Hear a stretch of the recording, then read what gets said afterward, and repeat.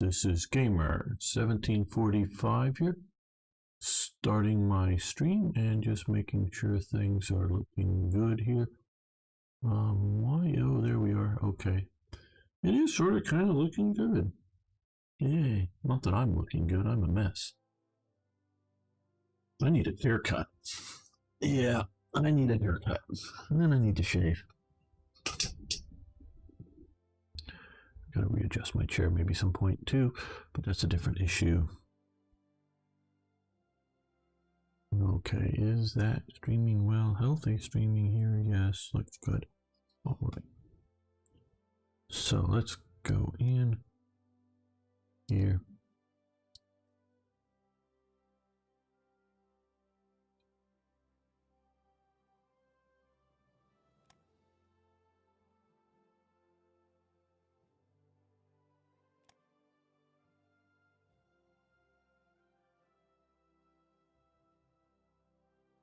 Hey, I'm starting mostly on time.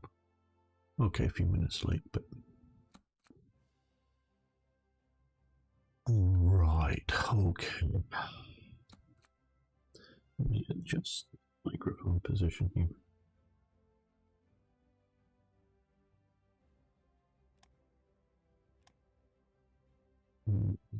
Production. Can see some things better.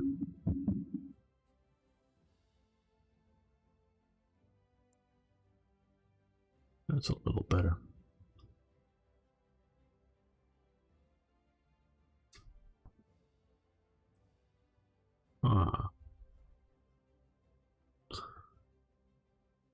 Okay, no more building of ice speed until we are well in the green for both of these, so we're barely in the red right now.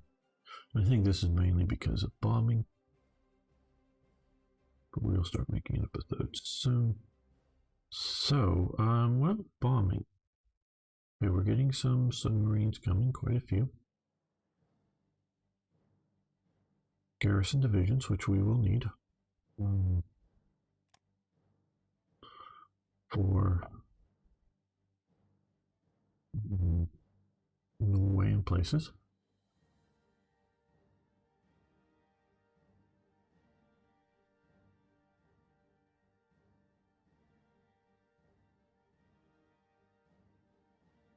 Okay, yes.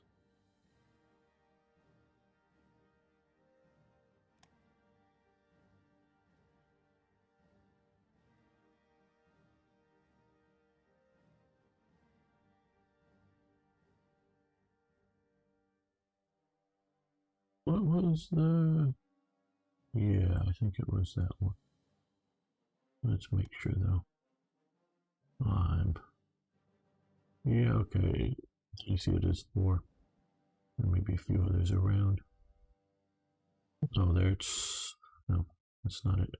It's this one. Right, okay. And we'll set up a fresh one here. Let's get it a little closer to France. Yeah, we need air bases up in the west.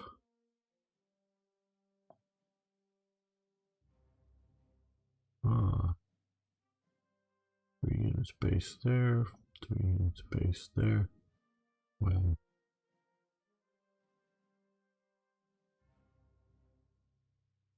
you know.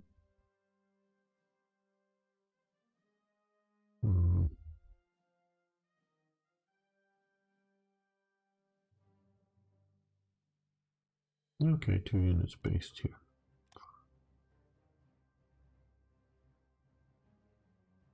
Should be down at the bottom. And we will, nah, not a bad choice, but not a good choice either. Here we go.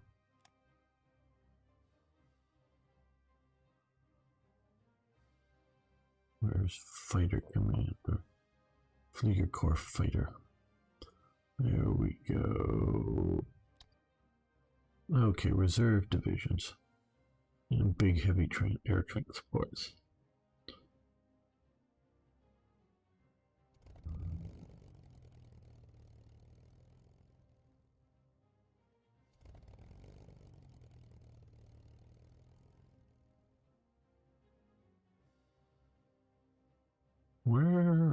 they would set up here. That's right. Can we deploy that?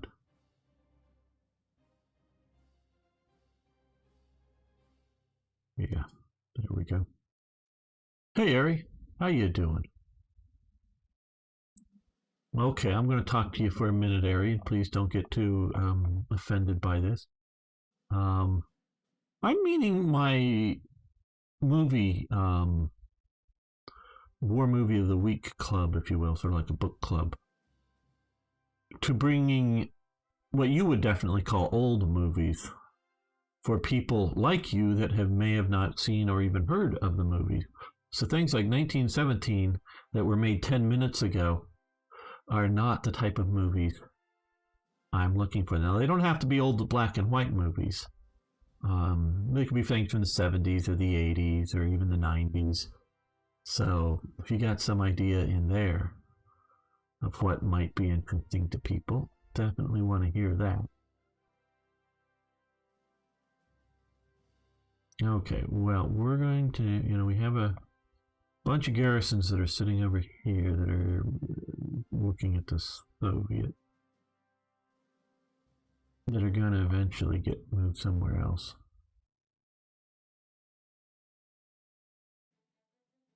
And we're going to send, I think, these guys for some occupational duty up here. Okay.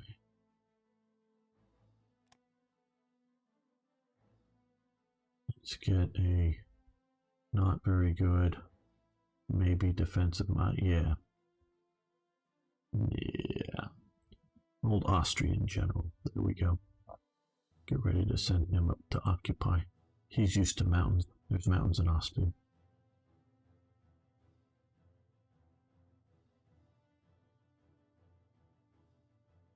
Right. Okay, it's May. I think we're looking for a June invasion of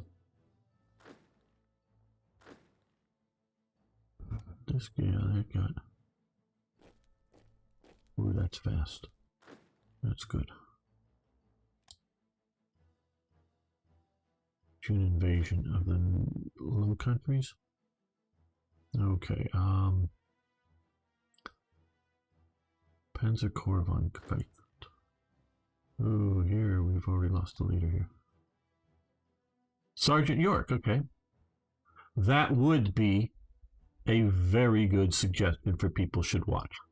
Everyone, because I get your World War I theme as well as Paul, who watches my very closely watches my Strategic Command World War I series.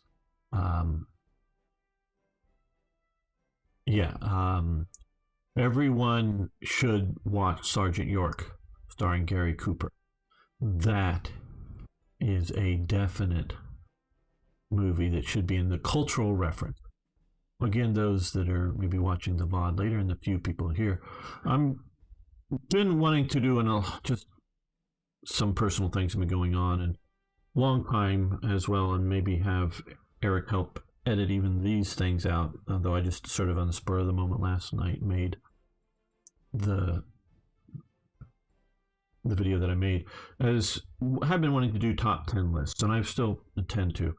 But I've thought of doing a movie of the week club. That way I only have to worry about one movie that I'm sort of hoping that, well, I know not everyone's going to go watch it this week, but won't overwhelm people in the number of movies that I'm suggesting to watch. And there's obviously in the modern world, ways of watching movies without having to pay for them, as well as I know that's on, for a modest fee on YouTube. I looked it up on Apple TV, on Amazon, and a few other services. All's Quiet on the Western Front. The Lou Ayres version is the best. The guy from the Waltons, John Boy from the Waltons, I forget his name. That's an okay version. Does star Ernest Borgnine. But Lou Ayres, All's Quiet on the Western Front, is another. Lou Ayres is sort of a lost movie star for most people, but All's Quiet on the Western Front is another very, very good suggestion. Though I would say, at least from the American audience, Sergeant York is more important, but All's Quiet on the Western Front is another good suggestion, and we will be covering World War I as well. And so I'm trying to, you youngins out there, you know, and I actually after what I posted about area, I figured out, yeah, he was born in the 21st century. Yeah, one of the youngins out there that should watch these old movies. Now, the first movie that I put up there, and I don't know that everyone's going to see it, but was Sahara. And it was made in 1943. So, yes, all jokes aside, that was before I was born. And I watched it as a kid multiple times. So it's not like, I know as time goes on, there's more and more movies, but there's not necessarily that many more and more good war movies coming out. So it's, you know, I watched these things as a kid when they weren't new or something like that. So you kids out there, and I know, yeah, young adults now, most of you, but should watch these movies, in my opinion. Okay, defensive, fortress buster, culture. Okay, that's good. We will up.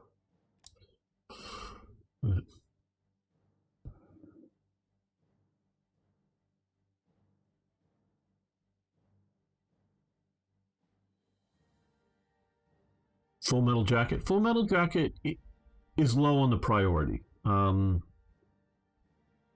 But yeah, it's there as sort of a Vietnam type war movie.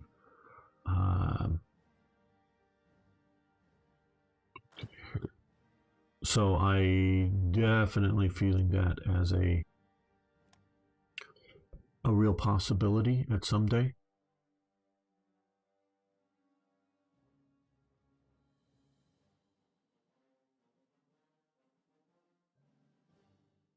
And I don't know how many of viewers, you know, here watch Overlord DVD. I'll use the sort of less salacious version of his name, and he very much his whole YouTube channel is fighting for pop culture, and trying to save pop culture from the left, if you will.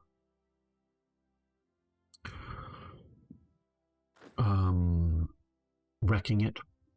And it's not just the people from the left, but just the whole idea of trying to save it. And so I was watching some of his live stream last night, and I thought, you know, there's a similar thing with war movies, because I was quoting a war movie yesterday, I think it was, just while playing with some friends, War Thunder, and no one was getting my quotes.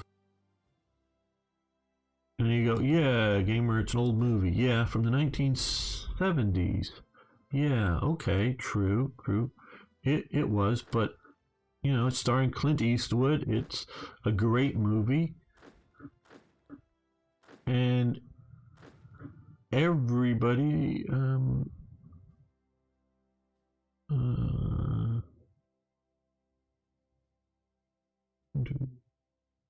I hate these 7th Brigade things.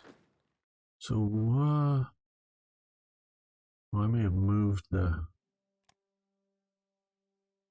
division he was intended for somewhere else, because we were running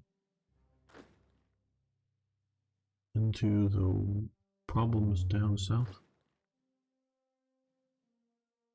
Yeah.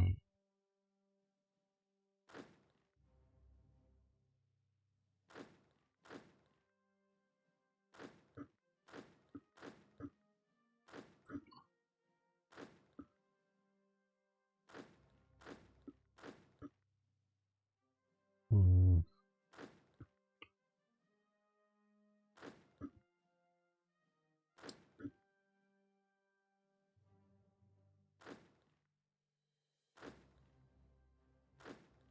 Okay, no room there.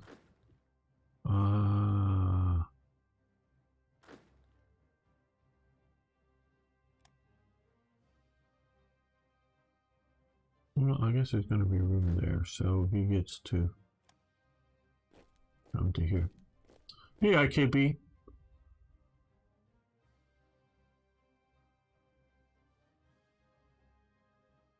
Yeah, Apocalypse Now is also another a major cultural reference, and it's partially just a cultural reference. It's if I were to say something, I love the smell of napalm in the morning. Everybody should know I'm talking about Apocalypse Now.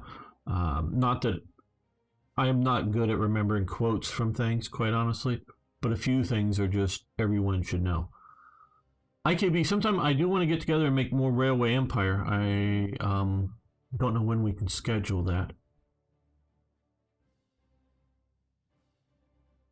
Yeah, I'm hoping everybody goes out and watches the movie this coming week somehow. As a suggestion, I don't know if we're gonna if people want to talk about it in the comments below. That'd be great. But yeah, I'm sort of suggesting, watch the damn movie. And I'm going to be suggesting the idea of one movie a week, so it's not like here's 20 movies, go watch them right now, because I do get that would be maybe here. Yeah, that would be overwhelming. I get that point. If I say 20 movies, go watch them all. And that's sort of the point of a book club. There's no reason not to go watch the movie as soon as the stream is over. Not during this stream.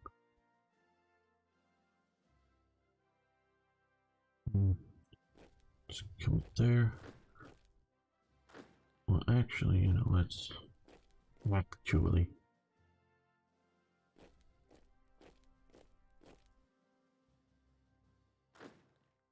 You can stay there. You need to come up here.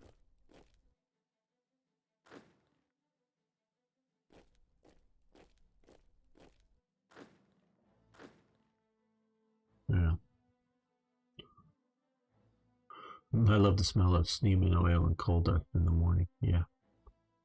And so if somebody were to use a phrase like that, they would know that it's a paraphrasing or however you want to say it from the original movie and get the point of someone saying it. And cultural references are super important. They really are. And postmodernist deconstructionists want to destroy all of that. And it's a shared experience. It's a shorthand of talking about things.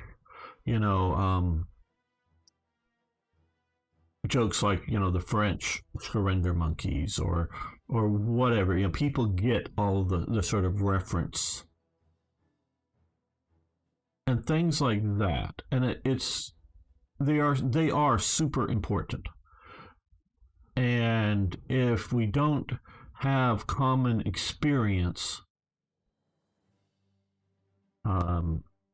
we're losing a connection to each other, a shared connection, and it's just incredibly important. And I know you guys haven't experienced what I have, the younger ones. The idea of the Cold War and the very real possibility of mass nuclear war just breaking out at any moment and whatnot. And you don't need to experience everything that I have and share it, but it's just sort of like it used to be, and I can't do this. I'm terrible at quoting and whatnot, but it used to be a lot of people could just quote, elements from the Bible, and everyone would know what they were talking about, and not necessarily in a religious way, but just sort of like, like Solomon's decision. Can any of you out there go live here? Tell me what's Solomon's choice, or however you want to say it. And again, I'm not good at these. I'm not going to blame you.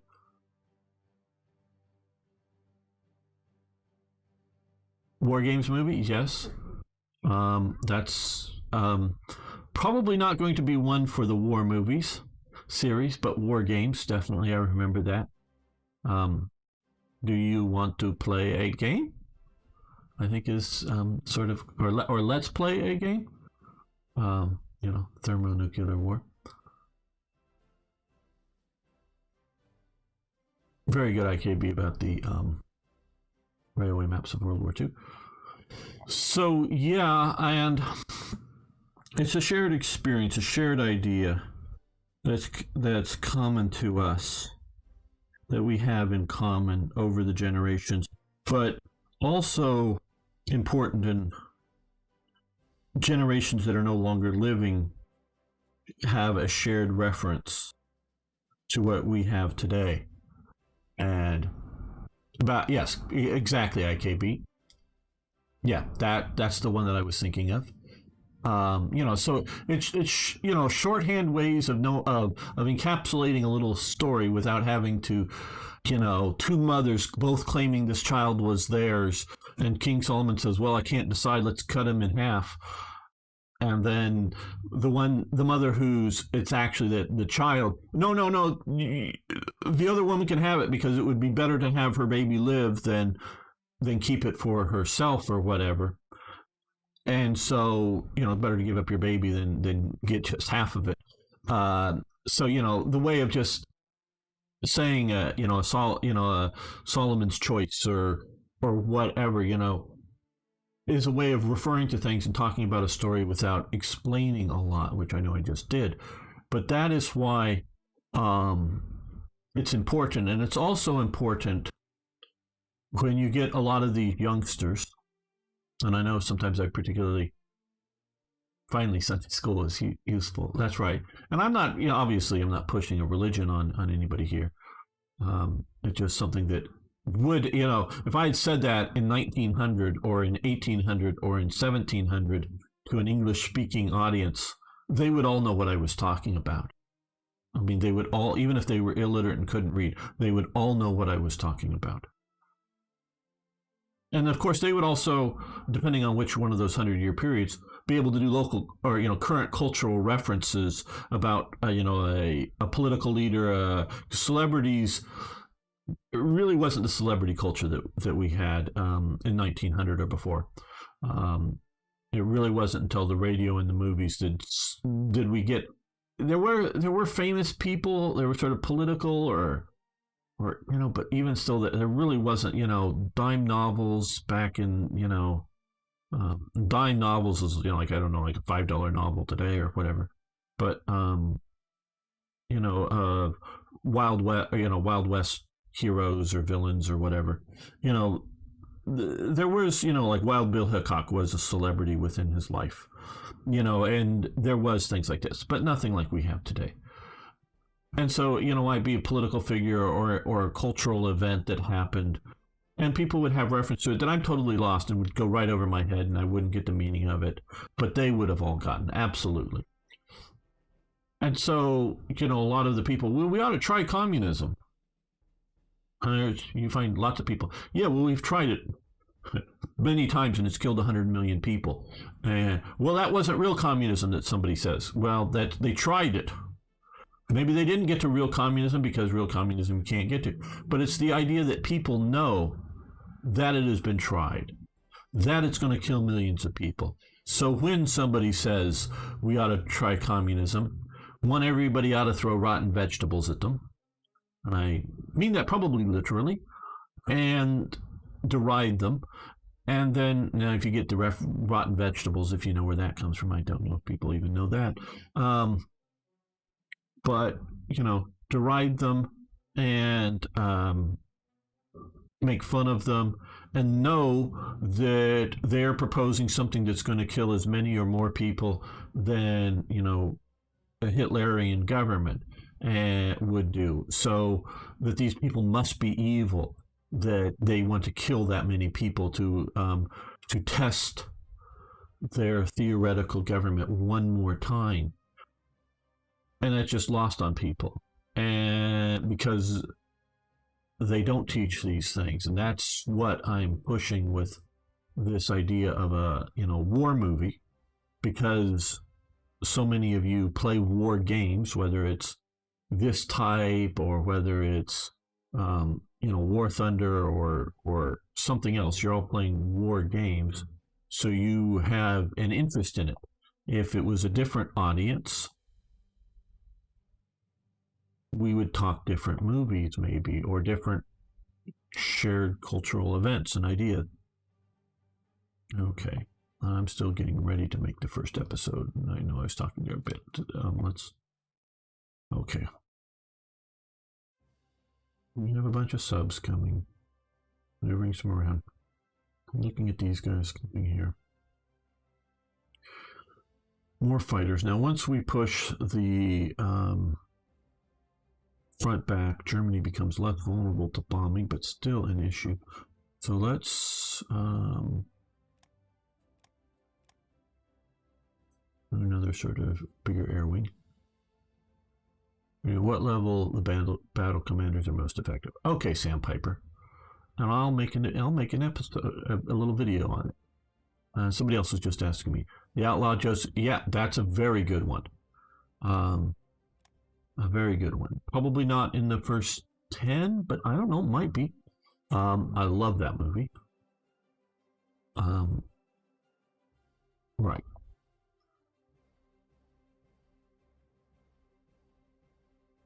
Let's just let this go for just a moment. He's moving reasonably fast. If we get him there faster as a strategic movement,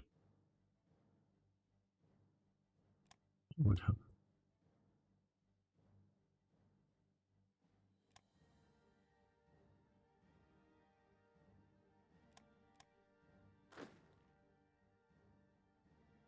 I will cover the battle commands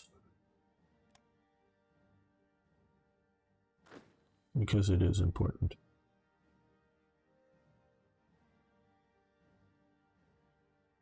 The train, yeah, it's been a long time since I've seen the train. It started Burt Lancaster, and he is like a French train worker trying to keep a train of stolen artwork going to Germany at sort of the end of World War II in France kind of thing, and he's battling to slow up the train. It has been a long time since I've seen the movie. I think I've only seen it once. So yeah, though that's not surprising. It's coming from you, IKB.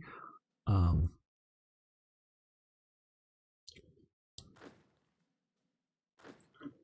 want to see. Okay.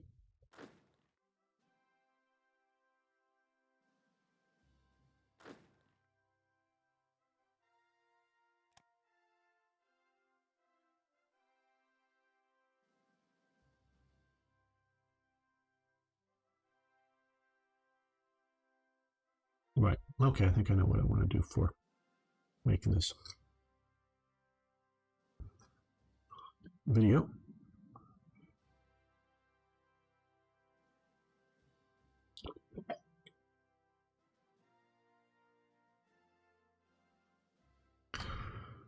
Hello, fellow armchair generals and Black Ice enthusiasts. This is a tutorial video on battle commanders for Black Ice, and we're talking about these units here that are named personalized and how best to use them in Black Ice.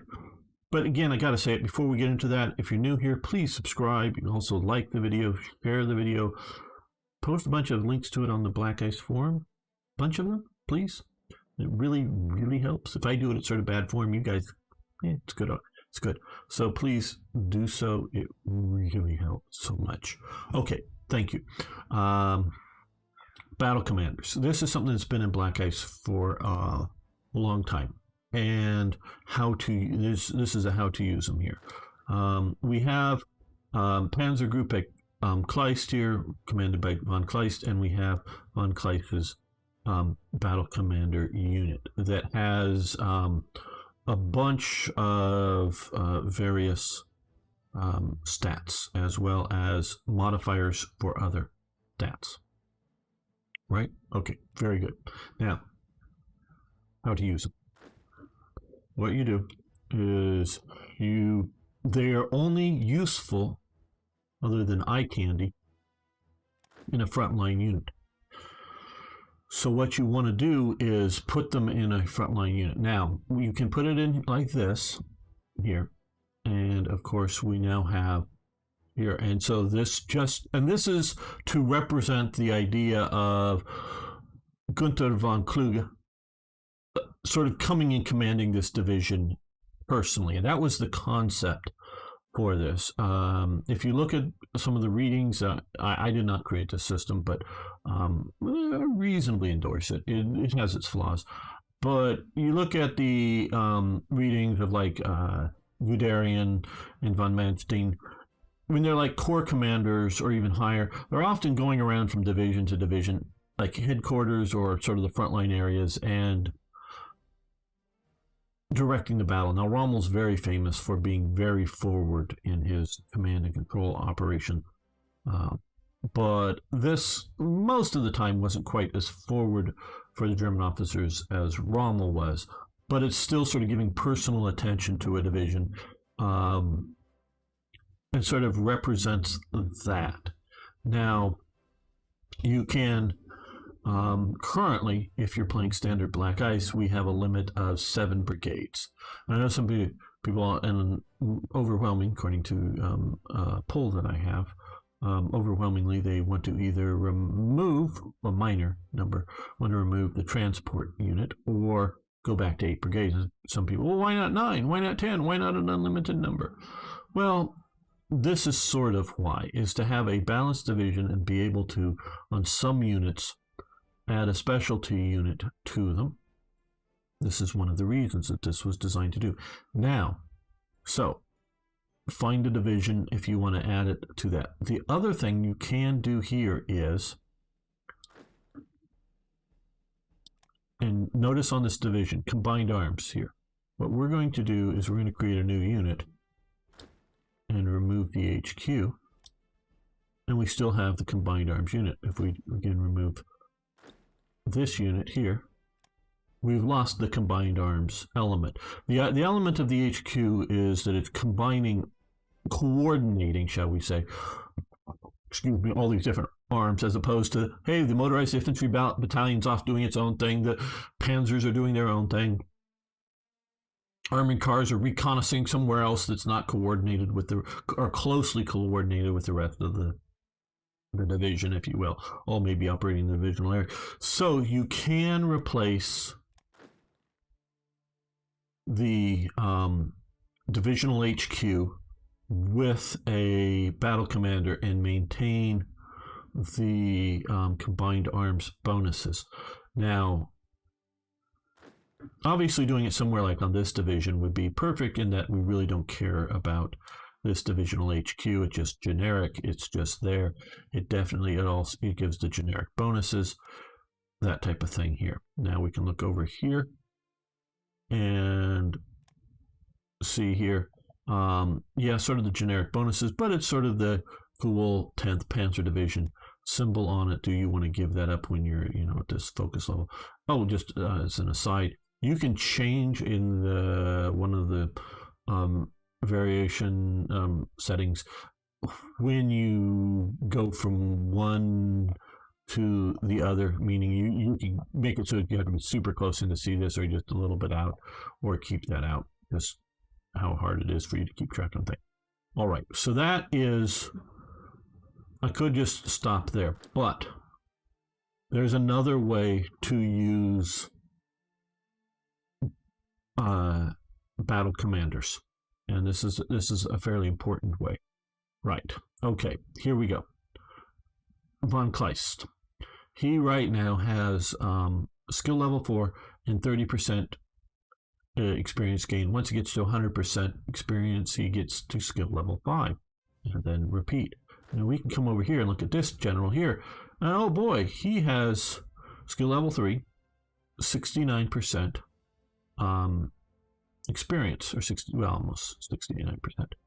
Now, he's gotten that because he's been in direct combat. Partially, these commanders, and the higher you are up, the smaller the percentage but they get a little bit of experience from accumulated battle time of all of their sub frontline units. And so it's less and less and less as the higher you go up the chain, because we see all of his subunits that have been in combat have now gotten him to 23%. One, that element. Two, notice he has a set of traits, right? We see actual traits below it. Come back here to this division and go, oh, traits to gain, progress towards. Oh, stay on there. So because he's been in frontline combat, he's getting at 74% towards logistical wizard, he is gaining other traits as opposed to the ones just that he started with. Higher level commanders will not gain any other traits unless they are also in frontline action. So all of these units that are attached here are useless except for just you need the basic command HQ for the level, but does nothing. And then in this game, if you want to move it quicker, a transport unit. All the rest do absolutely no good unless you also use this as a frontline unit. And that is more or less how this is meant to be used. You can, of course, and historically, whether it's at the, this is a Panzer Group A, basically equivalent to an army, or down here at, the corps level, heavy artillery, a cavalry regiment, an extra reconnaissance unit. These are units that were temporarily assigned to support their subunits. That's how they were used in a practical sense. Well, in this game, and we have von Manstein attached to here with some heavy artillery to help go into fighting, because he is he isn't.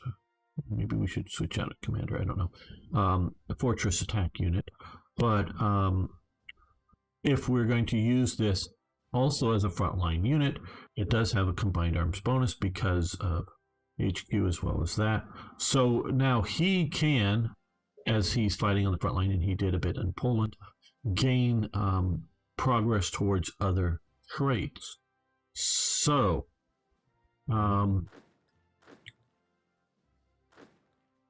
this unit here, really, if you want to, you can break this up and give these units somewhere else, or just keep it fairly strong and add it into the front line, and he'll end up commanding the battles, most likely, being the highest commander in likely. I mean, you can get higher commanders theoretically. I normally don't put these levels of guys in the front line. Now, these units will, as they are behind the line, do have, say, suppression, to suppress partisans and whatnot. So they do have some limited roles in the rear operations, but basically not set up as combat, where this is set up as a combat unit. Now, there is a downside, a severe downside, in using this as a frontline unit. This is one of the reasons, I know this is a long tutorial, but one of the reasons I want to have more officers here. And you can get more than 110%. It will only show 110% because that is all that is useful, because the AI won't go more than 100% and it stops making more officers. It's just if you have more than 100%, you get more bonuses. But if you go more than 110%, you don't get any more bonuses, though you still have all the officers in the pool.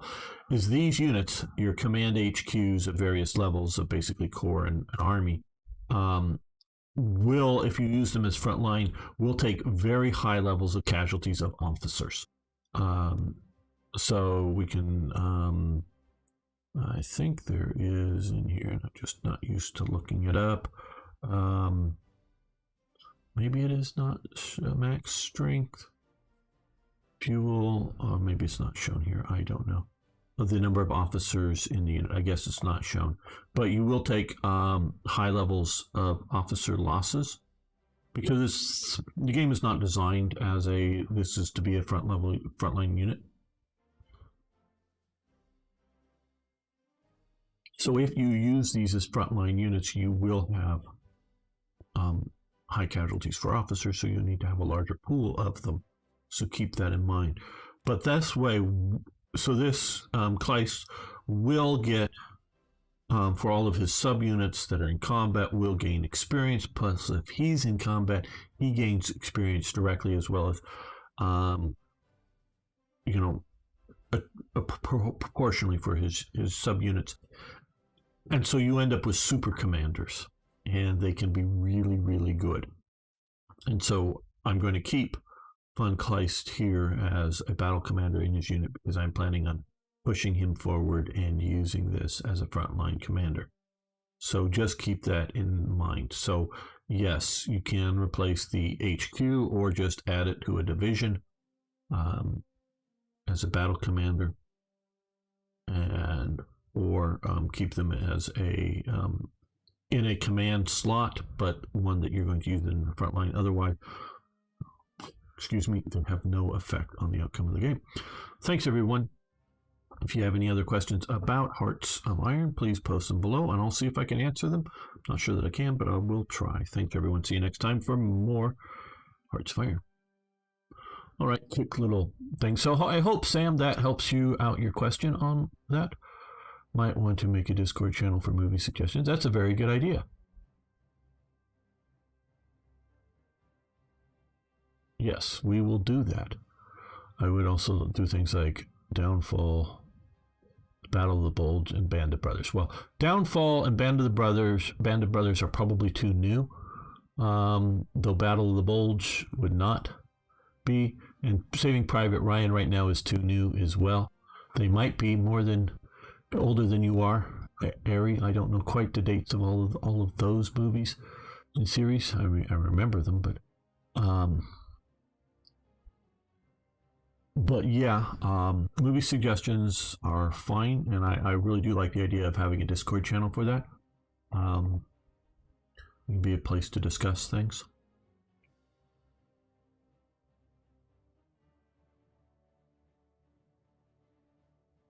And so we're going to do this. I hope this will be a popular thing. Hope you guys will find the time and the method of getting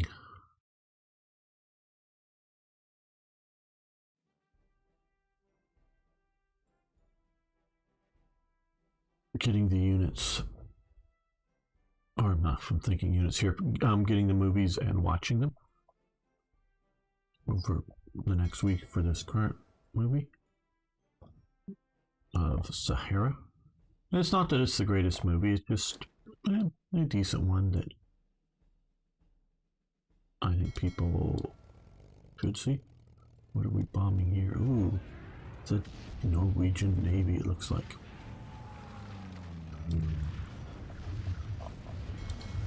They're moving up north, hopefully getting out there. These guys are coming back here to pick up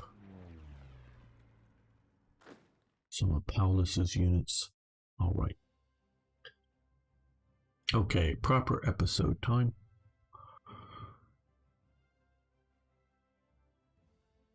Well, let's save this before. Only because I've been toying around with it a lot, just in case it crashes on me. We've not lost everything we've done.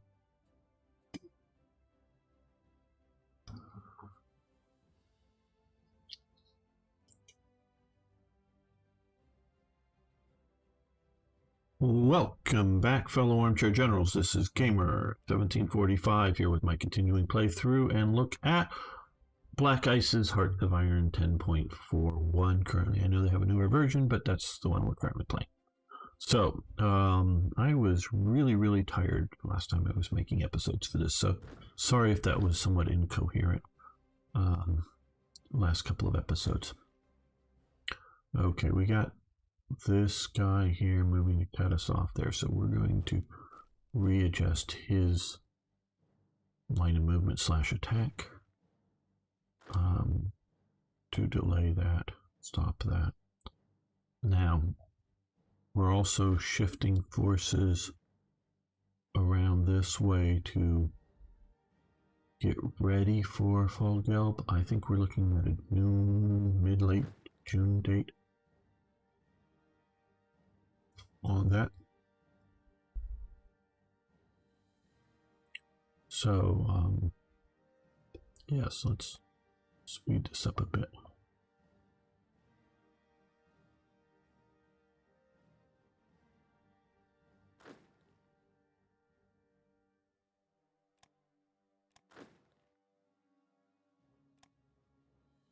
Back in where it needs to be, where it should be. We sunk a transport, good.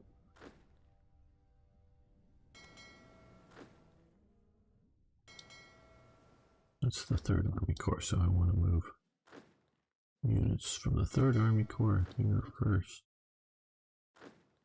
You can see just up there where that is. Let's keep them in. Okay, well, more Jaeger units coming north too would be helpful. Alright, so we'll do that. Oh, we're all full up. And that, yeah, no, okay. These are in pretty good shape. Well over 100%, yes. Transport them to there.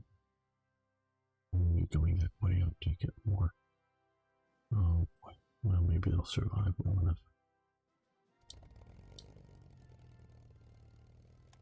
Battle of Bow. We won the Battle of Bow.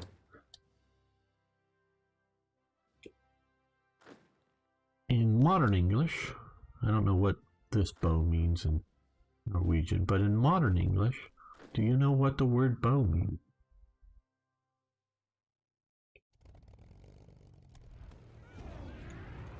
Going after some French destroyers and subs.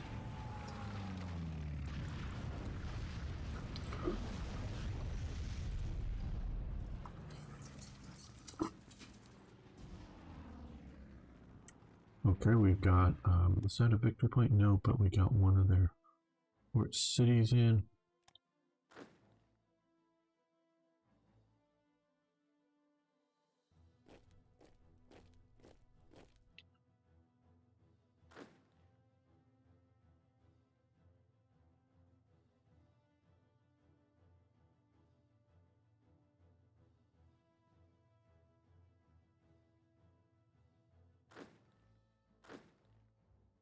Okay, you attack those guys to keep them from reinforcing.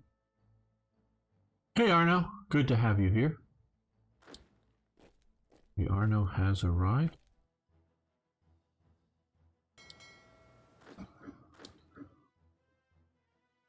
Let's start moving you up to there. Move this way just in case we need more reinforcements there. And you guys can move into the... can they not go there anymore? Oh, no, they can't. Oh, they've made this out. Infrastructure levels. Oh, they've made a few of these impassable, it looks like. Well, maybe we just can't see there, but we can see there. Oh, interesting. That's new.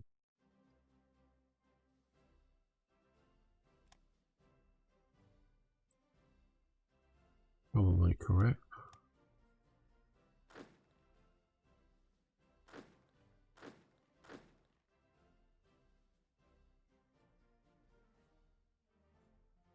Well, I'm sort of quite honestly, I don't know if you want to talk about it here and now, wondering how the train situation in Britain is doing.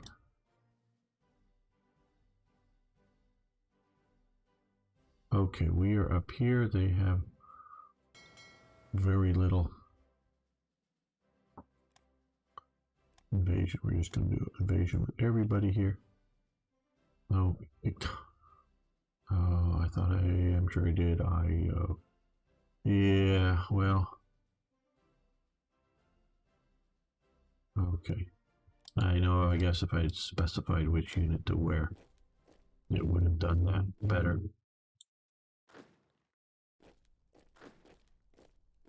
They're already defending. Oh man. I think we'll be okay, but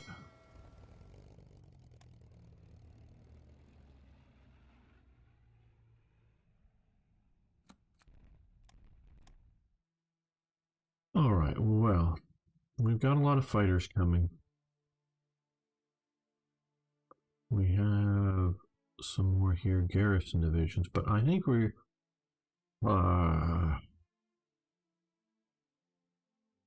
yeah, I think we will see about making some more. Let's do some really junky ones. We'll use rocket artillery in these guys, keep them super cheap. Yeah.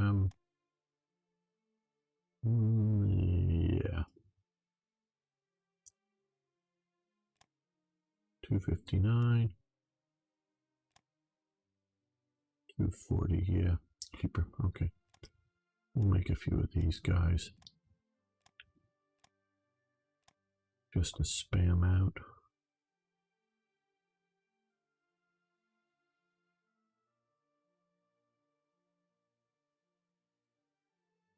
Hold out, cover until something's worked out. Okay, very interesting. I'm guessing they're not figuring just a quick weld job will do it for fixing the cracks. Yeah, that sounds like an expensive mistake. Because if a lot of them have cracks in them, that means there's serious structural problems and not just, oh, put in some new wiring or whatever. So you may have to junk all the train cars. Because they're not, I'm guessing at least, even if you patch them up temporarily into where they're safe,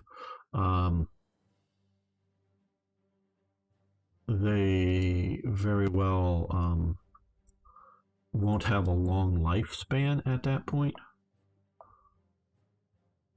Even if they are patched up. Let's give them anti-air. Just because a little more piercing and air protection. Right.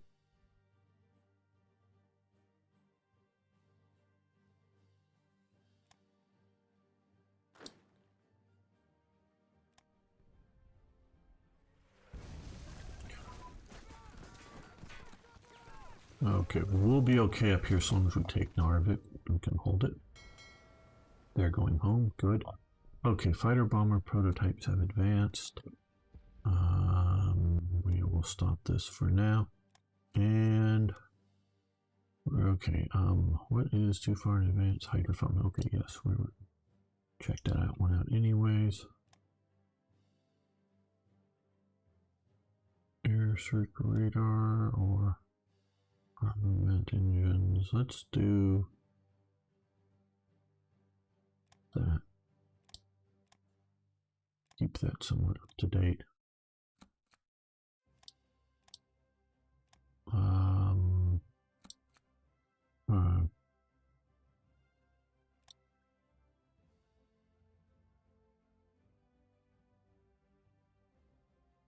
A radar war here. Let's improve this.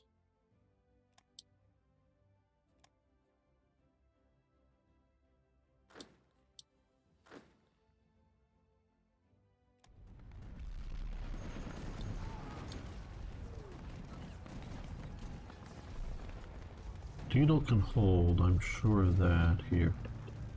And we've won in Narvik, so we'll secure our supply lines. That's basically all I'm concerned about. Oh boy, okay. We're battling here. K&M Schnog and HMS Eclipse. More interesting of a group.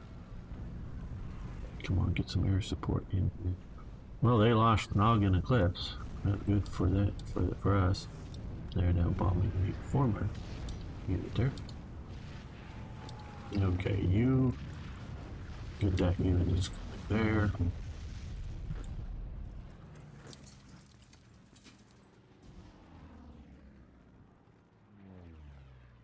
Oh, B Absalom? B Absalom? Am I getting that right?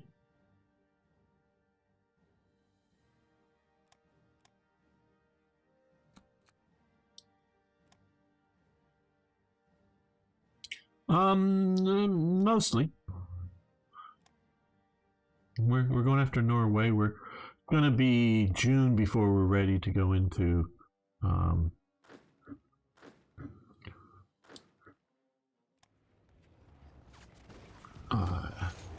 you know, the Low Countries. We're getting ready for that, though. I'm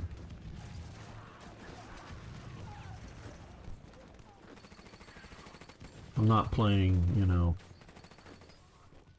painfully historical or something like that.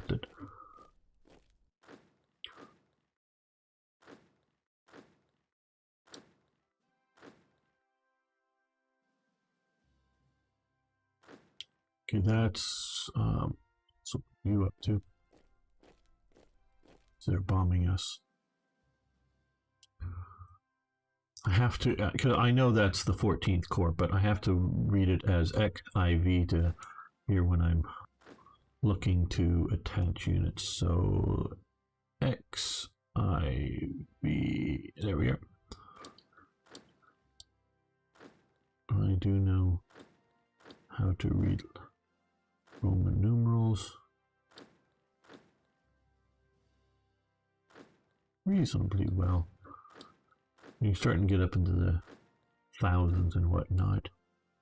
Reading, it was the tradition of at least the second half of the 19th century to the early, you know, the first 20 years of the 20th century, to when you published a book or when you printed a book, or published it, might be the same thing, might not be, but definitely when you printed the book, to put the year of the printing of the book in Roman numerals. I mean, everything else in the book basically, well, chapter numbers might be in Roman numerals, but most of the stuff would be in, you know, non-Roman, in Arabic numerals or however you want to say it. But they put the year in it, so it's trying to count out and figure out, and there's slightly variations on conventions of used to determine what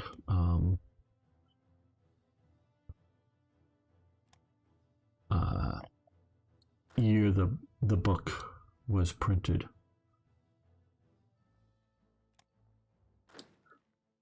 So yeah,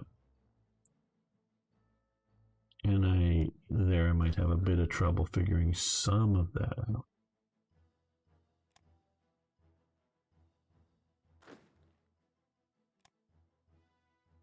We have one more spot. There we go.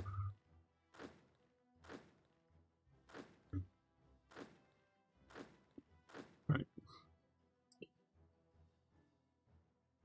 Beam slam, not beam. Okay. Beam slam. Okay. Beam slam. Notice if they stopped adding printing date, maybe my books are too old. Yeah, I don't know. I have a lot of old books. I have a few very old books, and when I say very old books, you know, I'm talking earlier with Ari about movies and old movies and whatnot. When I mean a few very old books, I'm talking 250 years old books. I have a few that are in the 200 plus year old range. I have a bunch,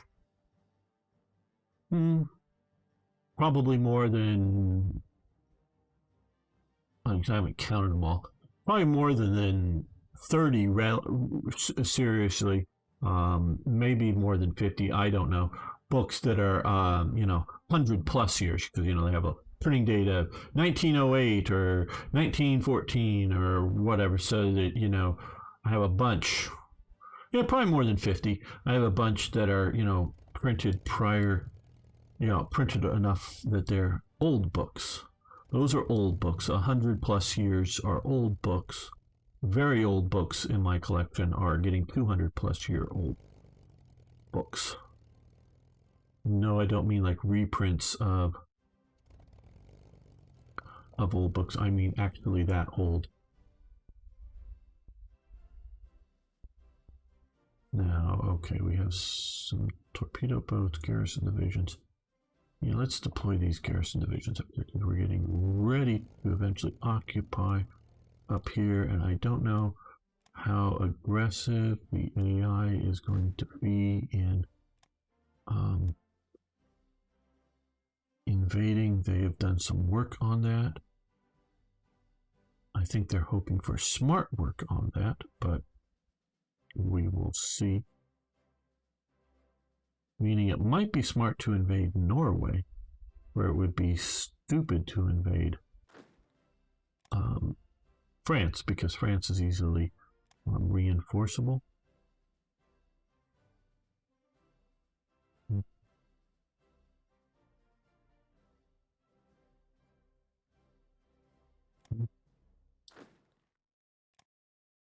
Norway, if you hit it hard enough, fast enough, you might be able to put a good core up there and hold it from German counterattack.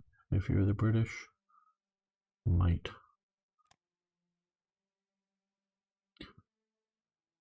The cracks are in the jacking points for the lifting of the carriages off their wheels. The main worry is that the jacking point falling off when the train is moving. That part of the train is apparently made of aluminum, so welding, oh yeah, welding aluminum is not fun from what I know. I've never done it, but yeah,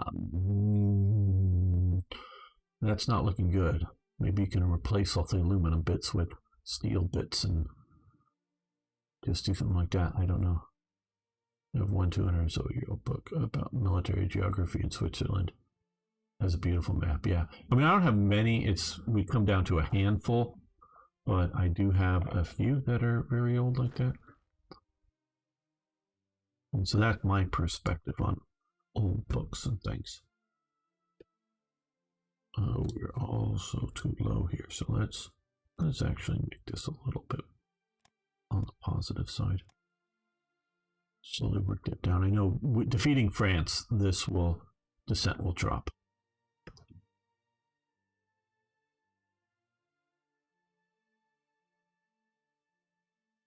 Okay, they're back here. Okay, we want to get these guys across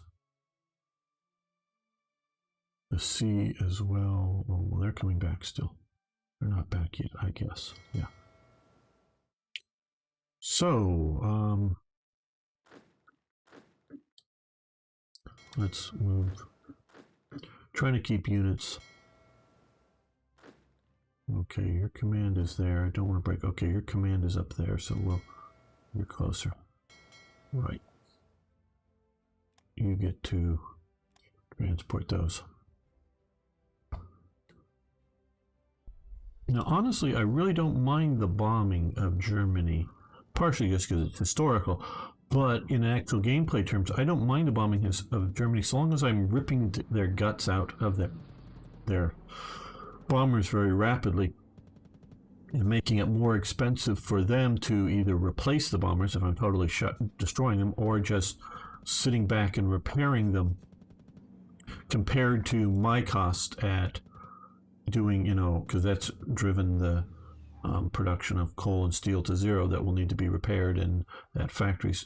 And so it's sort of a cost versus cost analysis. Their bombers cost versus my industry disruption. Okay, one up there. And they're under attack again. These guys are going to come in there. Finland, yes, you can have energy. We have plenty of energy. We might not have plenty of anything else, but we got plenty of energy. Yeah, they're out of command distance there. Yeah. Oh no, let's just. I guess we might as well add that to the command HQ.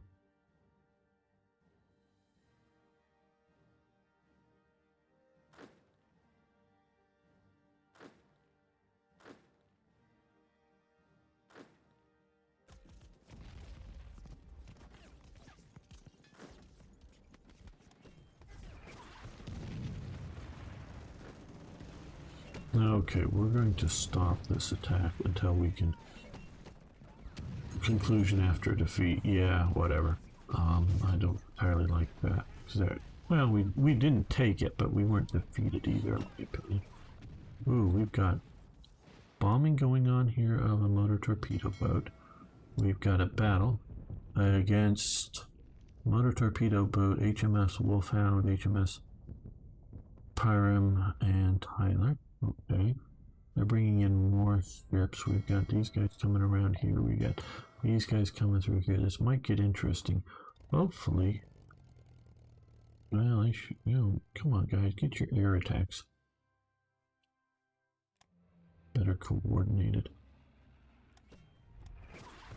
Yeah, you get to go on the defensive. We're bringing up more proper infantry divisions instead of the paratroopers and light infantry. Light infantry are good in these rugged terrains. You can see them holding out there very well.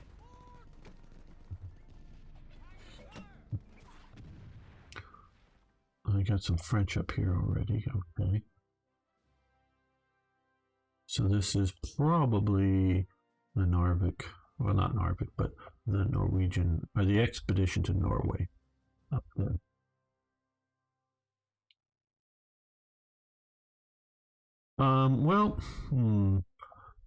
Combat logs here.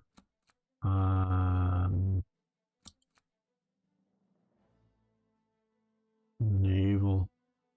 But I don't know that there's a. Somebody knows. I wouldn't mind them telling me. There's a general idea. What you can do here is.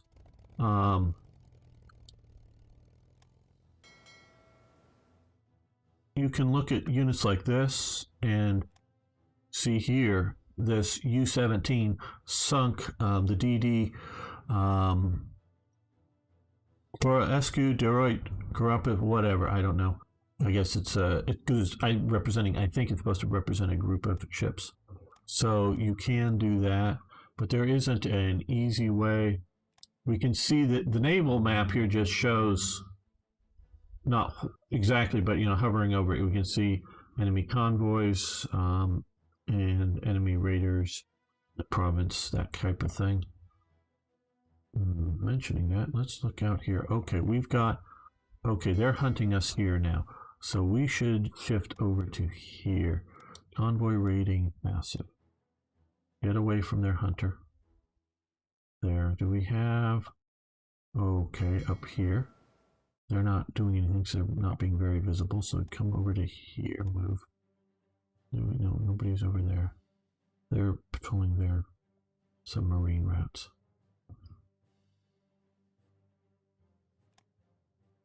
So it's not quite like Way 4 in that. The ease of showing. Oh, come on. Okay, we're... the King George battleship is here, HMS London. These guys might be moving into a world of hurt, and so might these guys. So what I'm going... Well, no, I have to go through this spot anyways to get to there. Well, we'll hope for the best. Okay, yeah, well, that's why we stopped attacking, so that we can not be completely disrupted. Okay, well, we did... Now, if it's a naval battle... See, now this is the interesting thing with this game. If it's a naval battle, the naval portion of it, it will tell me losses in ships. Just here on this pop-up. So, the French lost the Terrible, and the Norwegians lost lost Tor. Now, if it was an air attack on the ships and what was lost, we won't see that. Medium air search radar, okay. No, not politics. Technology. Avionics. Medium air search radar. We'll move that to medium navigational radar so that we know where we are. Japan is mobilizing some forces. Has it really been at peace? Wow. Taken out all of them. There's a lost stable somewhere, but it's not easy to find. Yeah, I don't doubt that. I mean, if you sort of know, I'm just not going to poke around for it too much at the moment. Okay, guys, we're going to bring you home for the moment. We may pull out a few of the more badly hurt submarines before we send them back into operation here as patrolling. And we're hitting a lot of aircraft in this Skipwreck. Good. Okay, and bombing warships. Okay, we've won up here. Good.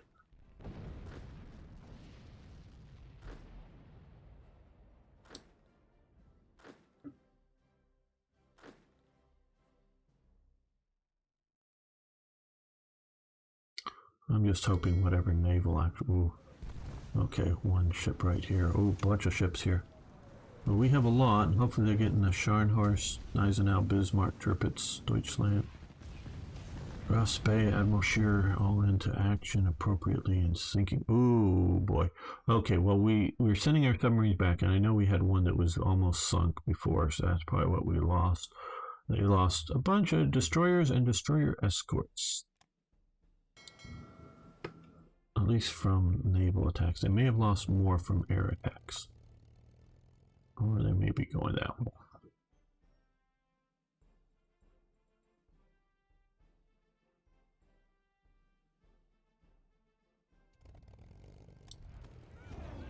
So there we're hitting King George and crew.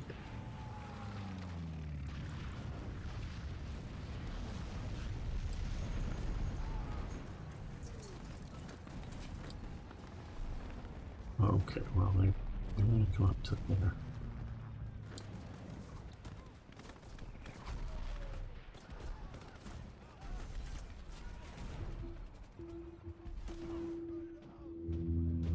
No, I'm doing much better than last week. Last week was really a bad week for me.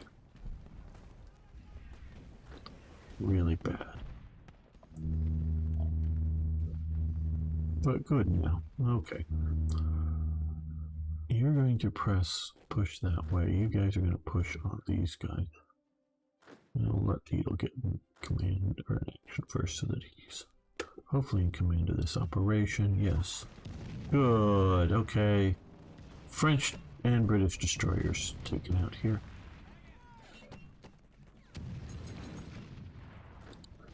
Now that we've taken up here, we wanted to get here because this has heavy water. Let me get control of that. Now we're counterattacking up there. Okay, well, now it's June 1, and yeah, well, that's sort of my long-term plan here, and this is why I like to use naval air power, and I sort of learned it with this game, is we're going to, of course, at some point have convoys running resources and resources back to Germany, supplies up to Norway through here. And I sort of hope the British decide to try to come and mess with it. And we're going to use air power outside of the range of their primary, land-based fighters to sink whatever naval power they send in here. With hopefully little risk. I mean, they may get damaged, may even have some units destroyed, but hopefully little risk. Let's save this now. It's a good moment to do so. Let's take a look around. I know it's June 1st. Looking mostly okay. These guys are back. Okay, you can come up to the front. Okay, you're nothing of a unit. You should come up to the front here. You can come up to the front as well. Okay, good.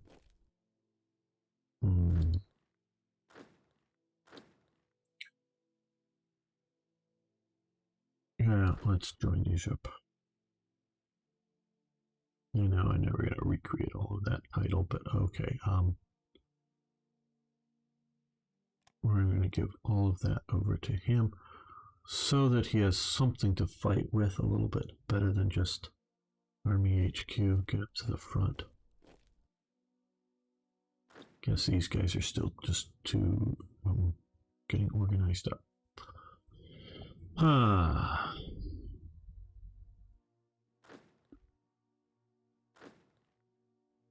There's my occupation army coming. Now, what we're going to do is a little bit of disinformation. I don't know how good the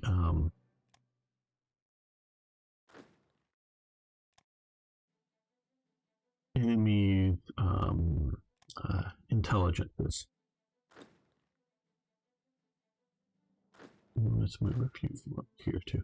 But we're going to park some of these just HQs on a few locations, so it just sort of sees that, hey, there's a unit there. You know, we might not know exactly how good that unit is.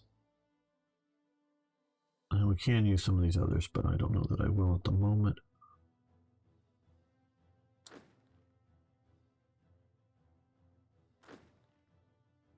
And we might, I think, just... We have some, yeah. Send up a few more to Norway.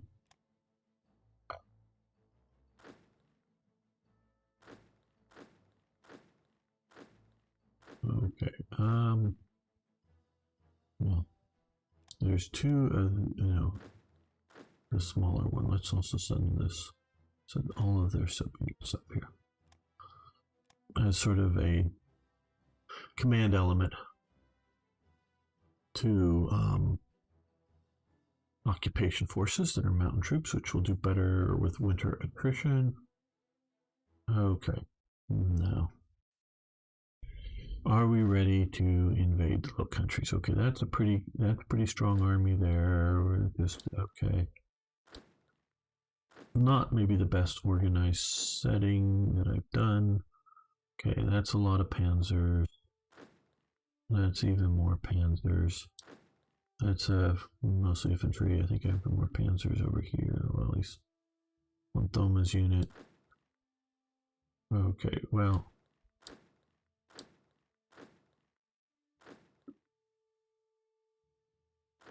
Okay, what do we have under here?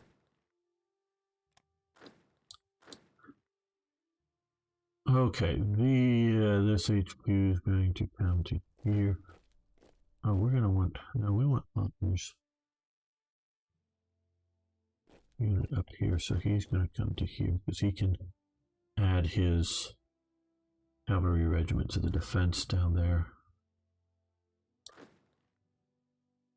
I think most of these will shift as we start going and pushing in. Okay, we've deployed a lot of what we could. Well, we're still doing a lot of naval or air attacks on naval units. So I think we'll leave a lot of these bombers up here. Hopefully we won't need them in France. We're being counterattacked. So the enemy is not doing well. Student is leading that, gaining a bunch of experience. I guess Conrad can come up to there. They're both attacking and defending. Oh, good. These guys are here. Let's march you that way. You can come there. You come that way. Now here, oh, here, let's just stop. Oh, they've gotten, the Schlesiegen's been hit fairly hard. Okay, well, we'll wait a moment or two. See what's here, get that sort of clear.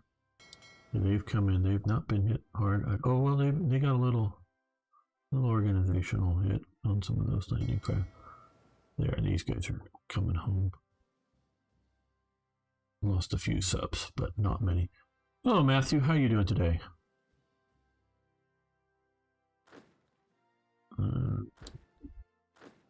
Right. Okay, we're going to give this a couple of more days here.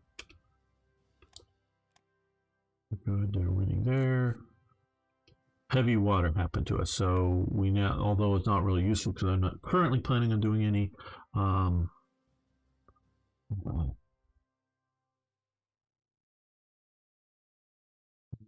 nuclear research, but it does help us and it denies it to the enemy.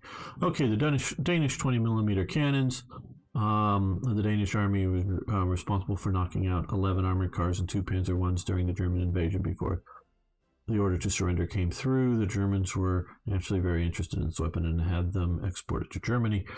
I think the biggest problem with the Danish cannons, which we'll get some, they're made by Manson. I don't know that they're the same caliber as, I mean, they're the same diameter, but I don't know the same whole cartridge setup that the Germans used in their 20mm. as opposed to just being a different design in, mechanics of the gun. But they were particularly a lightweight cannon used as an anti-tank gun. They want money again. I hate these. Okay. Gain metal energy and set in efficiency production. Yeah, we could use metal and rare materials. Yeah, rare materials, metal. We'll go ahead with this. Manage quite a force of no makes. Now, I think this was a scripted situation here, as opposed to an AI doing that, landing up here. At least that's what I think it is.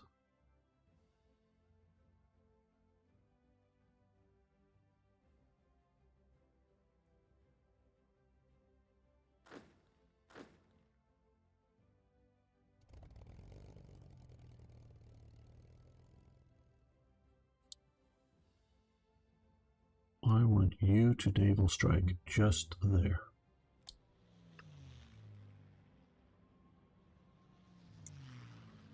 Because I do want to see, okay. Oh, the King George is still sitting there. That would be nasty to tangle with it with my old battleships. Okay, after being subject to land grab by, well, so far not by Hungary, which is interesting, but by the Soviets. They want to join, so we'll welcome them aboard, because we now will get Ploetsky oil here. No. Yay.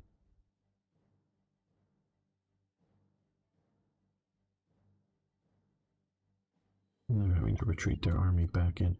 So now we have oil refinery, which crude oil plus 15%, which will be very welcome effect. That's what happens when we get Ploetsky into our game. Air Force HQs have advanced. Very nice. It's under command. Nothing more on that. Sonar detection equipment. That means our submarines will spot enemy sonar attempts better and avoid them, hopefully.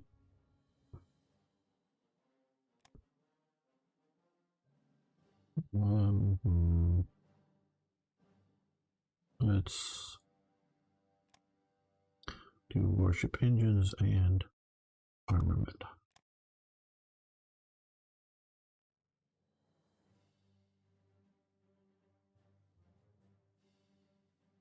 Yes, those are the the 221s with the. Well, you got to remember in 1940, a lot of the German armor and a lot of the Soviet armor was pretty damn thin, and that would be penetrated by a Boy's 50 caliber or 55 caliber anti-tank rifle, the German 7.92 caliber rifle, but it looks sort of like a Coke bottle cartridge behind it. It's a bit longer than normal, I believe. I don't have like one in front of me or the measurements, but a bit longer than a normal rifle cartridge, and definitely had a very, very hard core instead of lead.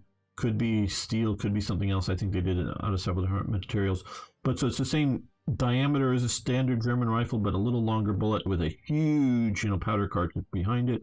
And the Soviets' primary anti-tank round was the 14.5 millimeter anti-tank rifle. So we're talking about really sort of an upgunned anti-tank rifle at the 20 millimeters. So taking out German Panzer IVs, Panzer IIIs would be quite doable.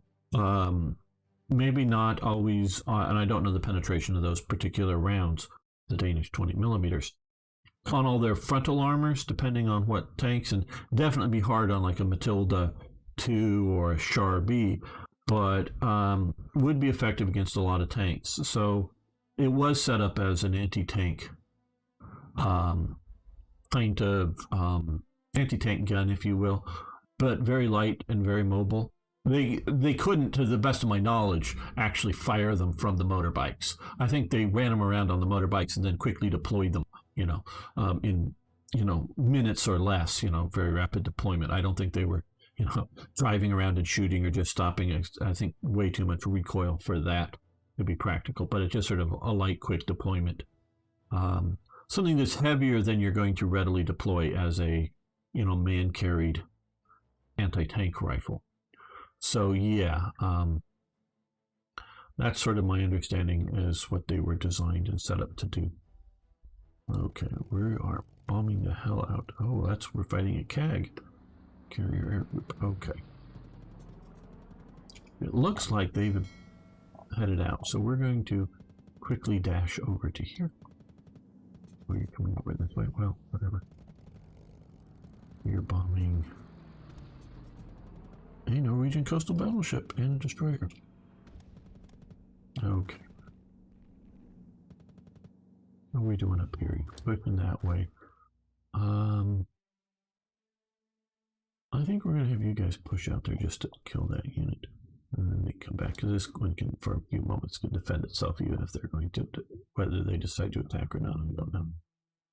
Now we have to take, definitely have to take Oslo and maybe Bergen to defeat and take Norway, but we will see what these guys are doing up here. Okay, they're about ready to be attacked. Maybe we'll take them first. Okay. Okay, and you guys keep moving up to here. Well, these guys are pushing from that end.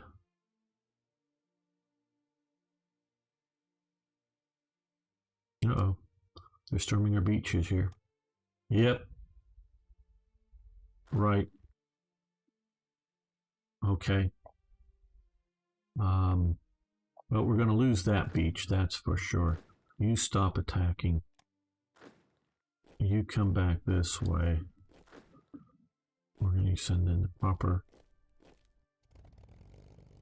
division. What are we facing? Okay, a lot of their coastal subs and battleship. Hopefully we'll do. Oh, they're hitting our auxiliaries. Damned hard. Good thing we don't have any troops on them. Can't you keep those damn things out of combat?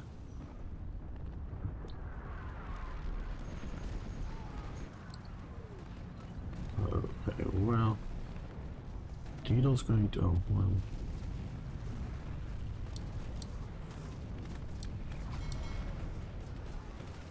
No, that ain't good. Just going to use some of these guys to deal with this British force. Will you keep moving down this way? Don't give them a moment's peace. You keep attacking that way. Okay, it teaches me to leave a... Now this is not a scripted invasion. My understanding is that they use Marines to encourage more invasion. Okay, the Vienna Diktat.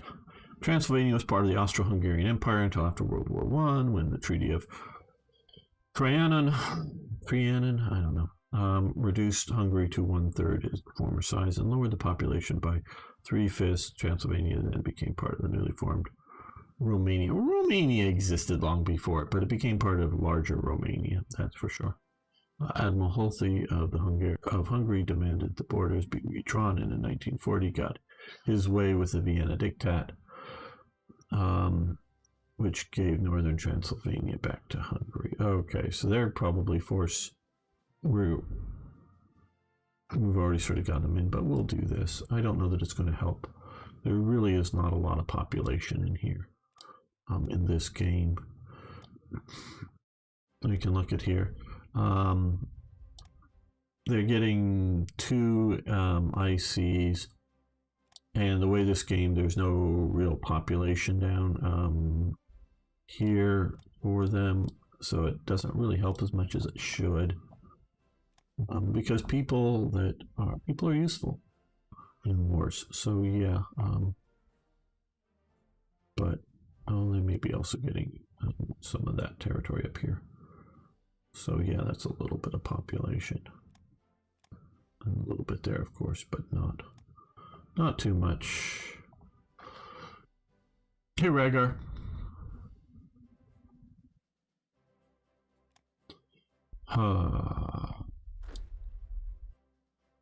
Well, interesting times indeed. Okay, 30 hours left. 53 hours for you. Oh, there's a garrison unit showing up there. Well, we're going to keep pushing there.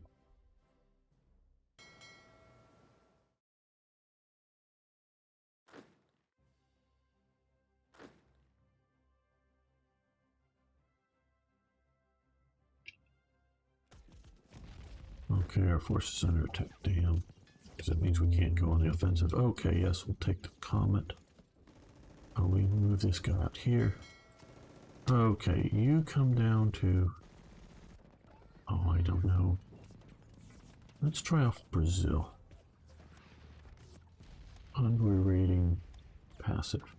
Now what it will do is, and this may not be a good idea, but it will try to convoy raid on the way down there, so if it fetches something, but then it may sort of convince the other ones, the other anti-convoy or anti-raider forces or anti-sub forces to follow them.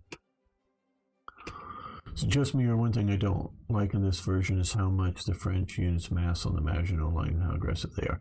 Yeah, I would say they're a little too aggressive in that, not just on a historical basis, though that is an element of it, is that we bleed them white, as Igaro has pointed out. Let's find an army group to attach you to. That shouldn't be there. I'm probably not going to wait for it, but let's move it up here. Right. Well, I think we're going to end this episode here. So the next episode that we do will be Fall Gelb starting. So I want to don't those live. Don't worry, we're not going anywhere. Just later episodes. We're going to be ending this, but so I want to thank you all for watching. Thanks for liking the videos. If you haven't already, please hit the like button and please subscribe. So see you next time for more, yes, even more Hearts of Iron. Okay, let's save this just in case we don't lose all of our progress. Oh, your house wasn't even built yet.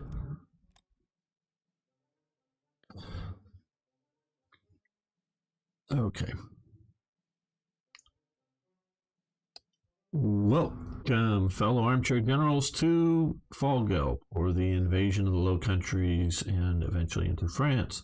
We should be starting that this episode. But before we get into that, I want to thank Serkan Koskun, I hope I'm getting that right, Chief, and Sir Toyjet for support on Patreon.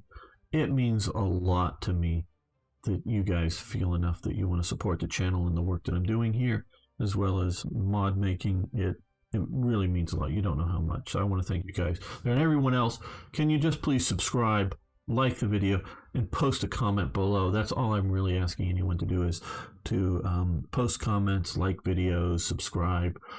Just terribly happy with that as well. Now we're going to get into the invasion, but what did do you think that the Burma Road could have been upgraded to a highway? Theoretically, but probably not readily with the tech in the rapidness of wanting to build stuff at that time. It just, if you look at the stuff, I just don't know that there's strong enough footings, if you will, in that, and it's awfully twisty and turny. I know that, you know, yes, the U.S. had the ability to, one way or another, get the machines in there and build a Burma railway up there. It's how long was it going to take? How much is it going to not just cost in dollars, but cost in effort to do it? And you might get the thing built about 2 years after you've won the war.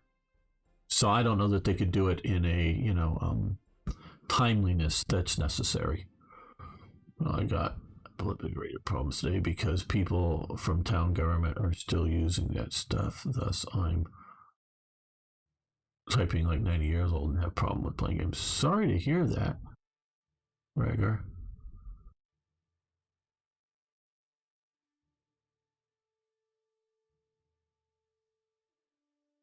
you're having those problems.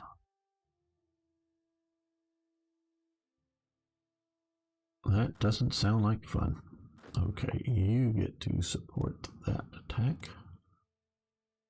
Now, like I said, we're going to be starting Fall Gelb. So what we're going to do here is, first off, well, we can do study for level 4 HQs. We'll get that done and out of the way. Forming more Flieger Corps HQs and whatnot. Now, well, I think we're going to start here with Blitzkrieg. So, we'll get until July 1941, Germany gets revenge. It's going to cost us 10% on IC, on oil, and leadership modifier, but territorial pride, but particularly combat movement speed, soft attack, and air intercept efficiency will be much higher.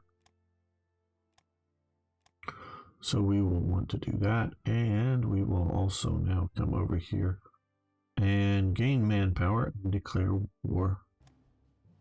Basically just calling up more reserves, why we're getting more manpower on the Benelux countries. Right, okay, well, no, this isn't terribly well planned out, if anyone would be thinking I have not.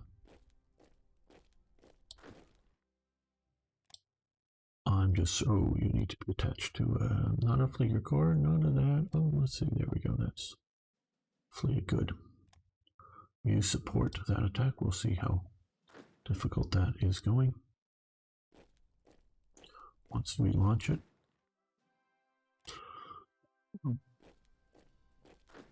Now we're going to come over here and attack that. Oh, wait a minute, was that already moving somewhere?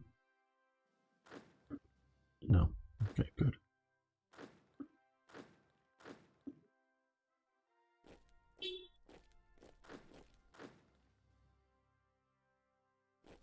We're going to move out from there, and we're going to send you into there.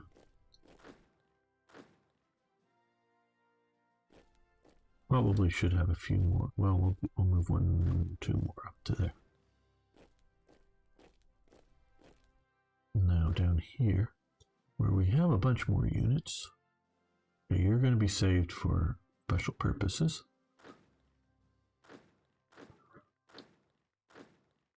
Okay, standard infantry division back and support up there.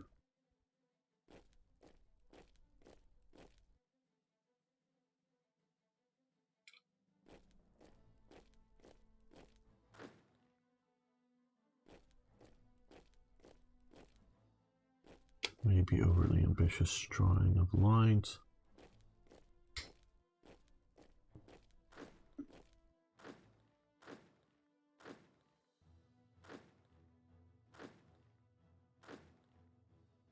Okay, just going to use the infantry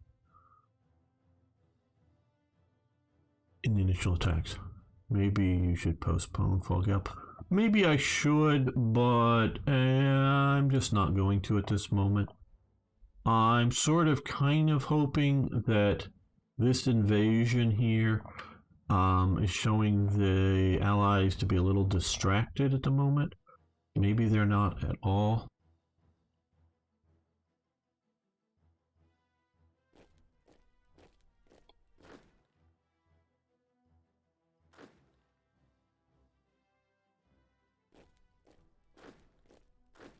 I don't know.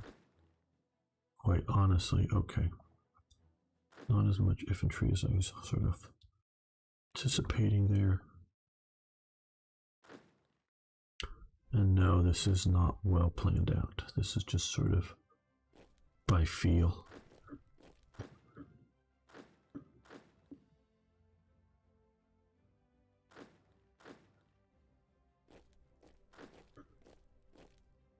You want to punch through there fast.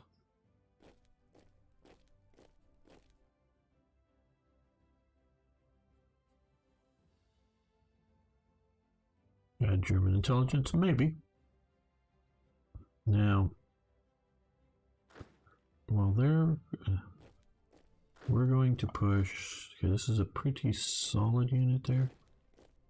I think we're going to push here. These are battalion detachments. These could be whole brigades. So let's see how all these battles look. Okay. They've turned this force over to the Norwegians. And we're doing reasonably well pushing them back into the sea.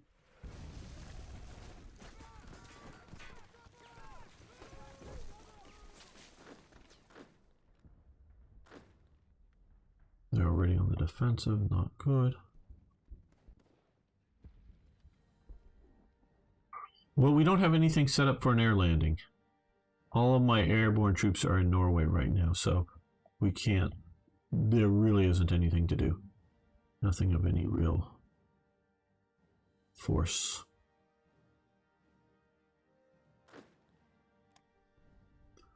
Wow, look at this unrealistic stack of shit here. Oh god.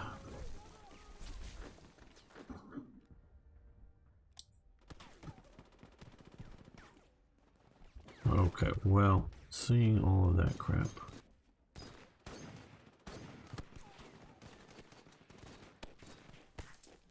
We're going to add you to the attack so that it's sustainable.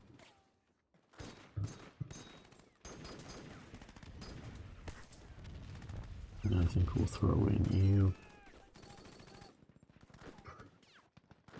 And do we have an armored division here? Okay, there we do. Okay, we're going to drive you this way through Pesto into there.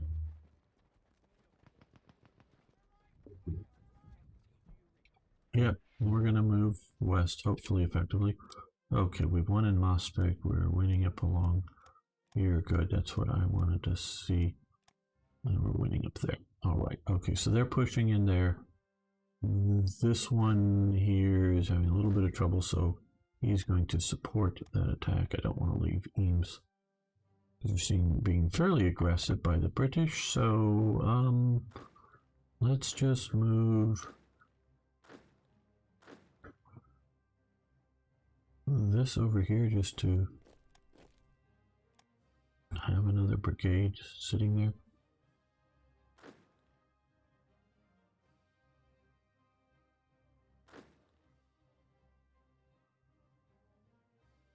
Well, what we can do is, obviously, and I'm sort of forgetting it, let's stick this division, or this garrison division here, Festung division.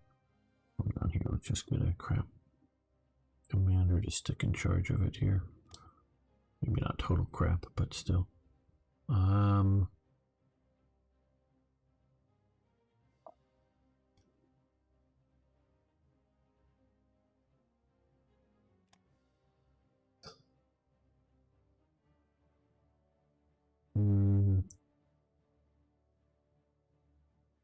Yeah, let's put one down here as well.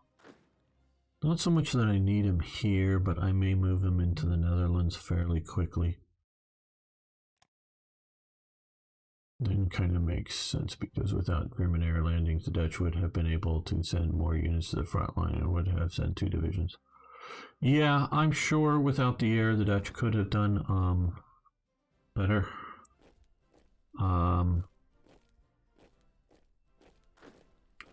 There is definitely a case for the Dutch doing better, but they're really, and we can quickly look here. We want to some degree, avoid that swamp if we can. Oh, you need to be attached to it. Proper division or corps.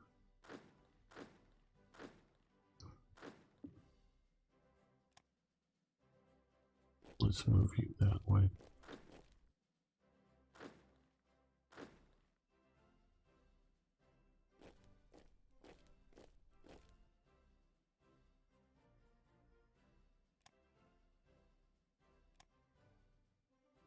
They were doomed anyways, Arno. I know you know that, but still.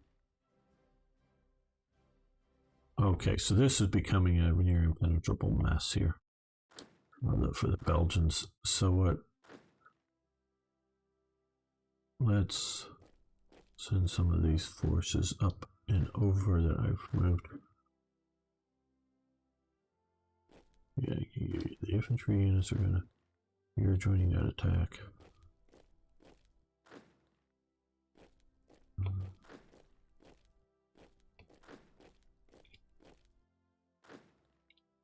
Got to be flexible.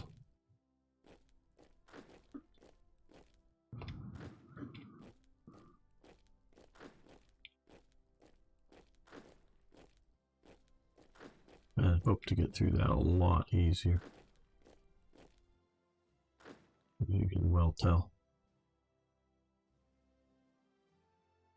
Yeah, no, the AI just isn't good enough for it. I mean, this is more of a time delay problem maybe than anything else. Here, let's support this attack because we really would like to get this before our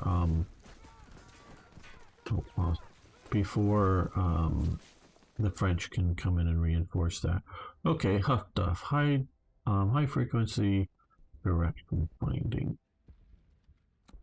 So that I believe is here, right? And it allows active sonar electronics. Let's see, is it time to, yes, time to do active sonar. That is listening sonar, okay. We're winning, oh, we've won there. Oh, good, we've already won there. Well, maybe all that swinging up around is unnecessary. It probably is. So we change that. Oftensburg. Well, that collapsed a lot faster than I thought it was going to. Okay, we've got that. We don't really need to get that place. I just wanted to get that. You march down there. Expand our minds. Great news. National Resource Buildings. Okay, good. I guess. Don't know where that's happening yet, though, but all right. Okay, upgrade. Will we? Yeah, okay. Totenkopf is down here. Probably gonna be too long, but let's do this thing. See how they do it. Okay, allocated mostly Czech weapons and with officers from the SS Verfügungstruppe. The Totenkopf division was initially held in reserve during the assault into France and the Low Countries in May 40. Were committed on May 16th on the Belgian front. Okay, so we get this. It should have spawned out a unit here. Come down to the bottom. Okay, so it's right here. Okay, oh, well, we don't have Ike in charge of it. Is there a remnant unit down here? Yeah, okay, let's see if that unit fades. Yes, okay, but, there it is. So now we've gotten rid, we've gotten rid of some of the Heimwehr militia here. Where's Ike? Do I want to just keep scrolling here? Is it under E? Probably. Name, what's, I know his name is Ike. Yeah, there he is. So what I'm going to do here, because it's otherwise a relatively decent division, but this really superly slows it up. So what I'm going to do is remove Totenkopf, Heimwehr. Those are the leftover guys from Danzig. So that now at least we have a proper motorized setup division. Is that good? Yes, okay. Hello, Matthew. B, how you doing?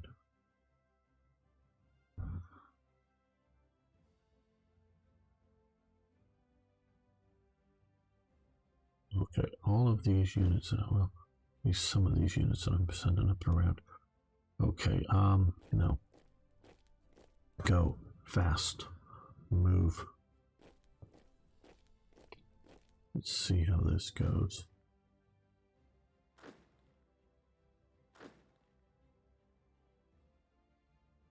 Wappahoff. Nope, you come to here.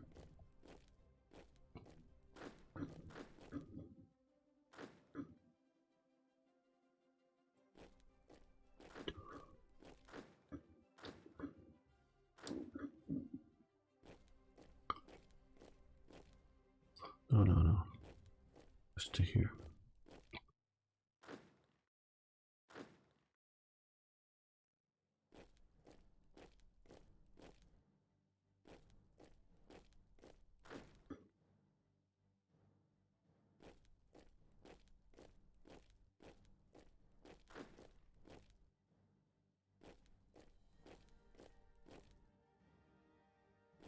We can come down through here. I need organizational time.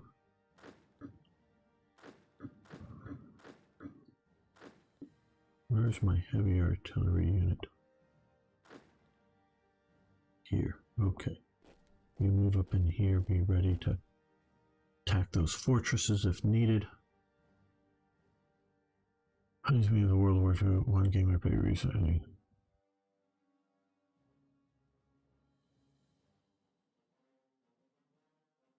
Where is Rommel? Is he leading the 7th Panzer? Rommel is, let's see, here's Rommel, 7th Panzer Division. Okay, no, he needs to come this way. I think speedy, speedy, speedy down through here. Okay, we still have some divisions moving north. Okay, well, let's just find them.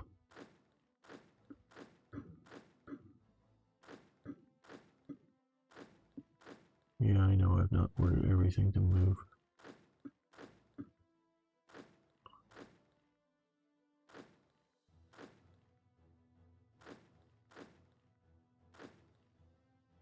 Yeah, you come.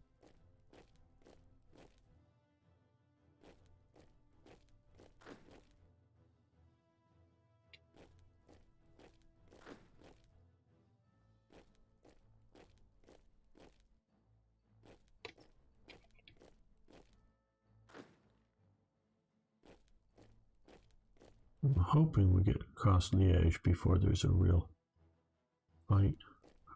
I don't think I've seen anybody up to Antwerp yet.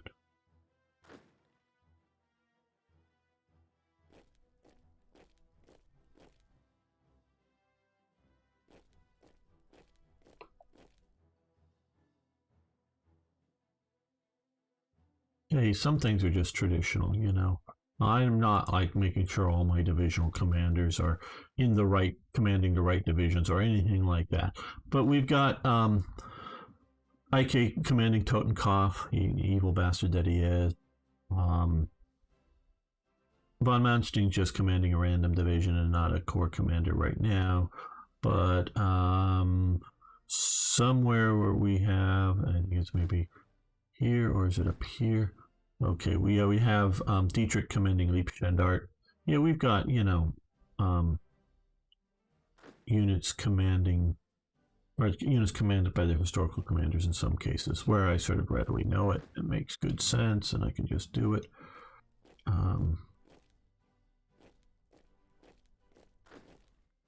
Okay, you rush. Something like that.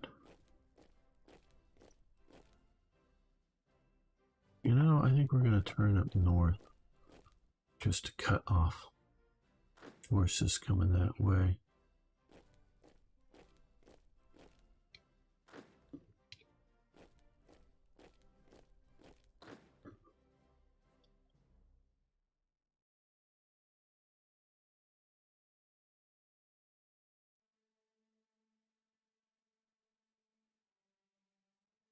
Okay, they're pushing on us a bit hardish there.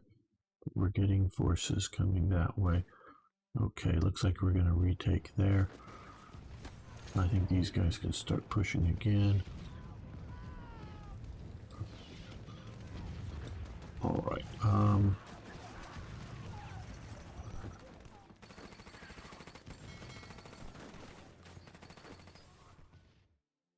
Yeah, cavalry regiment.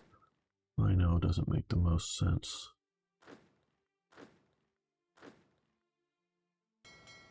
Here. Okay, oh, we've finished. That's... Well...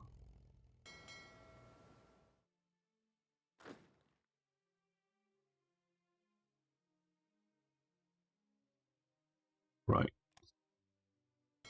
Get on board.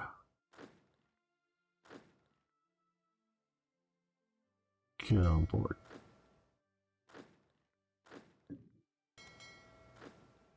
I think that's all of them. Nope, one more. Right. So we're going to tell you guys to come up this way to there. Deport.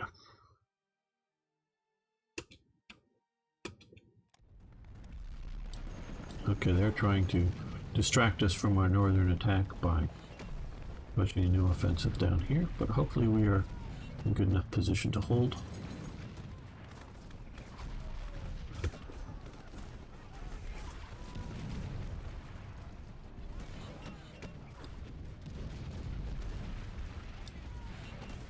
We're hitting some of their rear area command. And they're trying to hit us.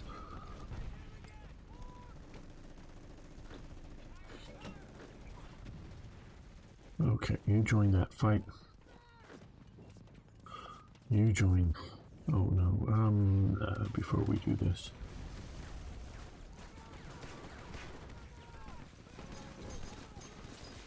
You come up into there. You join this attack and move that way. And you know, Von Bach will just sort of support that.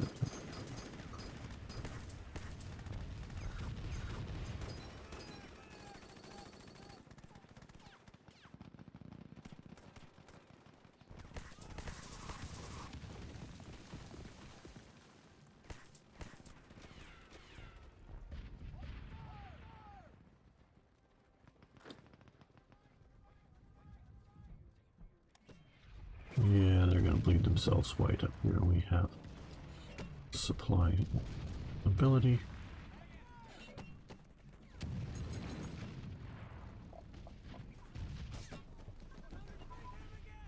Medium fuel tank research. That would be over here. Grayed out. Well, we're going to increase our naval bombers. Technology.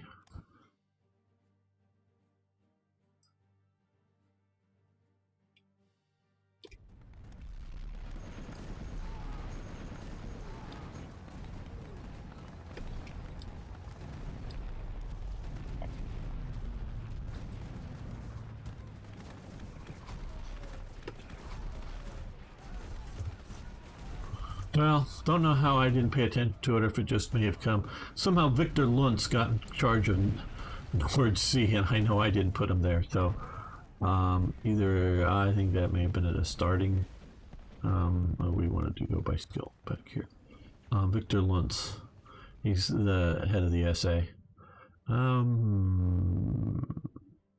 We could do this guy. 9 Megan, we won that battle. Well, cool.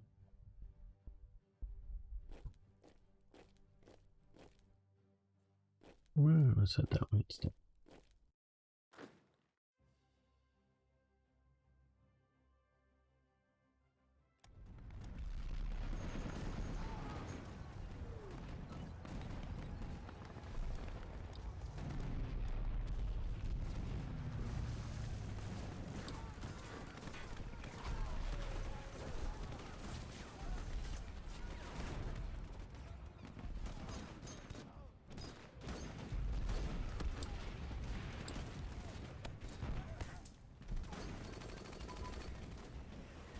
Okay, advanced armor designs have advanced. Yeah, repetitive, but probably correct use. Okay, so now we can do, allows research of light armor designs and self-propelled artillery. So that is good. Let's come up here. That would be here. Let's stop this for the moment. We may restart this, but I guess up here, light armor. We would like to get light armor going, and that is this year's technology. We have more projects than we currently have leadership for. Don't like that, but oh well.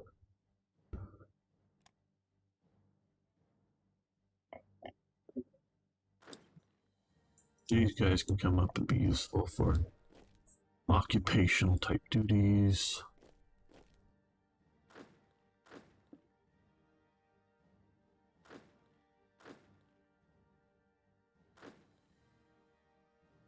I think we're going to start moving Bonthos out. His force. We can move on instead or just deal with any counterattacks as him as commander.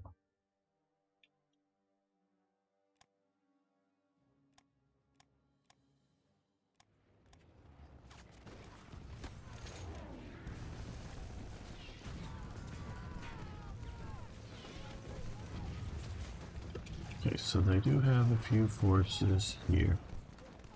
Let's move you up. Move you up. Move you up. Move you up. Not you. You need to come up because that's what we sort of have you for, is to attack those fortress units.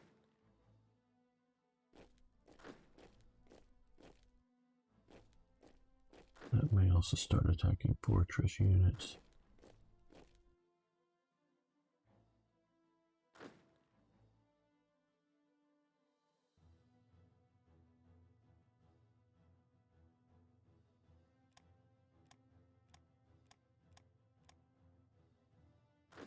Okay, good. They're taking there. Looks like they're going to win here. Unless they get more reinforcements showing up. You can come up to here to help defend that.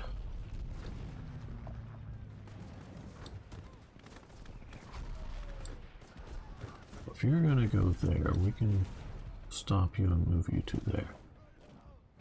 That way they can defend up there. Oh good, they've made it to here. Good. Well, you come back to here. You're in better shape, especially in your transports, and they go so much faster. Right, okay. You start walking to there. I think we'll actually start strategically redeploying you to there. We'll leave that. We'll leave one there, and the other one will head to Norway for garrison duties.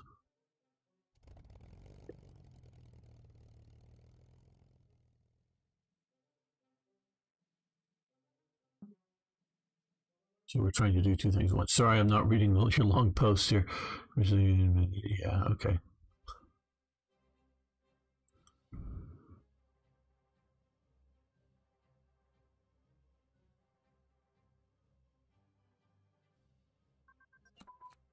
Romania is mobilizing air. Okay, submarine crew berthing. That is a real important thing, and it's grayed out. Okay, short barrel tank, HE tank gun advanced. I believe that's over here, and we're going to stop that because that is too far in advance. Okay, now we have some extra slots here. Assault guns, maybe, self-propelled artillery. Oh, let's do assault guns. We like assault guns.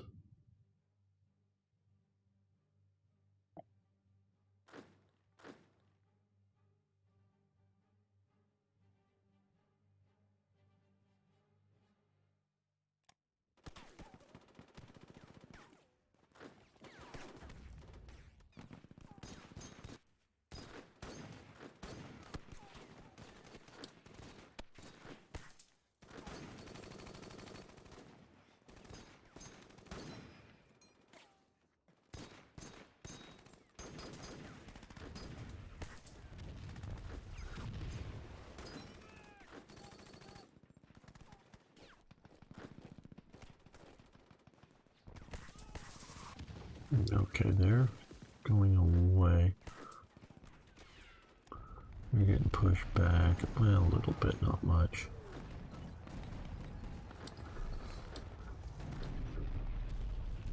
No, they should be attached to some higher authority there. Let's send you back into the front lines.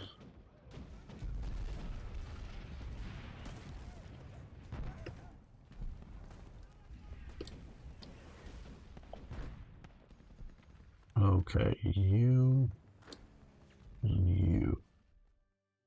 Let's send you this way to Amsterdam.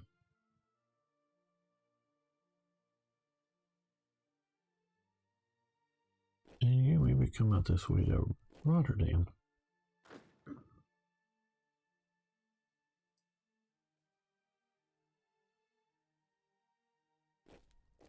What does dam mean, Arno, in Dutch?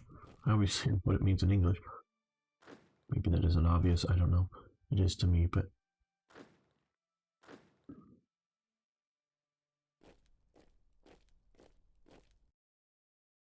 Never really thought about that before.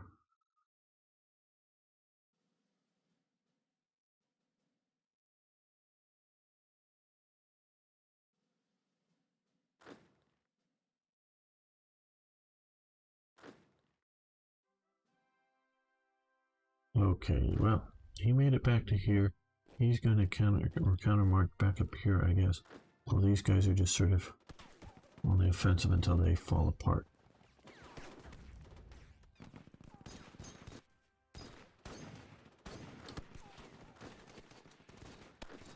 Yeah, this is the unit that I'm waiting to get to there. Small arms have advanced, very nice.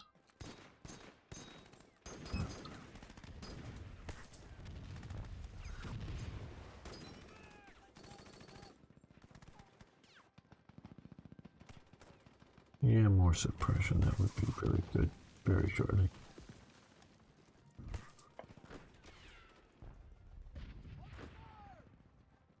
Okay, Totenkopf is ready to... Now, we'll wait till some of these battles are settled.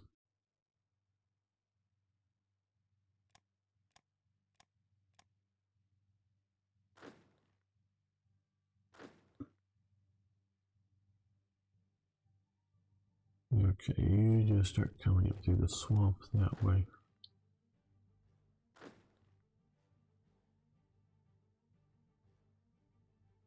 Yeah, I think straight towards Amsterdam. Don't know if Arno didn't hear me or he's busy Googling his language.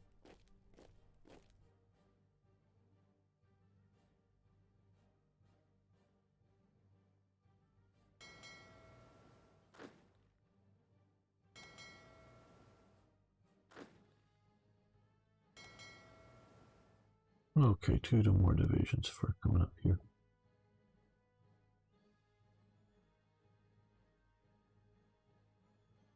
What does dam mean in Dutch?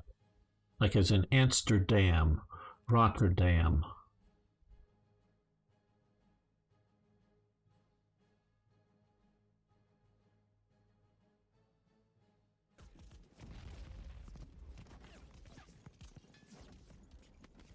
Dike. Okay. Yeah, okay. I see that.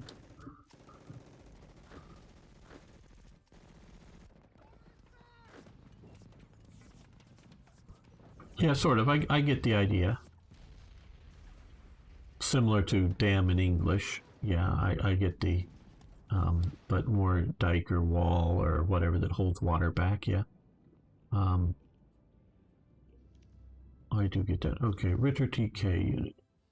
Or TK Ritter unit. Totenkopf. Here. Okay, so now we get...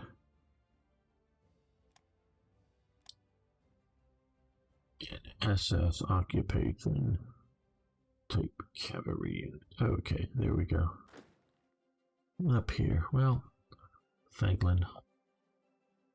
Another nasty person. We'll move him out here temporarily at least.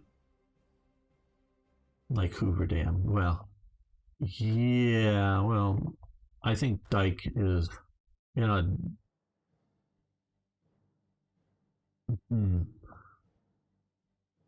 and you guys may have lots of nuanced words for it that we don't have in English, but like a dike would be something along the edges of the river to guide a river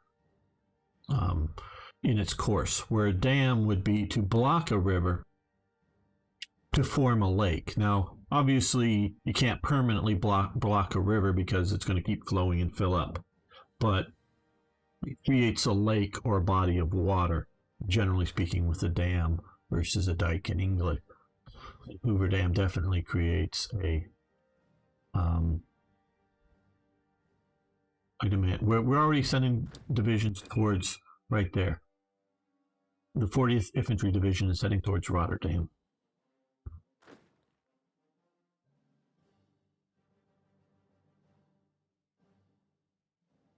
Yeah. I understand that things don't have an exact equivalence. But I wondered if it was something completely different.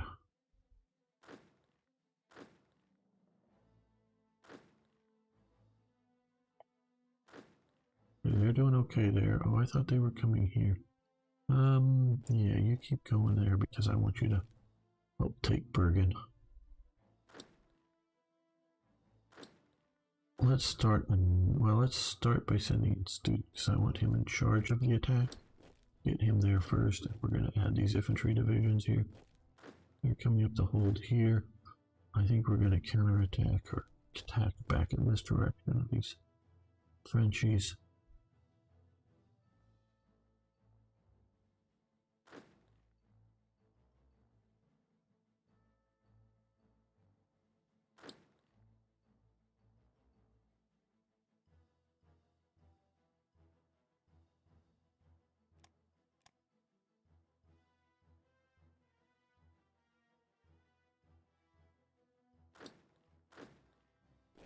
Speed and velocity of attack. Okay, you can come up and help defend there. You move forward to advance there. You're pushing there.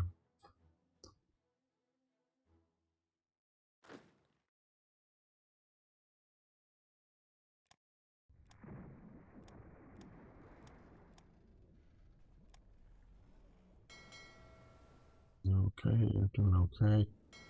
They're sort of being trailed. Okay, now they've sunk a few more. 4 enemy convoys, 2, 1. Okay.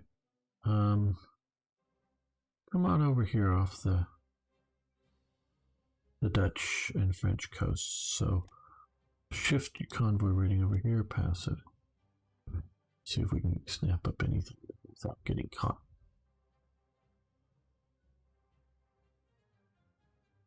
It's a hell of a supply route. Idiot. Sending it way out towards the English. Okay, more units made it. Good. Okay, you come up towards some of the main fighting up there. You just in case come that way. Just in case they reinforce this with something more useful. Just a one semi-motorized division.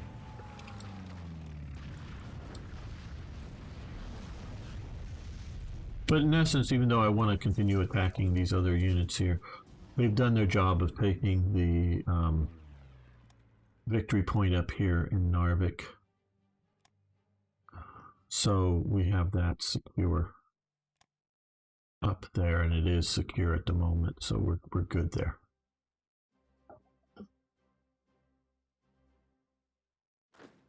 These guys aren't going to be doing so well, but we'll see how that goes for a little bit.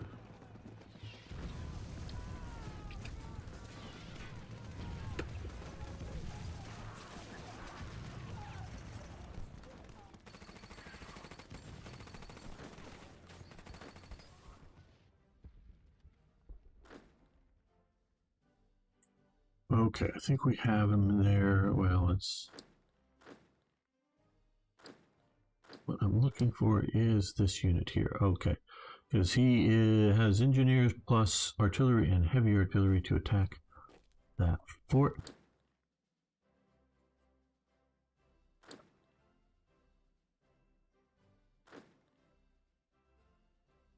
Hilpert has one bear. Okay, well, he's going to now also attack that fortress.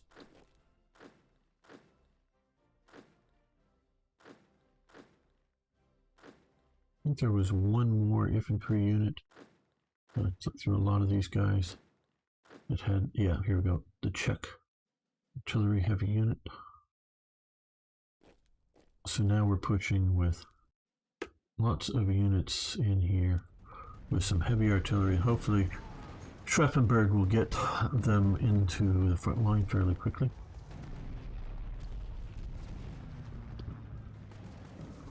Ah, okay, well, we just lost a destroyer. They lost 4 destroyers and a Dutch coastal submarine in the battle off here. Okay. And they're coming home.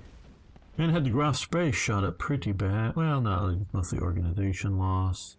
Those shot up some of our landing craft. Well, that's probably about all the forces we're going to be sending to Norway. At least we plan on sending to Norway. I know we can maybe get another division up there.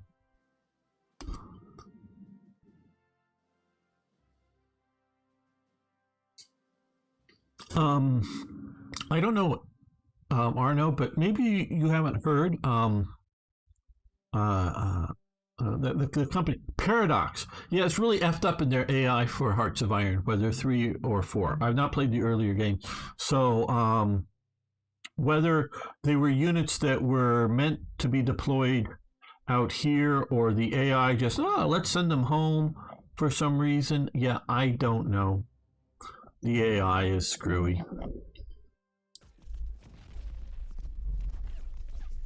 I thought you knew this.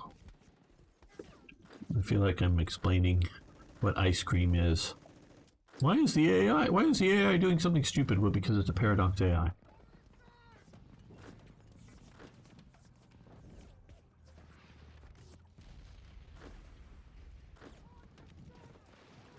Okay, let's... Oh, they're coming. Counterattack. Lines coming up. Incoming.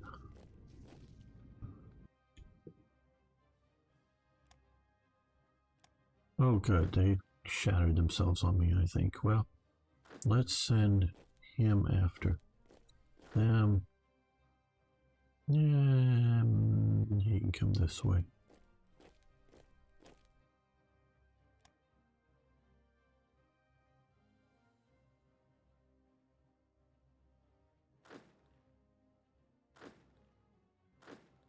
I mean, I, of course, will do things that aren't overly historical, and that's fine.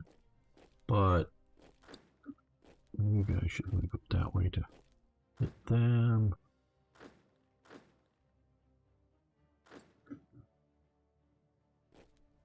You can charge into them with your cavalry. And now that they've stopped attacking, let's move you up to there. Deal with these other interloping forces. Okay, you rush around here and take this fortress. Hey, Arno, do you want to investigate for me if this place that I'm not even going to try to pronounce really was fortified like it is here in the game? Or if it's just sort of maybe representing a difficult area to attack at this time? Because I can see the idea of just giving it fortification just because it's super easy to place to hold, or if it was actually fortified. Okay, yes, it was. Okay, I just wondered if it was at all. Just more curiosity than anything else. Cool. Thanks. Okay.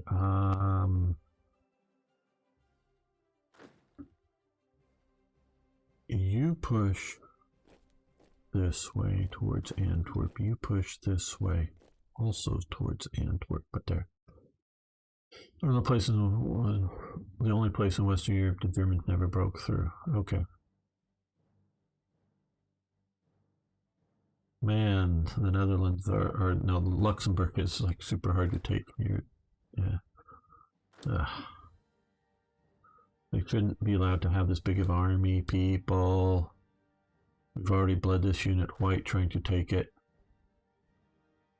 And now there's French troops coming in, but still, they should just be collapsing in the first moments.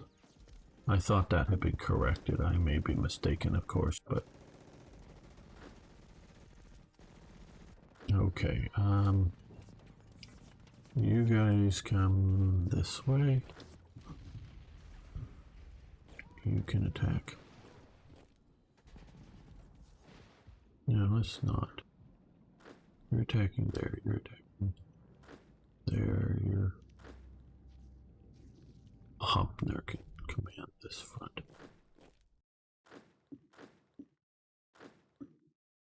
Von Manstein, you come this way.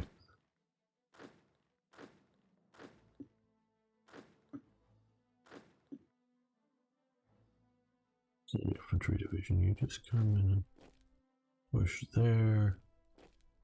You push behind them.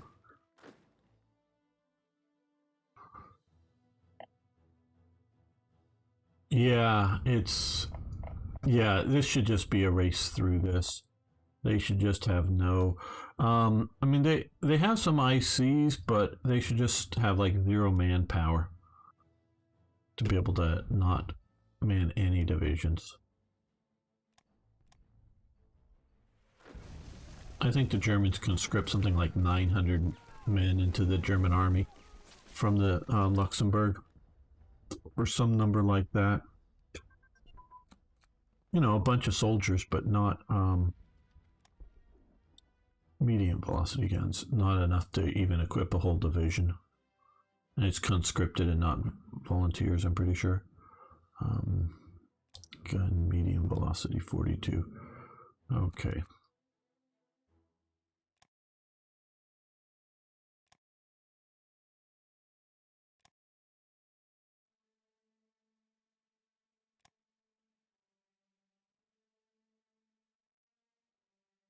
You're landing infantry a little early, but let's come over here and move our self-propelled artillery. Yes, the dreaded. Hello, Michael. How you doing?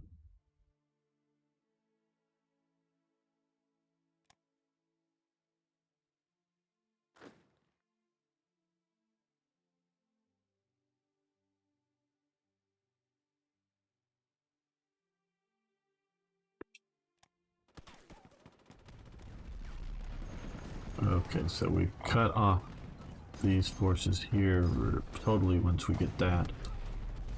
But we're pushing through here.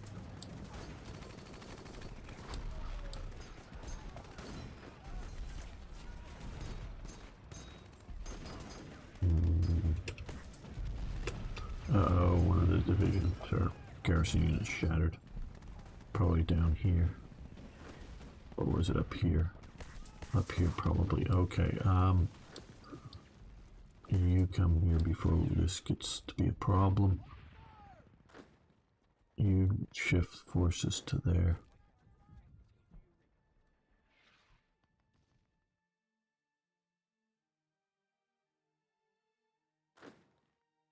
Basically all of you come up to here.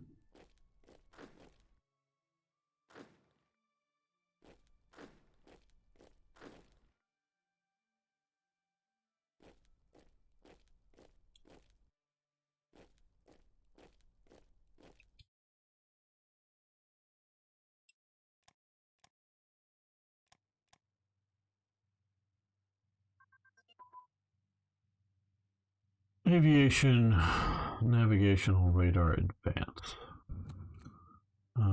Is that, yeah, here, okay, stop that.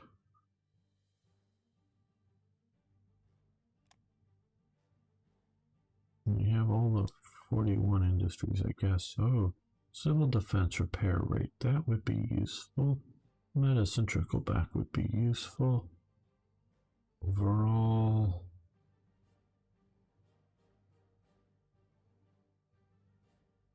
increasing efficiency. Yeah, we'll do that for repairing the ships that we're having damaged. And maybe overfilling some of the ports right now already. See any? No, nothing we want to do. You know, I was playing against the Royal Navy throughout various Black Ice iterations change, and if so, does it get easier playing a Kriegsmarine? Okay. I know they're doing work on the Navy with Black Ice, and they've improved it recently with the 10.0. Particularly what they've been able to do is effectively re-get surprise attacks or submarines. Submarines in combat are supposed to have sort of like a surprise die roll before regular action starts to see if they like do either massive damage or sink or whatever an enemy vessel. Similarly, naval strike aircraft are supposed to have, naval bombers and maybe flying boats, but definitely naval bombers, are supposed to have a similar sort of like overwhelming power. I think CAGs are also supposed to have that before regular combat start. They've been able to reinstitute that was originally there and for some reason wasn't working right. In standard OI4 terms wasn't working right. They've got it working right again. They made some great improvements there. So that has changed. And so you get this sort of like surprise attack, and then it goes into regular attack, which normally the submarines don't do so well at that point. And so they're working on some of the naval. I don't know how much it's changed. Now, personally, as much as I can, I don't want to engage the Royal Navy or any other navy as the German Kriegsmarine, because losses are too high.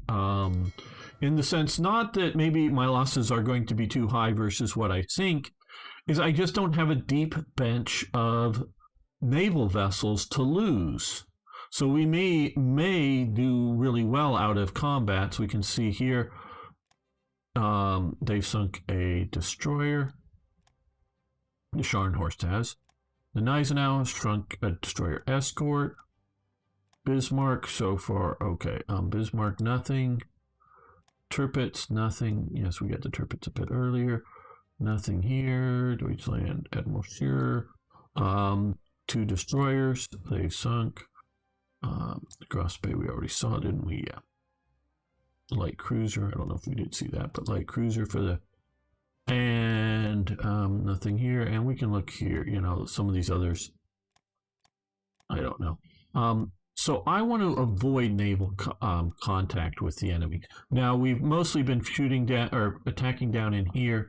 I don't know why these guys are running out of supply, because we should be running enough supplies through here. But if we're not, what we are going to do, though, is come here and air supply right to that. So that's one of the reasons I love these transports. So is I want to avoid it. So I use a lot of naval air units. Well, those are regular bombers being supporting naval air attacks, and just avoid contact. Even when I'm invading England, I just want to avoid naval operations, direct operations against enemy fleets, and punish them with air. So I don't have a good long history of how well I do. I mean, trying to think back, and you can look at, obviously there's a lot of videos out there in the old playthroughs. Yeah, they're naval engagements. Yes, we win some. Yes, we lose some. I don't really know how to give a good answer. Obviously, you know, if I have a couple of good battleships that are able to jump a few destroyers, they're going to clean the Royal Navy's clock. We had seen a few Royal Navy battleships around here, but I think they're mostly being driven off by our air attacks. So yeah, that's just sort of my you know, asymmetrical warfare against them in a naval sense. So yeah, and now a lot of these vessels very well may have done damage. You can also look here. They took out a Polish torpedo boat. That's not a motor torpedo boat. That's a torpedo boat, which is a bigger thing. And that one took out one. But so these ships may have done more damage to something else, and then an aircraft could have come along and actually did the sinking of the enemy vessel. Oh, you guys aren't moving your units yet. Okay. Well, they should right. Go. So they'll get there alive and safe and good. What are we bombing? What are we facing? I don't know. That was probably a mistake right there. Oh shit.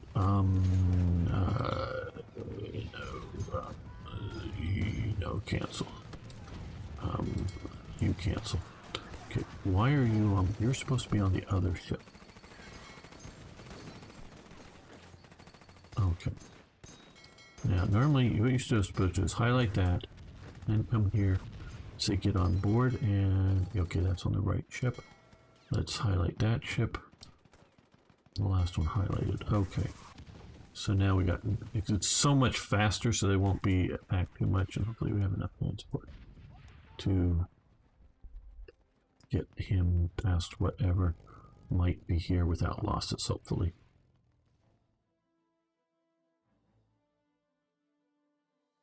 Yeah, and so I'm going to use my naval air arm, if you will, in an anti-submarine role to keep my supply lines. Now, for some reason, it's, you know, people, and I get asked this all the time, and I should be asked this, you know, which is better, or which do I like better? Both are, you know, not necessarily the same thing. Hearts of Iron 3 or Hearts of Iron 4. Now, they're doing wonderful things with Hearts of Iron 4 now. They're putting in railroads. They're doing more and more work on the combat AI. So I always thought one of the things is Hearts of Iron 3, and as I was just saying, they've resurrected features that in 3 that were definitely there, like in For the Motherland, but somehow got effed up with their Finest Hour DLC, and they're resurrecting some stuff that had been there in it. But otherwise, it is a dead game. Unless somebody really wins the lottery or bought a lot of Bitcoin way back whenever and is now a billionaire, then they can either buy or throw enough money at Paradox to get them to work on Hearts of Iron 3. It's a dead game. Black Ice team can make it better, can improve it, most assuredly. Like I say, they already are. But it's functionally a dead game. And I've always been saying is the future is Hearts of Iron 4. It's going to be a long time before they come out with 5. Someday. I don't even know if they're planning it. I doubt it. I really doubt that they're even planning 5 at this time.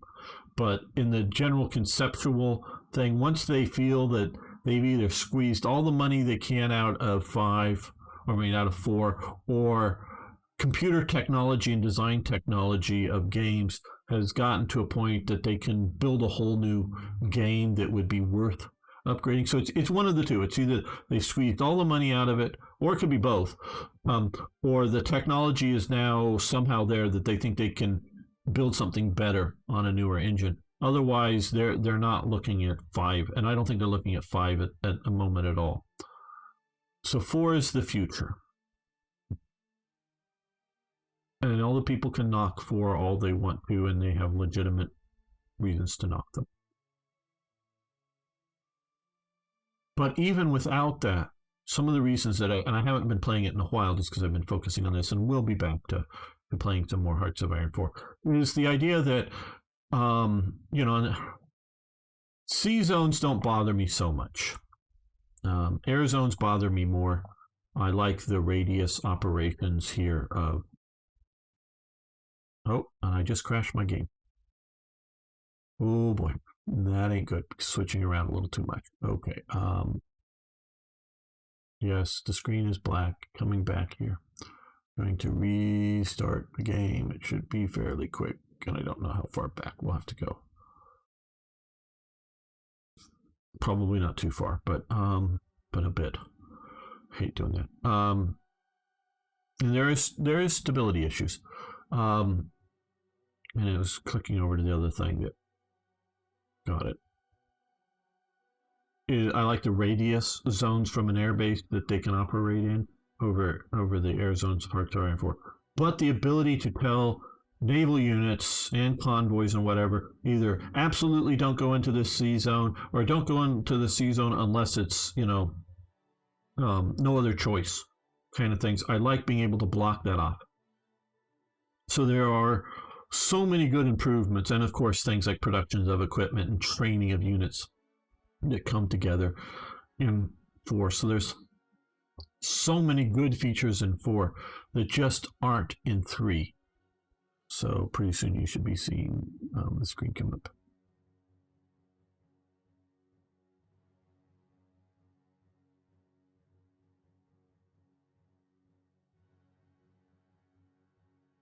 Yeah, Beam Slam, there's problems with it. Unfortunately, I mean, Paradox is smart. Paradox is selling and still has lots of playing hours currently because they can track that on Steam for their game. So people are playing lots of Hearts of Iron 4, and they realize their customer base. Their customer base is very strongly EU for CK2 and now 3, Victoria, and well, Stellaris is also there. Okay, June 5th. I forget what the date it was when we crashed. That was my last security save. Ugh. Just a second. I want to go look at my.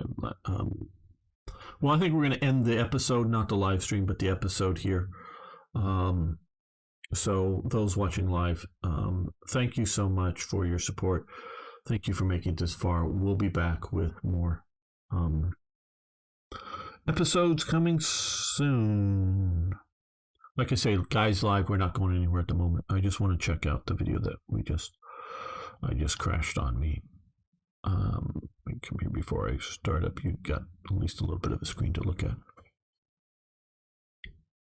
And so, like I was saying, they know their audience that is a an EU audience, and these people but well, what if America was fascist? What if America, decided to all wear clown makeup? What if I'm just wanting to know how to press the beat. Let me see if they do either massive. No, turn off the sound. I don't need to hear myself. Okay, the 15th. It looks like the 15th, and then we go. Okay, so lost 10 days. Damn.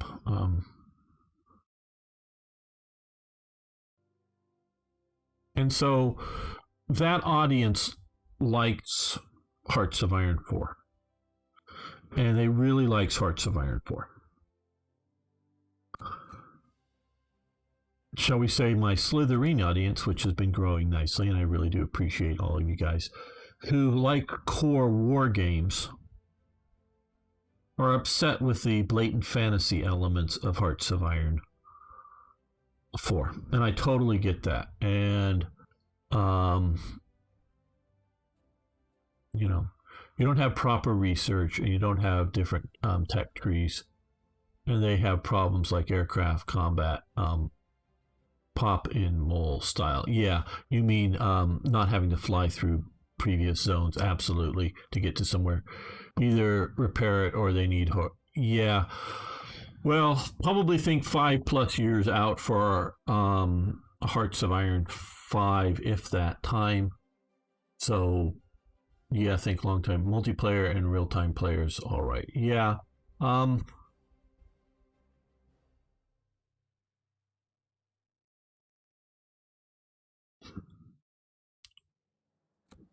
Some of the stuff now,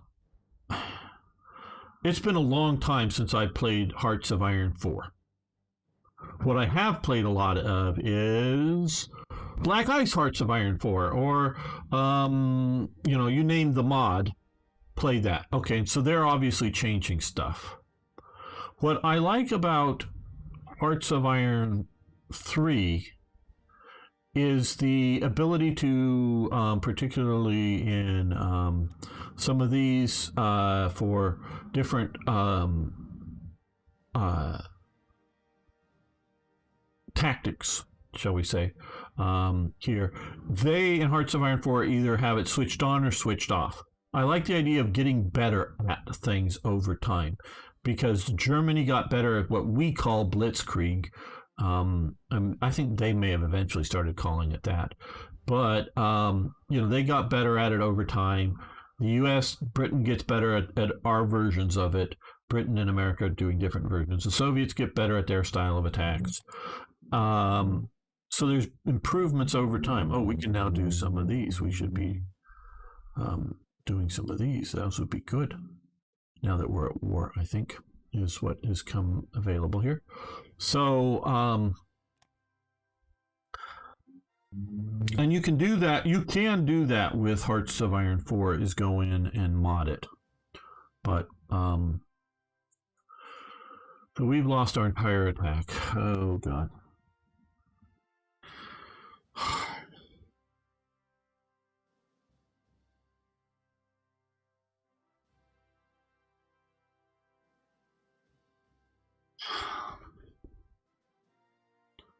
I'm trying to center myself. I know it's just 10 days, but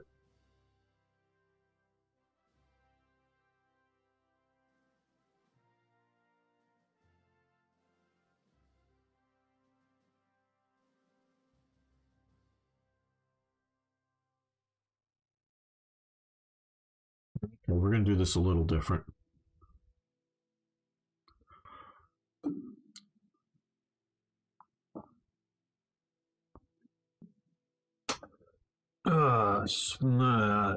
Gamer's upset. Not raging, but frustrated would be a good term. I'm going to have some beef jerky here if I hearing me open the bag. I don't know. While I think about this, I may need to get a Coke here shortly. Another one because I'm almost done with the one I'm drinking. Okay. Let's do a little more planning here. But we'll do it on camera, I guess, for the regular people to see it. Yeah, we'll do some of that. Welcome back to the show. Gamer is very frustrated. That's the name of the show. We just had a crash. Now, we're going to test this here in just a second. I hit this air map mode and it crashed. Okay, didn't this time. What happens is the more you select units, the more things go, the more unstable this does get. This isn't the stability that we would like, but it is a hell of a lot more stability than 10.3 something or other. So it's doing much, much better. So just be wary of that. And I lost only 10 days of gameplay, but it happens to be all of our fall geld stuff. Yeah, need Coke with a Valium. I don't know that we need Valium, but just need a little bit frustrated. So it isn't, I don't think a specific, now it could be something that was displaying oddly, I don't know. So we're going to do some of this over again. Well, all of this over again. So basically most of last episode, it will be repeated now in this episode.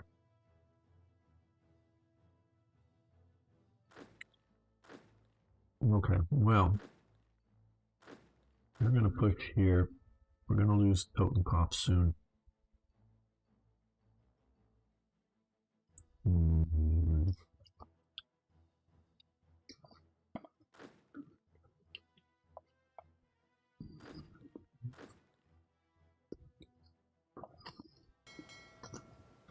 They're coming home. Right. Let's find a reasonably large doom stack. Let's send you and you up to there.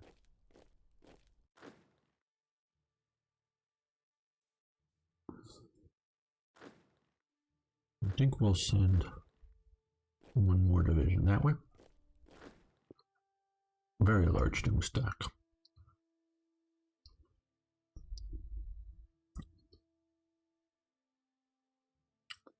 Let's send another infantry division up that way.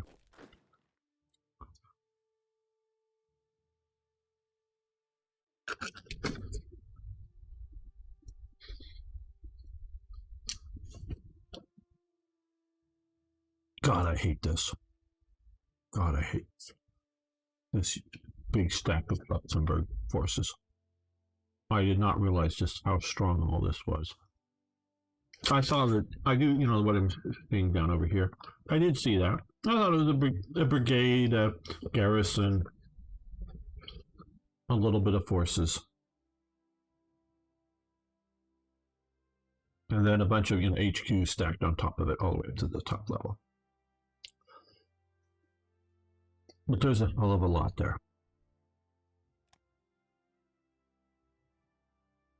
That just shouldn't be there. None of it should be there. It should be a cakewalk.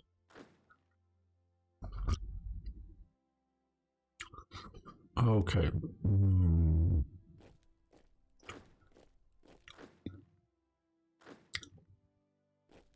We'll shift one of those divisions down there as well. Shift that to there to replace the one that's moving.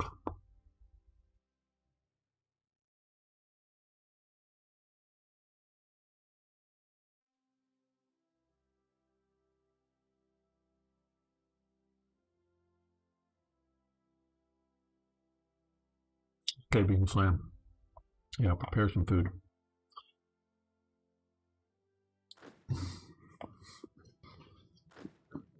Let's move a few more forces down here, so we're attacking this from more than one direction.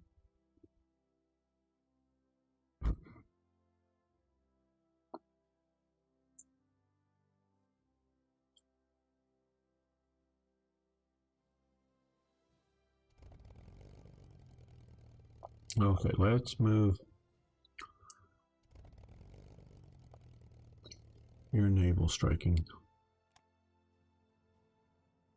I don't want to know about rebasing. I want to know about, okay, that's too far. So not enough air bases down here, but we're still gonna overstack. You can do so, just repair is not good. Ground attack. Okay, we're gonna review over here. We're gonna use more air. We're gonna use air operation.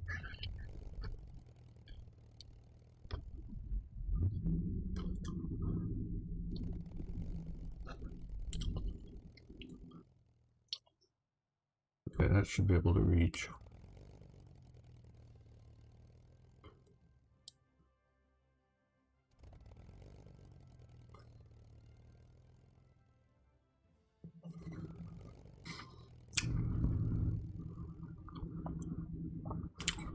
Yeah, I'm gonna get some more Coke here in a moment. Sorry guys, watching later.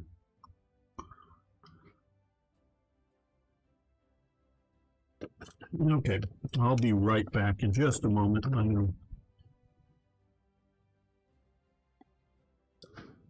We're gonna see if we can do this better this coming episode.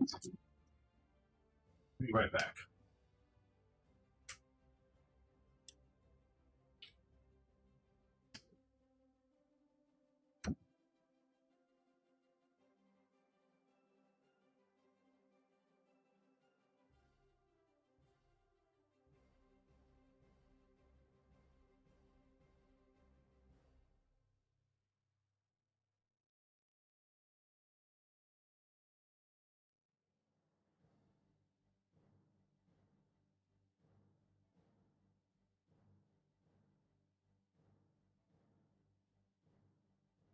I'm mostly back.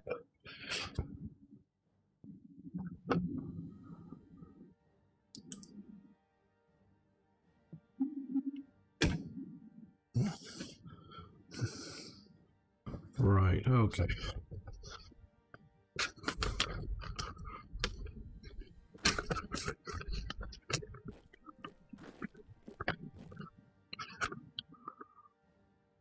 Okay, more air attacks. I know I'm sounding funny with food in my mouth.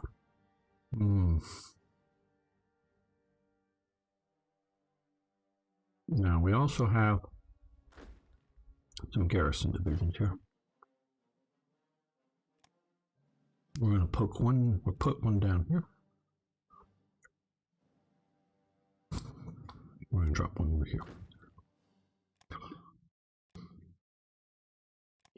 Skill level, we want not so great, but maybe defensive. Great.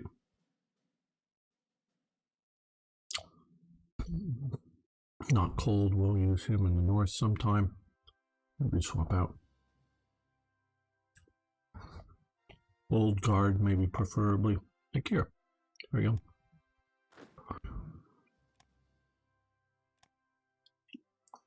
So for the river crossing thing, he is the right type, and we're not going to be pushing across the river. Garrison division. So we'll go with him.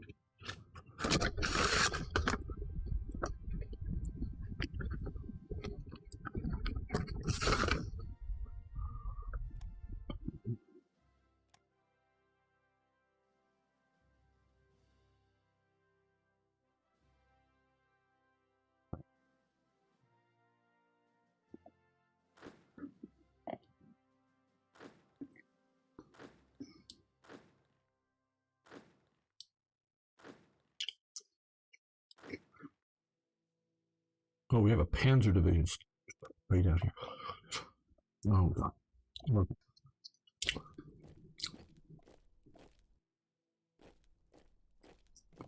You come up there. We don't need you way down.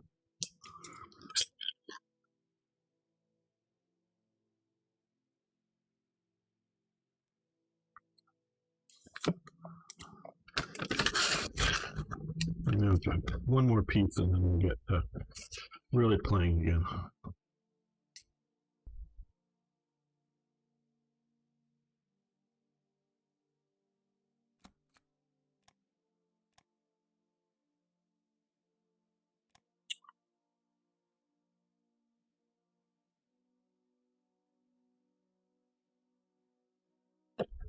Just really frustrated.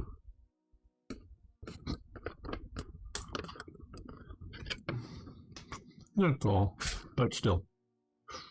Okay, let's let the clock go a little bit forward. Some of these units into place.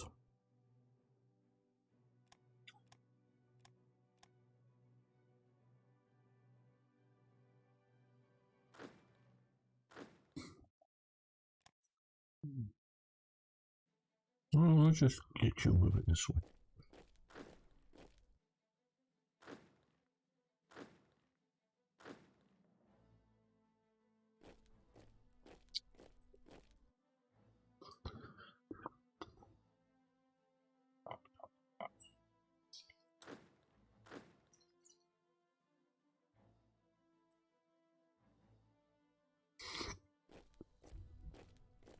Now let's get you moving a little quicker.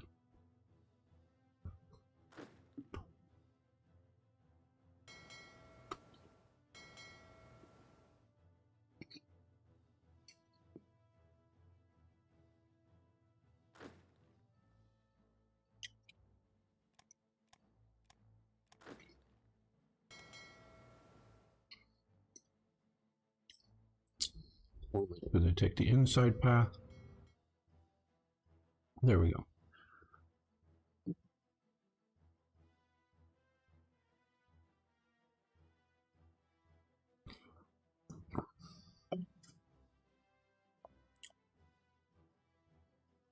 Right. Let's give it a few more days. Get units in better position. They actually look like they're abandoning Maastricht. Maybe not a bad idea if there was forces behind it.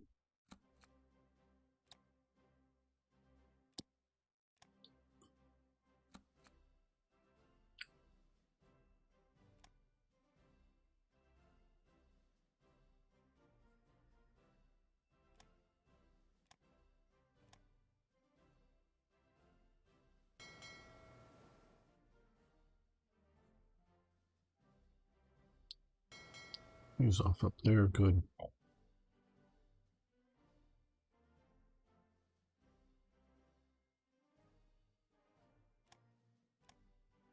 No, you don't need to go there. And in fact, you can maybe just go straight to there.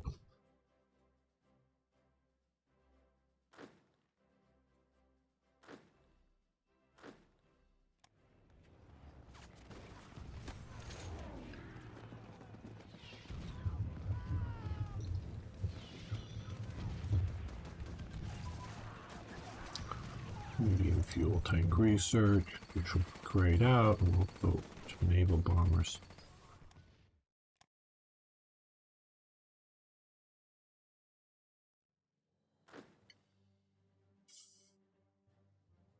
Okay. Now I think we're ready. We will first declare Blitzkrieg. And then we will declare Fall Gelb. Sorry, little countries, you're just in our way.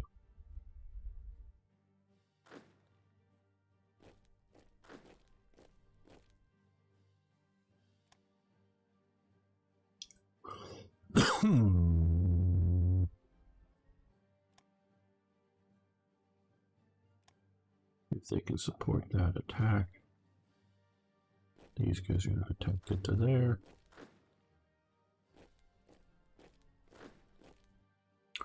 So you don't want to shift up that way.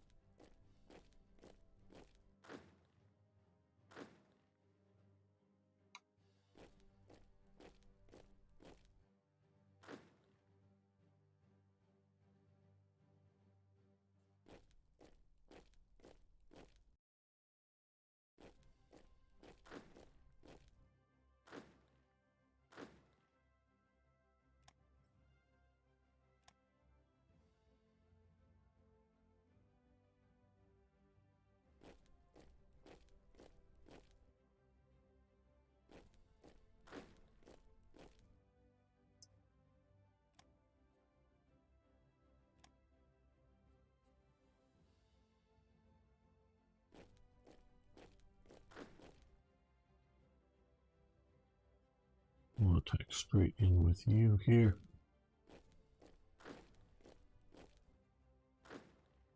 Yeah, these have engineers now.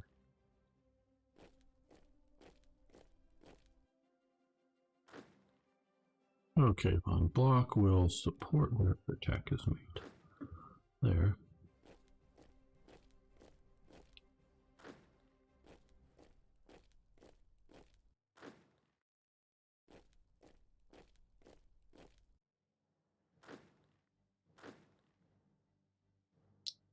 It will attack from here up to there.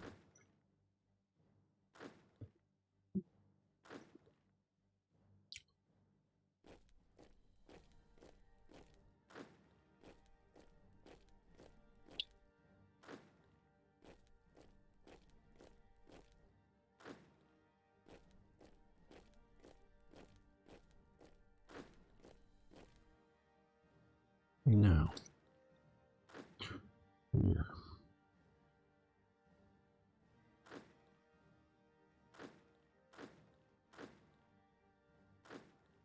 Saving them for slightly later.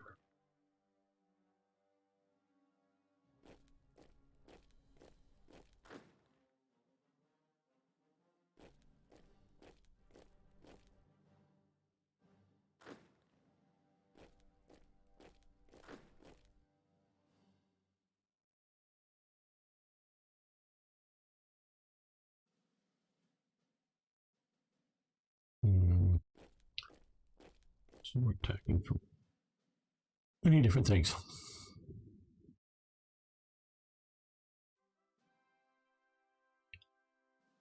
Very good, Arno, thank you.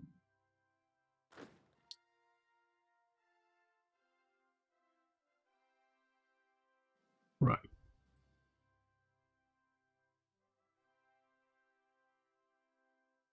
We're gonna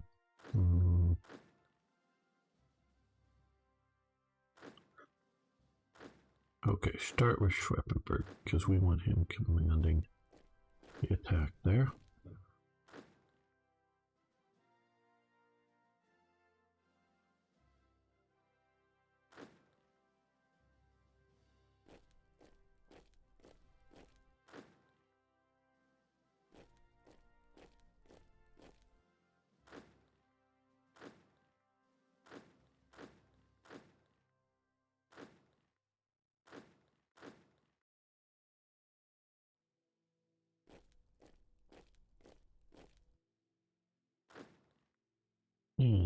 Here.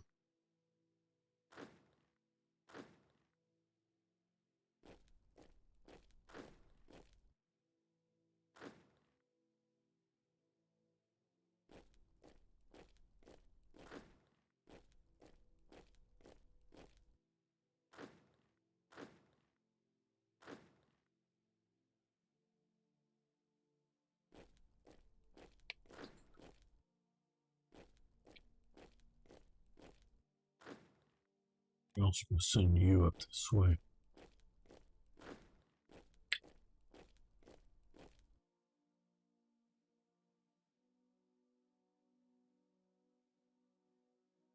Now, other things to do.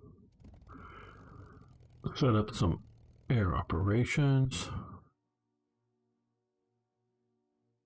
here. Ground attack. We're going to get that old nasty ground. Teach it who's boss.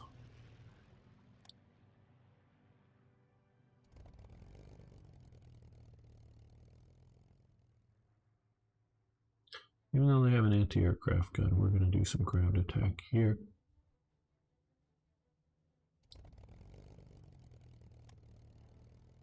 Too damn far away. Okay, well, means we're going to have to move you up here. Need more air bases further forward.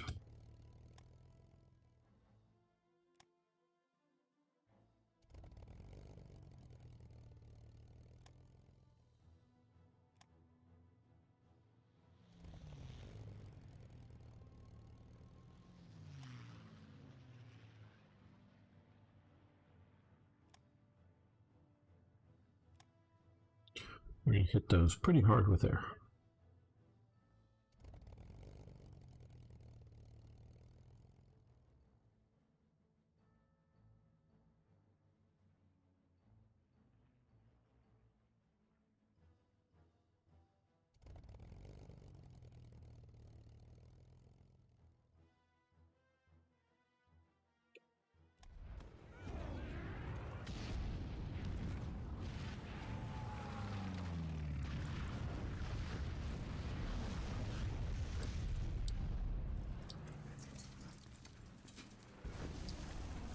Okay, we're going to add him to the mix now that we have Schweppenberg in command. I hope he stays that way, but... And I think we'll also throw in von Manstein here. How are we doing up here? They're coming in reinforcements there. These guys look like they're fairly well pulling out. Yeah. And also, because we did, okay, you start heading that way. You head up that way. You head towards Oslo.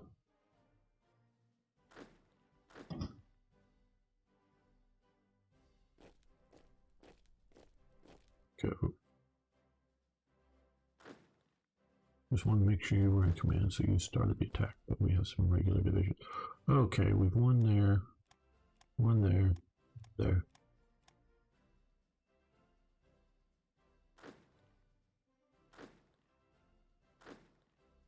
Let's start this division moving this way.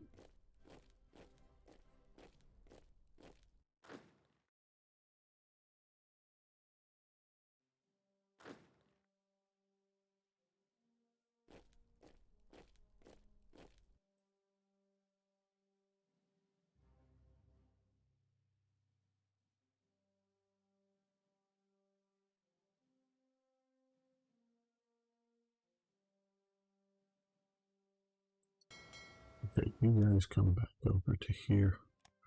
Base. I'm going to make sure we're flying supplies, air supply, right into there right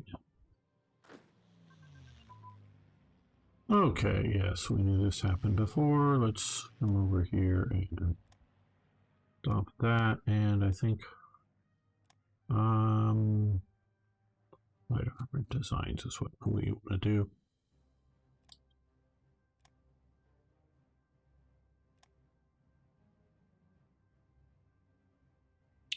And yes, we will upgrade Totenkopf.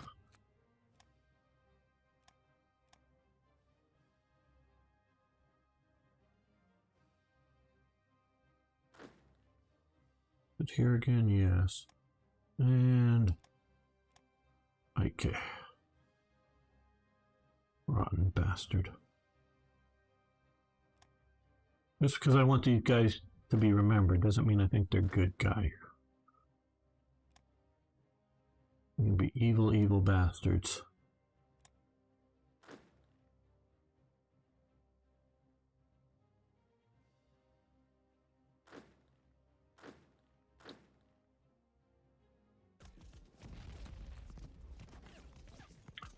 Okay, grand battle plan, whatever. Okay, we've won. Over here.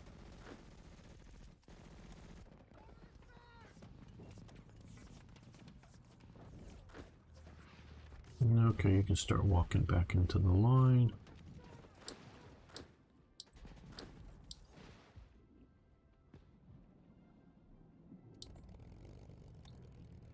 Hopefully that bombing is helping. Well, I'm sure it's helping some, but hopefully enough.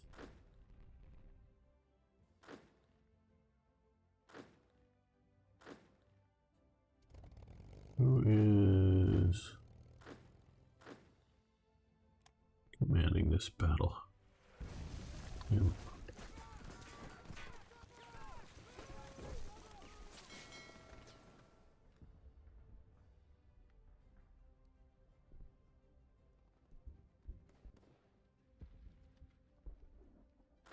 Okay, this is looking much better. They've shifted a lot of forces out to deal with some of these other areas, and now we have a proper infantry division, not just a airborne. You know, submarine crew berthing, I think that will be great out. I forget, we just, yeah. And short barreled, right. And I just did these. That will allow stugs, so we'll do stugs. And they're attacking our forces here. Well, good for them.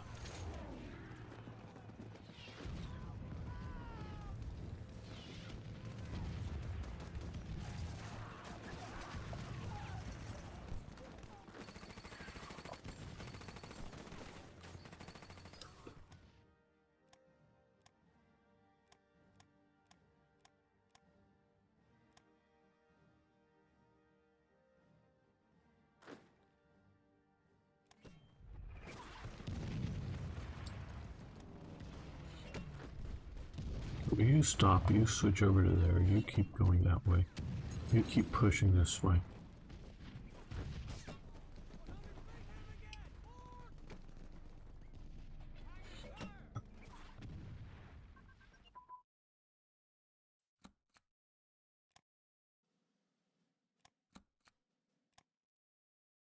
Oh, that's what I saw down here. We need to push on some of these attritional warfare and other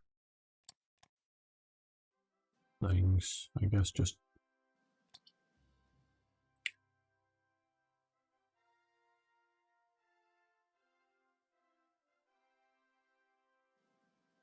artillery max speed, that would be very useful, so we will do that first. I like speed. Oh, what are we still? I thought we stopped that.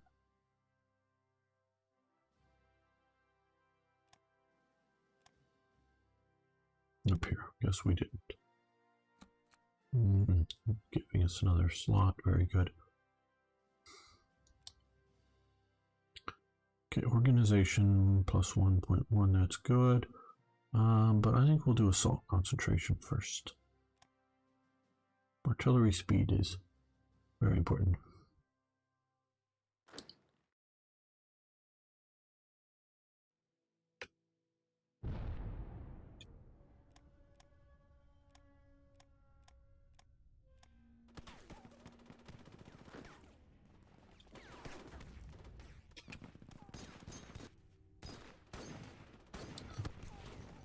Oh, we have a battle up here. Oh, wow. Okay. Probably this is partly my fault in that I have reset interception up over the Netherlands in our flying bomber operations. Yeah, I think it is my fault as much as anything else.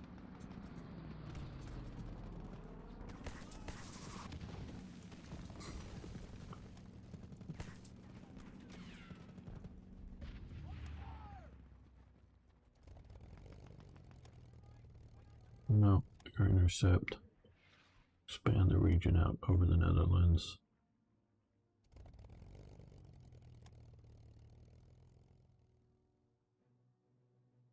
Just a little ways. Okay. Stop your operations after this. Stop your operations. We want you to go back and repair. And here.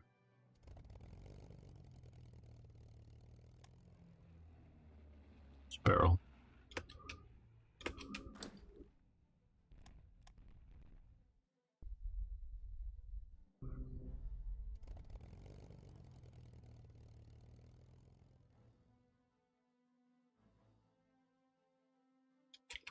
There you go. Oh, good.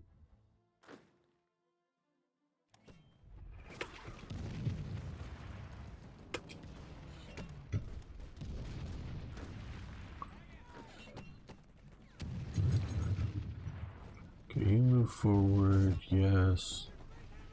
You too, I think.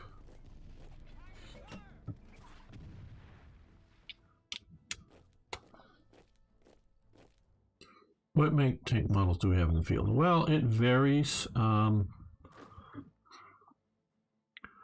know, I don't. Some of these aren't necessarily modeled well. These are light tanks, so they're considered Panzer IIs.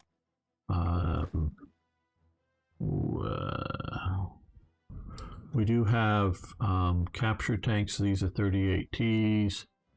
How accurately they modeled, I'm not entirely sure. Here we have medium tanks that are German that are Panzer IIIs. So yeah, we have various types depending on what are the division.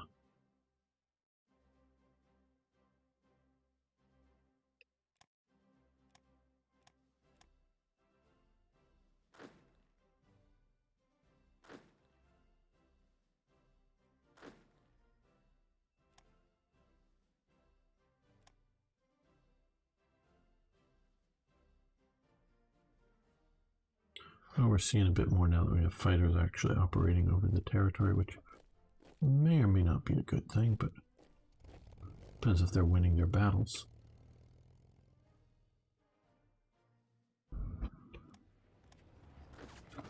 They're attacking there, they're pushing there.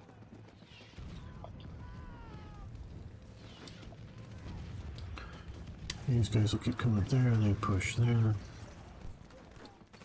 They're going to come in and hopefully reinforce these guys in time.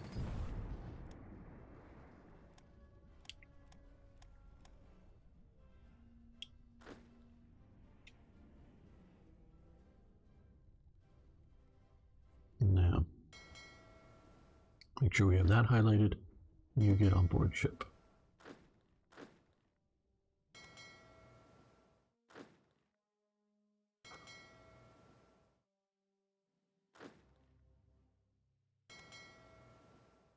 Okay, all of these guys, they're gonna carry.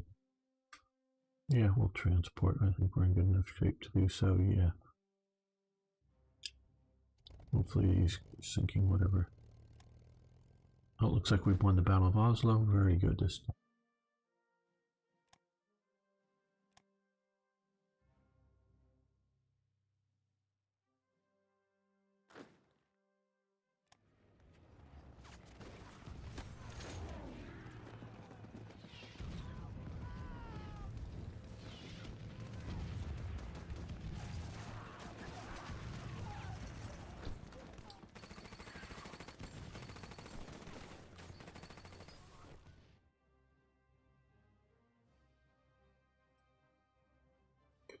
Just studying the organization means that the unit's 100% filled with listed models. No, organization is the green. The brown is the strength.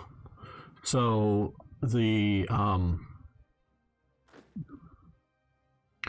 so this has its strength would be 100% of this. So this unit here, the Panzer Regiment Panzer Group A Kleist, this light Panzer unit here of units, its combat strength is a total of 199 or 1,999, I should say, men or whatever, and that it's fully up to the top means it's at full strength. It's not quite equipment like it is in Hearts of Iron 4. And this is, or the green is organizational levels, meaning the idea is, and though it does, things get tweaked out, especially later on in Black Ice, but the idea is that a unit should normally, definitely on the offensive, should stop attacking before they lose all their manpower. So they should lose organization enough and then stop attacking. Defensive, mostly Not always. Mostly they should lose their organization and start falling back before their unit is completely destroyed, though it's sometimes not likely. So organization is its fighting functionality, and it should again, especially with Black Ice, especially later in the game, with all these modifiers that can happen to units. You can literally shatter units in the attack, and that they lose all of their strength before they lose their organization. But really, they should lose their organization and then either stop attacking, or if they're on the defensive, start falling back. And if there's nowhere for them to retreat, that means they just surrender. So so if it's brown or whatever, and it's, click here, we can see, so these are 100% of their available organization and strength. Now we can see it's 3,997 as opposed to 4,000. So yeah, it's nearly there. And it's organization. Organization levels will vary by various, not only the divisional commander, which helps, but higher level commands will improve its organization levels as well.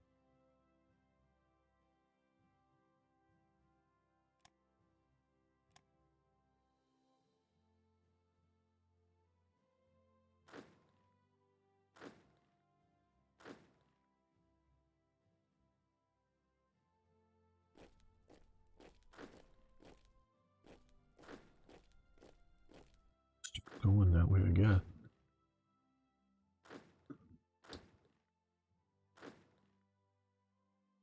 He's getting some frontline command experience.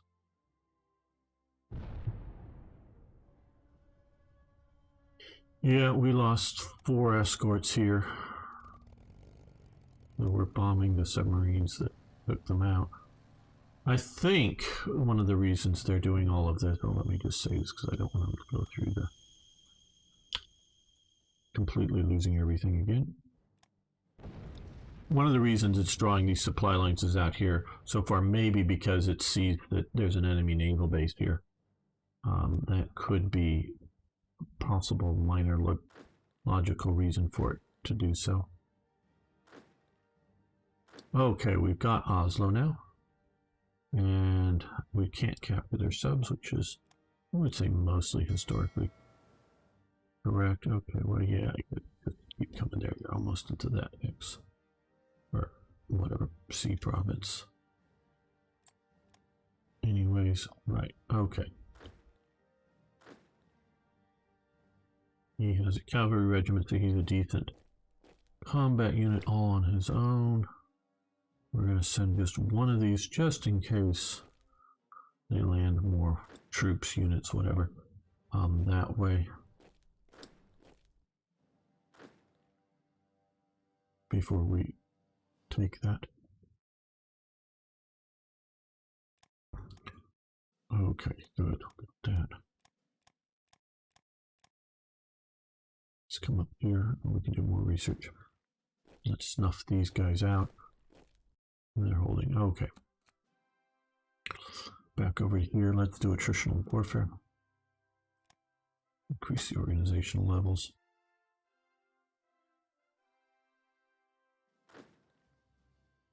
Okay, these guys have gone as far as they were told to go. So let's keep pushing.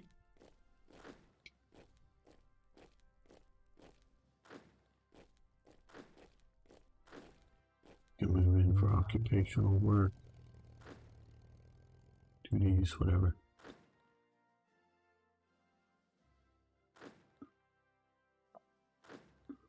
Okay, looks like they're about ready to be falling back from here. See them putting a few more units into the front line. Okay. Now we need to separate you. You come here. Oh, we just lost this battle. Damn, how did we lose? You were. Oh, I don't know. Conclusions after. Whatever. It does matter, but since I really don't have much of a choice on it. Don't pay too much attention.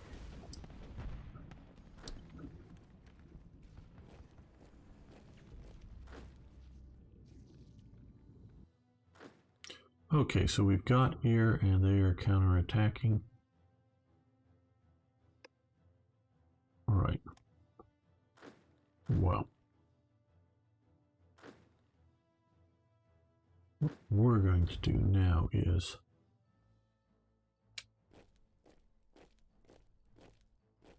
send some of these guys rapidly advancing.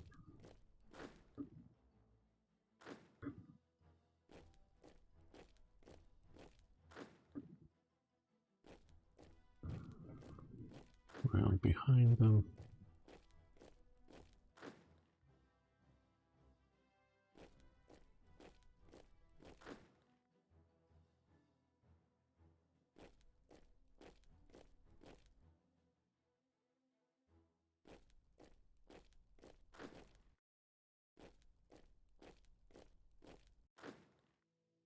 There's Rommel, will come right through here.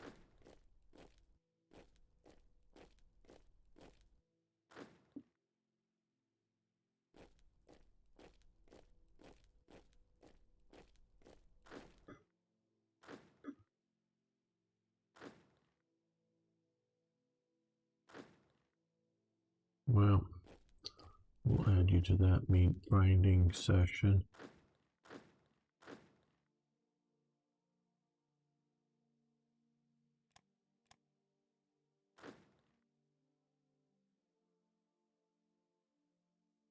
Okay, maybe we've stopped their counterattacks, so we'll...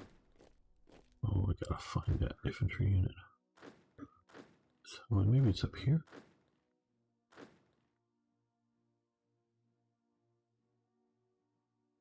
Fortress Buster, you come here. Well, there it is. Ah.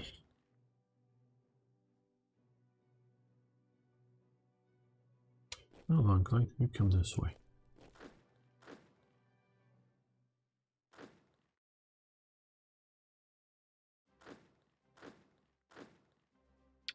Yeah, you come down here to there.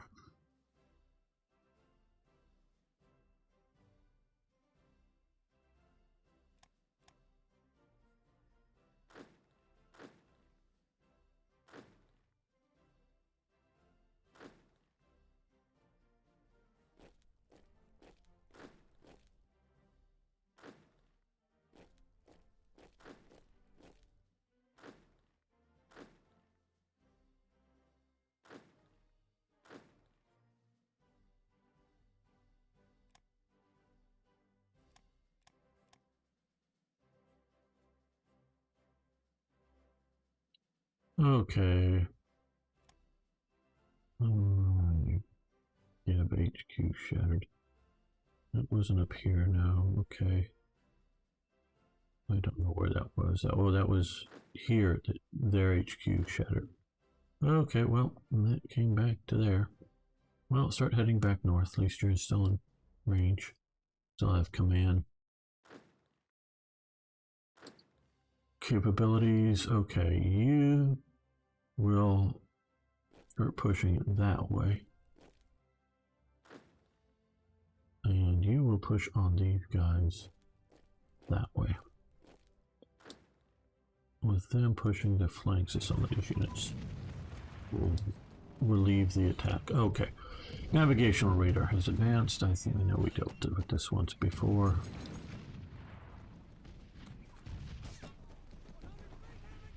Radios delay between attacks. Yeah, we'll go with that.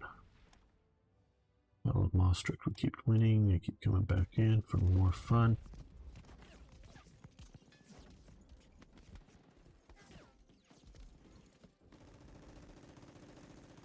Yeah, that's the biggest problem, and I have with World in Flames is just that not that it doesn't have an AI. I know it doesn't have a stupid one because it doesn't have one.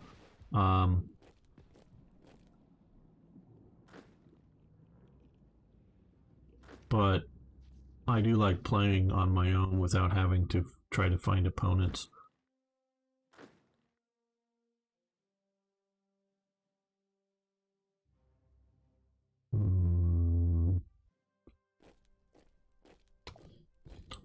Let's loop around that way.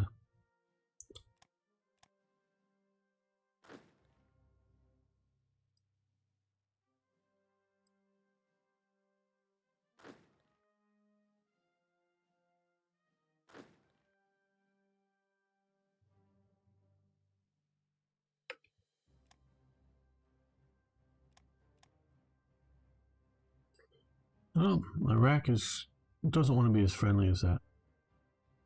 Play it solo on Vassal. All right.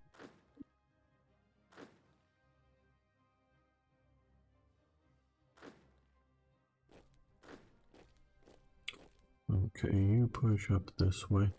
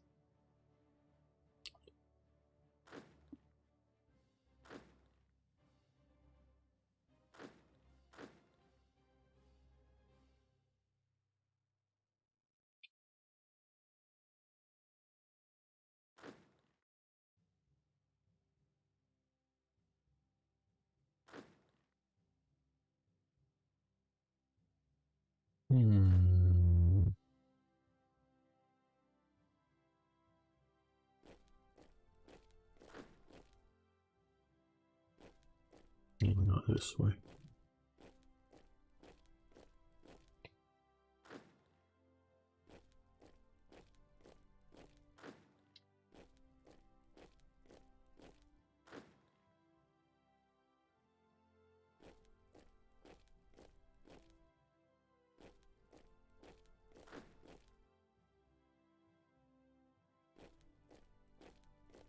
You just come that way down.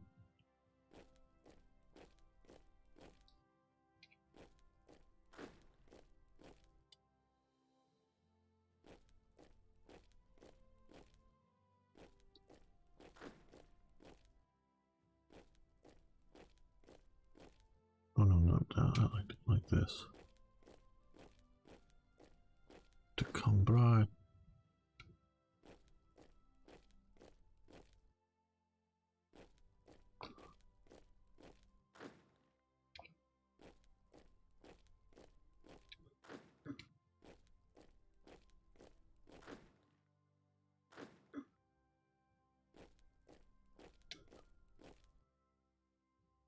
Hey, Pop John, how you doing? I'm doing quite well. Thank you. Very interesting Beam Slam. Yeah, I was always fascinated with World in Flames as a kid. Never played it though. It's too expensive. You know, in that days it was just board game. There was no um, computer version.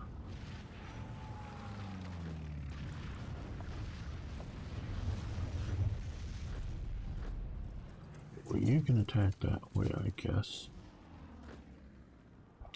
You're almost there. You're coming up that way. Use it in combination with other games to play out battles results, and then incorporate it back into World in Flames. A bit tedious, but great immersion value.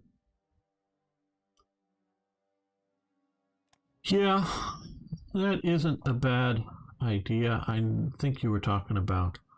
Were you the one talking to Alvaro about war plan and the ability to edit save games because of that? I think, or something. I forget, but no, not that one. Yeah, I guess that.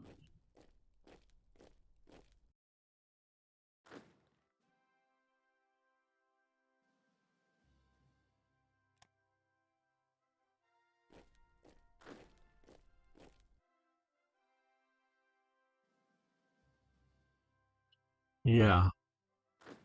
I don't know if he was quite amused with the idea, as things could be cheating with his game, as of course that's how he sees it. But I get your idea of dropping into a better tactical simulation unit game.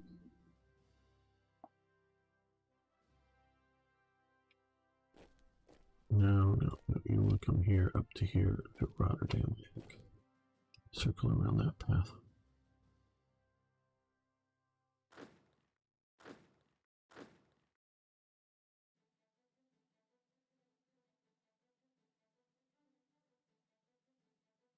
It's not a bad idea for, because you can go like with Warplane and go, hey, yeah, just let's do the China game out regular, but play out the Battle of the Solomon Islands for yourself at a more tactical level, and then incorporate the results into the main game. Yeah, it does make sense to do it for at least key battles, key operations.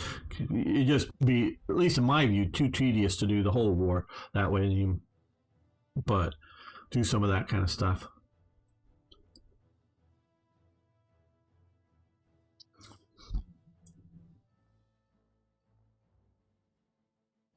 Okay, they're pushing hard on us here with just about everything they can. Well, good for them, I guess.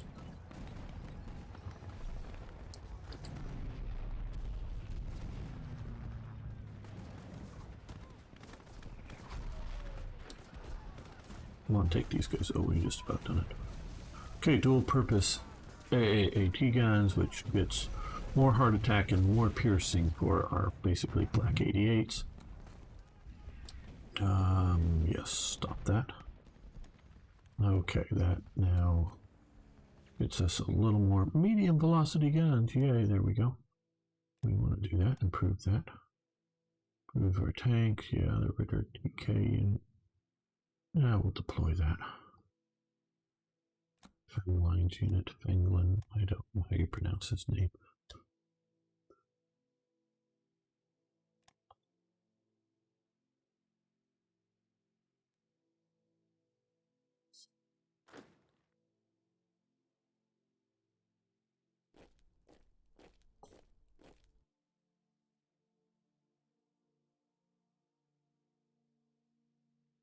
I guess, it's sort of like the Rome Total War series, of course, has that sort of ability built into it, and the Field of Glory Empire series has that type of thing, though you have to jump much more awkwardly between two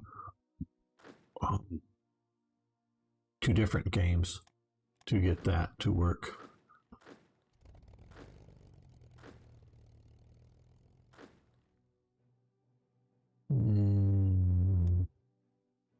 Yes. That's why we have, well, let's just go through and find a check. Okay, we did the check artillery one. Another heavy artillery. Okay, they're already attacking. Good. They're going to move on Liège.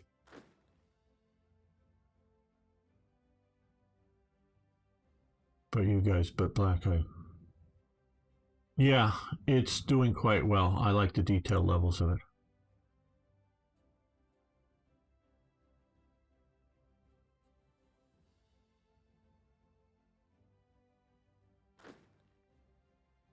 Okay, they look like they're retreating, so we're going to push on through there to Antwerp.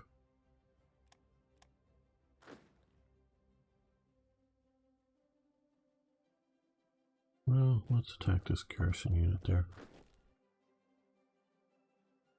Okay, they've got some backup with the HQ with its cavalry. They're coming up, more elements.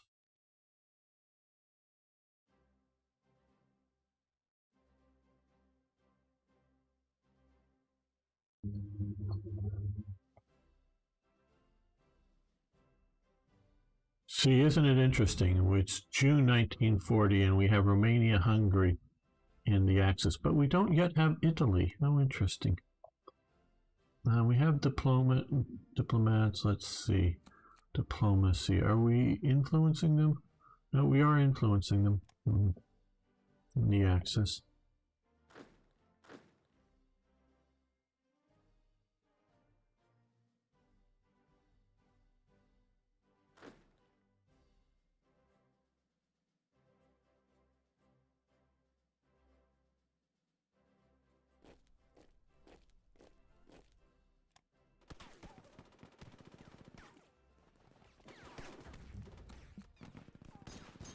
Conclusions after victory. Good, whatever. Okay, these guys finally did their thing, so let's push up with them. These guys can push into the empty province. Okay.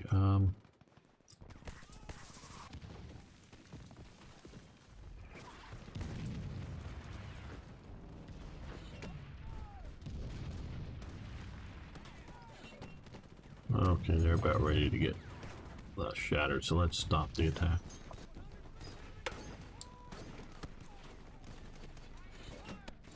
Soviet Union is annexing little countries. Wait, wonder how long it'll take Russia to do the same thing. Oh good, we're winning here. Hey Victory VT, how you doing today?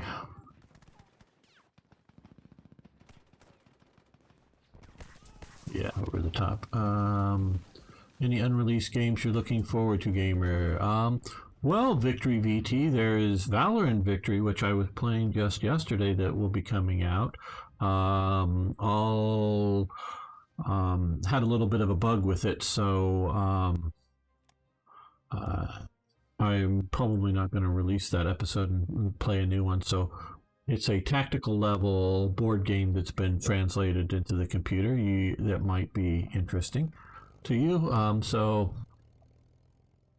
know, I'm doing rather good. So you'll see some of that coming out on my channel soon. That's unreleased. Now, a big one that's probably going to be 2022, I guess. I don't know. Maybe they said it'll be earlier. But is, of course, the Stargate Timekeepers. That sounds really cool. Game from Slytherin. I'm a big Stargate fan. Okay, you guys are doing well, so you start moving up that way.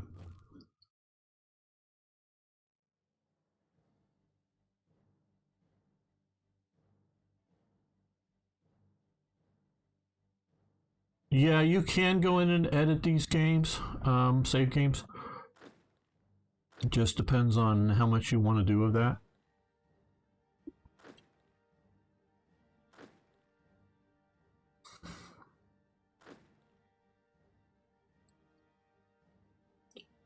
Yeah, Arno, I'm really happy that they came out. And I gather, I guess it's Paramount is the movie studio or whatever that owns the Stargate IP, and they're the ones that contacted Slytherin, I gather, to make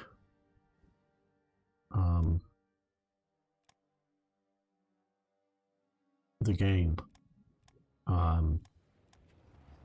And which, okay, here's gamer speculation. So unless you're watching this far into the episode, you won't know. And again, this is gamer speculation. Yes, I do know people at Slytherin, but no, they really don't tell me things. And I don't think they would tell Slytherin this.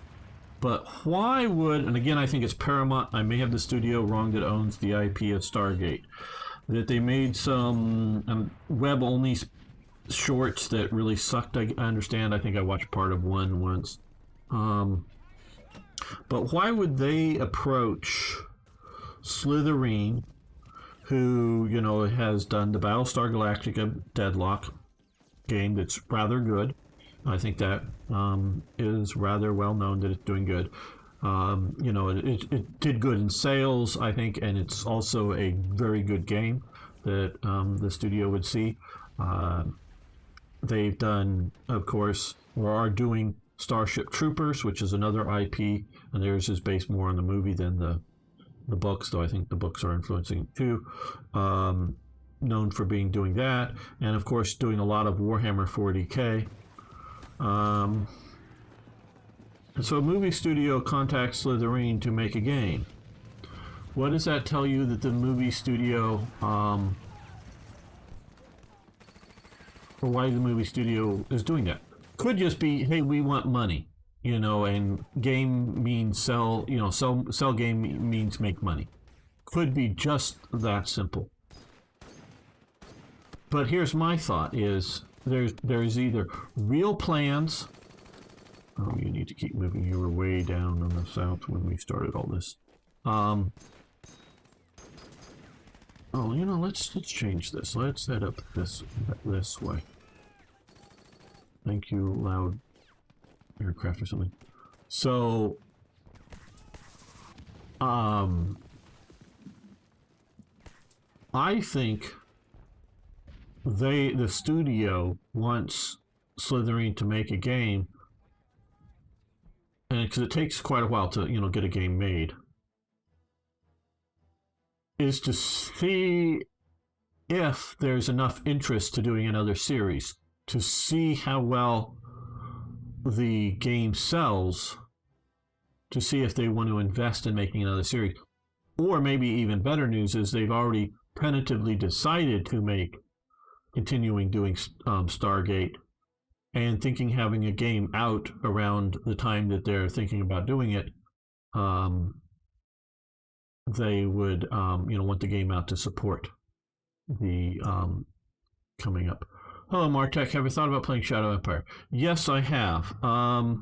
Shadow Empire looks very good. I guess my biggest worry is, or my biggest concern, and I guess I could just make some episodes, because I'm not even sure if I have Shadow Empire. I know I can get a copy. It's just how much interest there is on my channel. Not interest out there in the world, but the way YouTube works, I may make a video or a series on a game, and somebody like DOS Tactic or whoever, or XTRG, I think I keep mixing up his initials. They may get hundreds or thousands of views, and I may just get less than, I may get 80 views on it. And just because YouTube doesn't show off my videos. Most of my viewers are looking for historical-based games, and when I do non-historical stuff, I like to do it, but it just doesn't seem to get very many views. So, and the way YouTube sort of works, if my views go down on some videos, they stop recommending other videos that they, would maybe get more views. So, putting out a few episodes, I'm always good with, even if it sort of hurts my channel metrics a little bit, just so that you guys can see other games, as well as people doing some searches will maybe find my channel. But trying to do a whole series on something, and then, that's why I'm just really reluctant on Shadow Empire, because it is not a historically based game, and I don't know if my viewers really want to see it. It's not because I think it's good or bad. I think the audience, the people who like Hoi 4 and Shadow Empire, yes, I'm sure they do, but I get the urge to play when I see yeah, absolutely, Martech. But see, the idea is, I don't even know if they would recommend, because somewhere between 40 and 60% of views for my games, or my videos out there, are from non-subscribed people. So there's that. And even when they're subscribed people, it's not even they're well recommending the videos to those that have subscribed. So, and whenever I put out a video and none of you click on it because it gets 80 views or 60 views instead of 260 views, it really hurts the channel, because, one of Gamer's 2 videos today, 3/4 of those people didn't click on it. Well, they probably don't want to watch gamers' videos so much anymore. So let's recommend somebody else's to them next time they come in. So it really, and you're right, there is an intersection, but I have enough trouble trying to introduce other historical periods to what is largely a World War II based viewing channel. And so it just comes sort of down to that. It's sort of a, YouTube thing more than anything else. And so that's the main reason why I'm not doing it.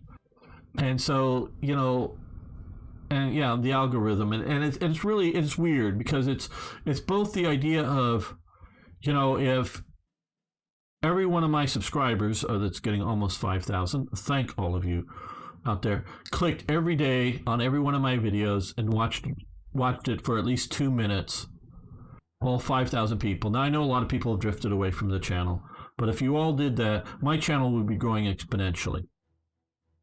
Because, say, half of this, 2,000 plus of the subscribers will see in their recommended list a video of mine and not click on it because, well, they're a Hearts of Iron 4 player, not a Hearts of Iron 3, so they don't care about my Hearts of Iron 3 games.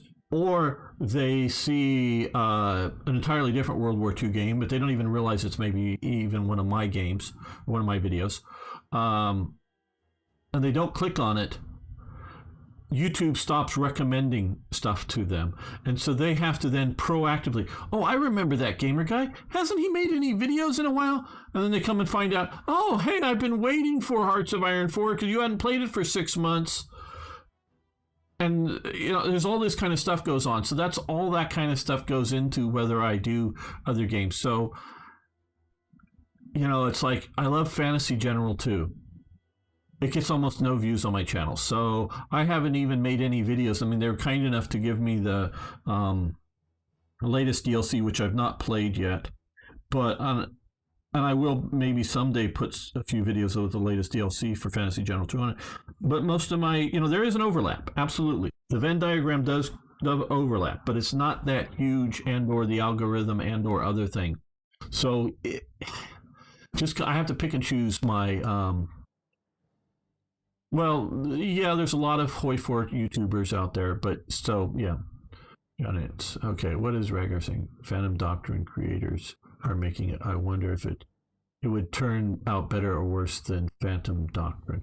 I don't know Phantom Doctrine, quite honestly. If we're talking about the Stargate, my understanding is going to be more along the lines of like Commandos. I forget the, I know I have the remastered of Commandos 2 or whatever. More of a, like that Partisans game. More of a tactical, as opposed to like building factories and building ships and production stuff. I'm guessing, again, just from what one of the comments Marco made, I think it's going to be more of a tactical game than a strategy game. Hey, Lewis Cypher, how you doing? So, yeah, I am looking forward to that, to Stargate. That should be really good. I really, really have high hopes for it, at least. I want to hype it because I want it to be good. Maybe it'll turn out to suck, but that's what I want to have happen with it.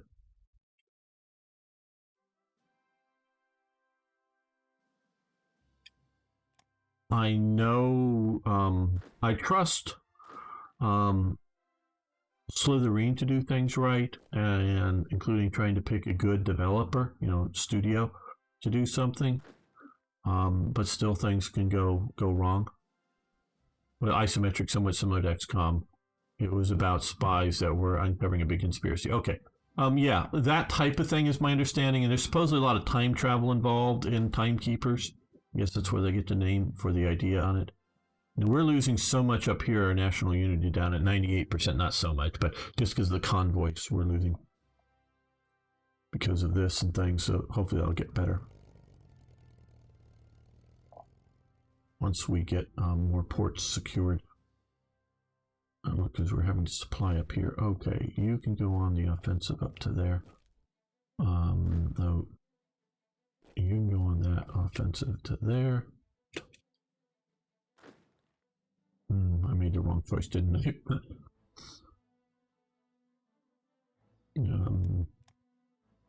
I should have sent Deedles Forest north because Deedles Forest has to come back around that way. Oh well.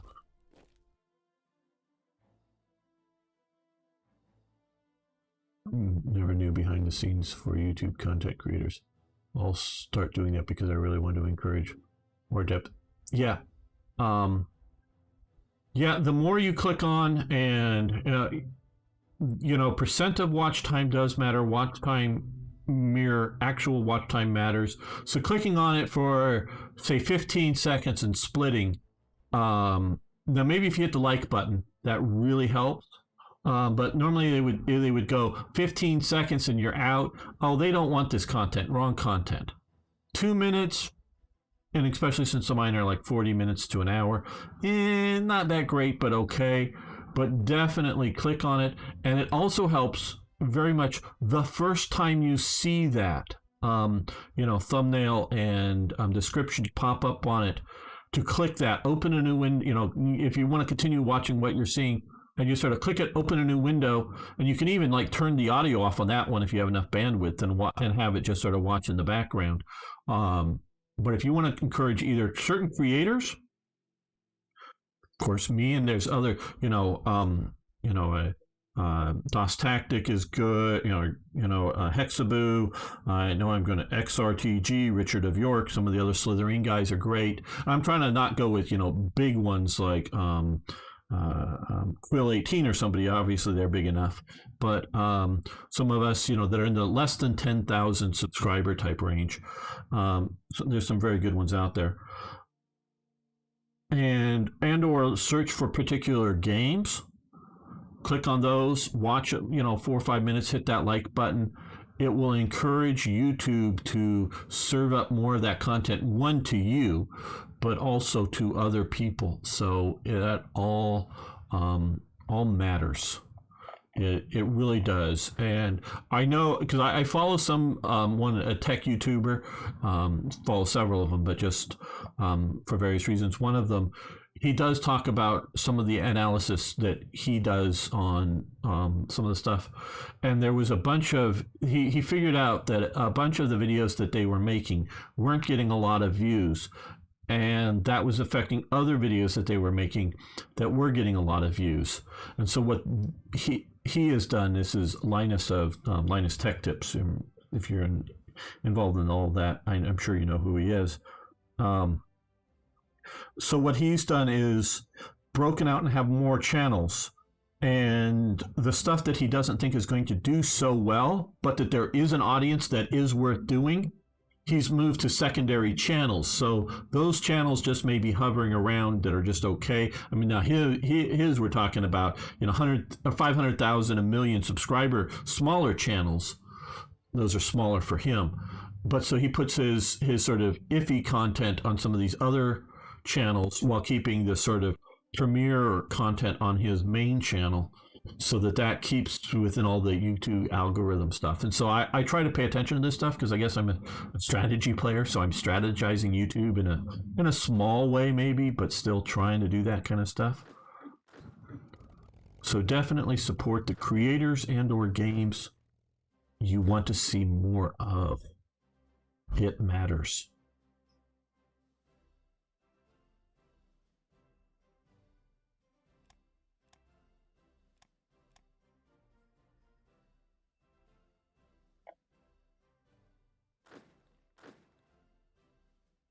What was he doing? Fair. Maybe once these light, if we get to, he'll do better. Okay. We'll wait till reinforcements get there. This is I want the ugly terrain mode. Okay, forests. That's fine. Let's pursue up in there with the horsies. And now push into there.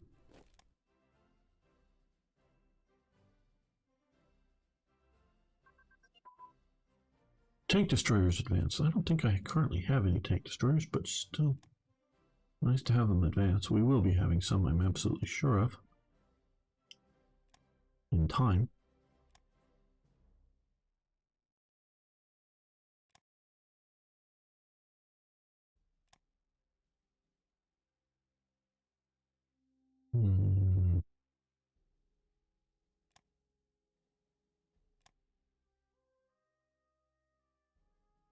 well.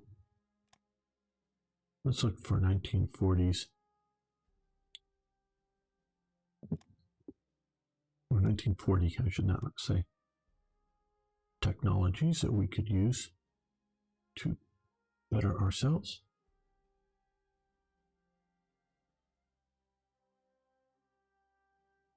Where are we getting poor supply? Oh, over here. Well, it'll catch up.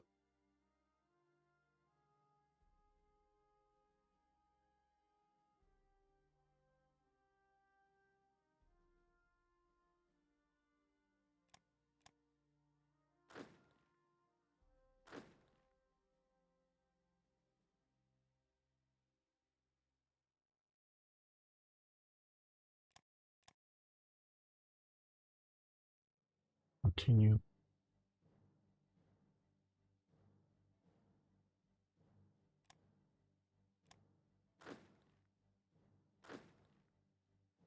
Yes, move on to Amsterdam. You can attack that way. Just to tie up more units. You attack that way. You're coming that way. Good. Well, let's save this. We're going to be continuing live, but right now, those watching later on YouTube, we're going to be ending this episode here. We've gotten a bit further than the last crash, so yeah, we are pushing into Norway very successfully, and we've taken 2 of the 3 main victory points. Once we get the 3rd out here, Bergen, basically 1 there, and we are pushing moderately well into Valgelb here of the Netherlands, pushing around through here, though this has been a real bottleneck. We've got a lot of units here that need to break out and break through, but it's looking like it's very close to happening, and then we will explode out into France, hopefully. But that'll be next episode. Thanks so much, everyone. See you next time for even more Hearts of Iron. Okay. Let's start another one. Oh, we did just save that. Push Norway more, get toy jet pissed. Well, we'll see about that, but welcome back, fellow armchair generals. This is Gamer 1745 here with my continuing look at Hearts of Iron 3's Black Ice 10.41.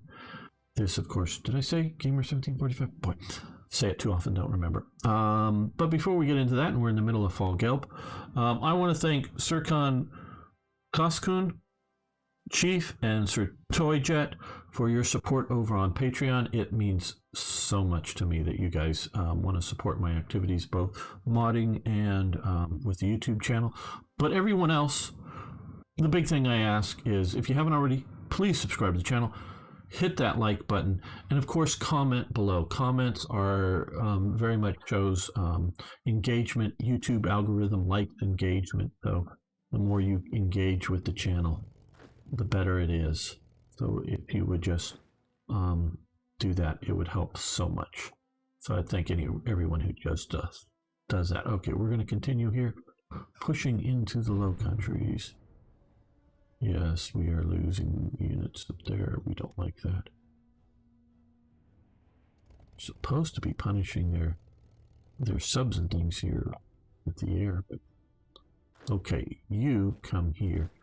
You start marching up this way. And you as well. Hopefully we'll get these guys to port before they even think about it. Okay, you strategically move to there. And we can strategically move to get them there faster.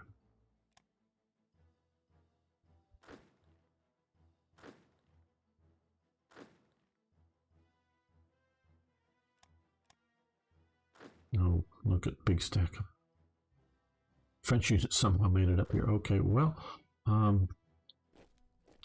maybe we can keep pushing them. I don't know. It may get into that fortified position and become a real problem. But they may have seen that Amsterdam and their retreat is being cut off and leaving.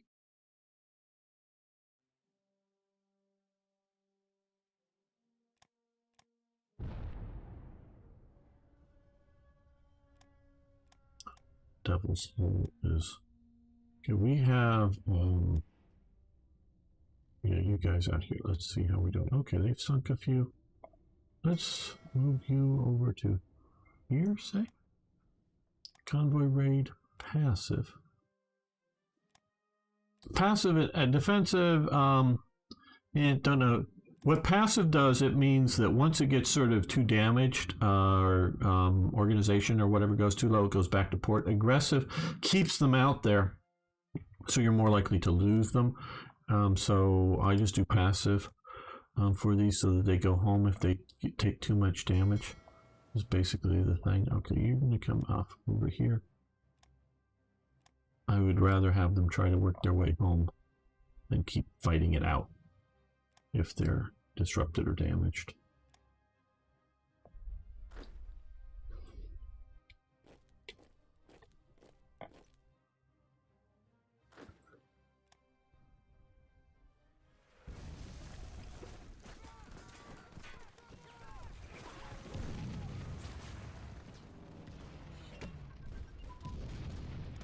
Offenburg, see where...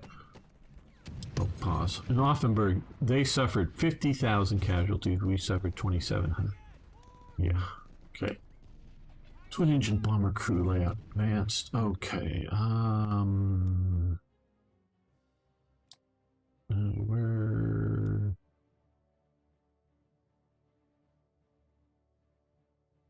Okay, here. Yes, stop that.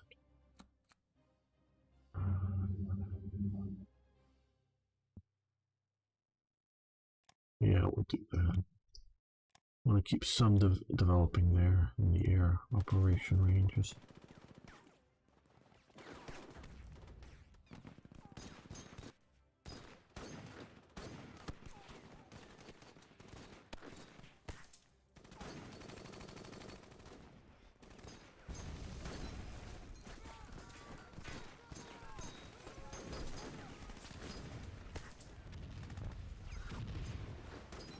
Come on, burst out. Labs. The French are storming our beach. Okay, they're coming up into here. Okay, well, not maybe the most tragic thing.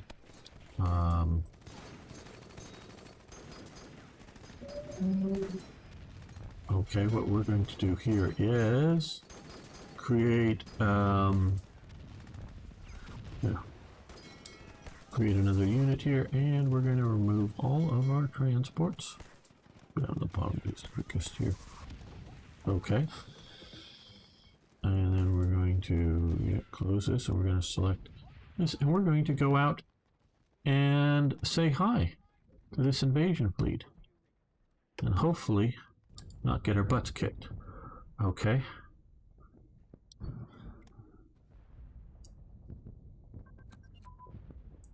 Pause. Okay. Medium gun velocity has advanced. Okay, so now we can do medium and heavy armored designs and high explosive anti-tank. Okay. Here. High explosive. That's a little early. So we'll come over to medium armored designs and get that going. Let's get back on here and watch us take out. Okay, well, they lost their transport liner, 2 long-range submarines and 2 destroyers. That was a very, very ill-fated invasion. I think that sunk any surface or any units with it. Rebase back to there. New air combat ace. Okay, Gunter Rahl. Gunter Rahl. Isn't he? He was a... Okay. I remember interviews with Gunter Rahl back in the... I think it was in the 90s he was doing most of his stuff. Okay, that unit we haven't attached either to one unit or Gunter Rahl. Okay.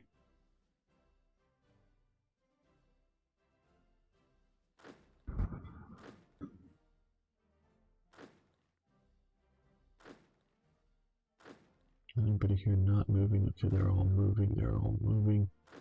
They're either defending or moving or something.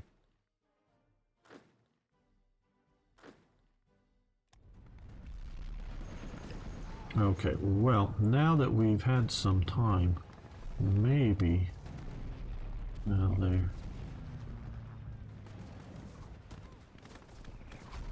they're still pretty beat up. They're not. Let's air attack, ground attack, I should say. Let's get these guys, well, let's send them back to there to get repaired. If you overbase, oh, we've got Luxembourg, yay, finally. If you overstack in an airbase, the main thing, not that they're the only thing, but the main thing is, okay, well, you're here, you attack into there because there's nobody in that province right now, and it's a fortified one. And you rush there just to keep them pinned. I see them trying to fall back there. So what we're going to do here is, they're going to attack. No, here. Yeah, these guys are going to attack.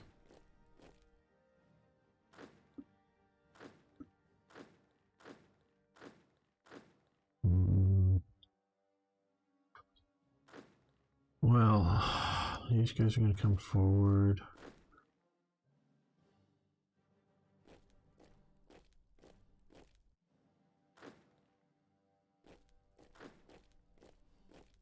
No, just to here. No, I don't want to hop there to attack down there. We'll just come to there.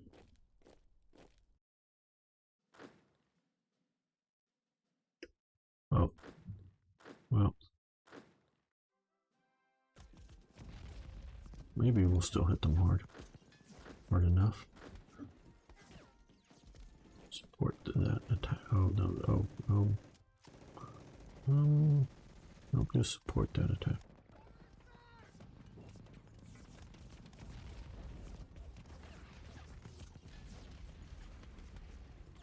Yes, it is possible. Now, I started later than historical date this game, if you weren't around. It's quite possible. I expect to once I've broken through some of this stuff, to really just start rampaging. So yeah, it's, at least I think it is. This is the first time I played 10.4. In earlier versions, it's absolutely possible.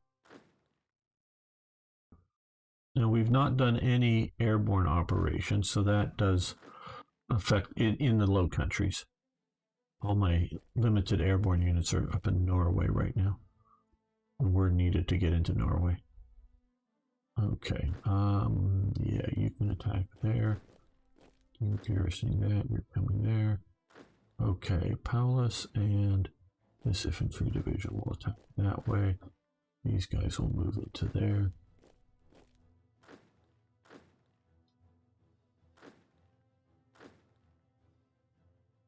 Yes, these guys will move up there and then swing over to Lilyhammer.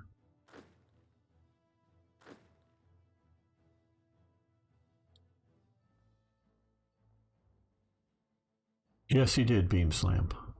Just back in the 90s, there were a fair number of documentaries in which he was interviewed. That's sort of why I know of him fairly well. Okay. This may not go so well here. Yeah, okay, stop. And stop. Yeah, major defeat, okay. But enforce conquer Luxembourg, very good. Which gets us all of their reserves that we get taking over. Which they have a fair amount of steel, which will get more base and coal. We can use the steel for sure. Okay, they've been able to push into here a little faster than I had hoped. But if nothing else, by continuing this attack, and we will briefly at least. Oh good, we've just broken through here, so we're now racing around. And to continue to do that, let's pay attention to what we're doing.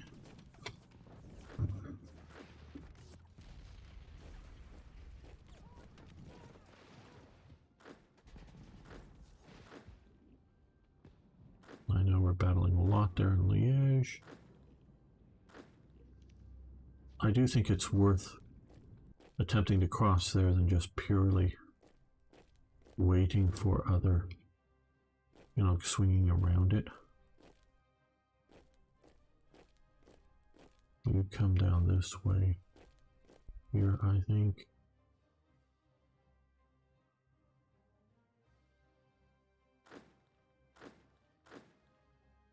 Okay, what units aren't moving? Okay, they're all moving, or they are attacking currently again.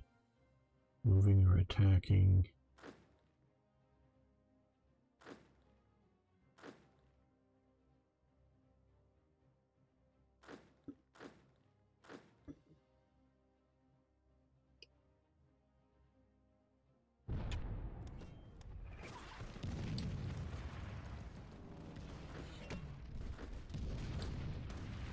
Yeah, you add to your attack and swing out towards Bergen. You guys keep moving that way.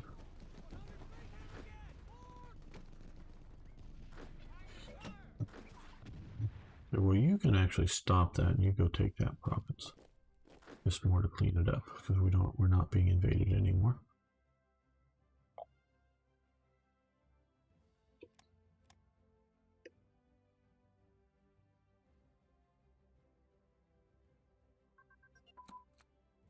Infantry support. It's very nice. These do, as a few units, they do increase defensiveness, but mostly just going to unlock these other techs that will actually affect most units. So they are important, just may not always show up as so important. Yeah, heavy armor design will do that.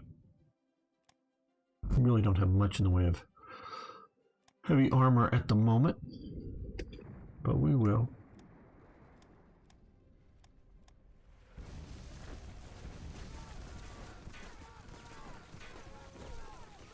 Oh, major defeat. Where we okay? Infantry division shatters Saarbrücken.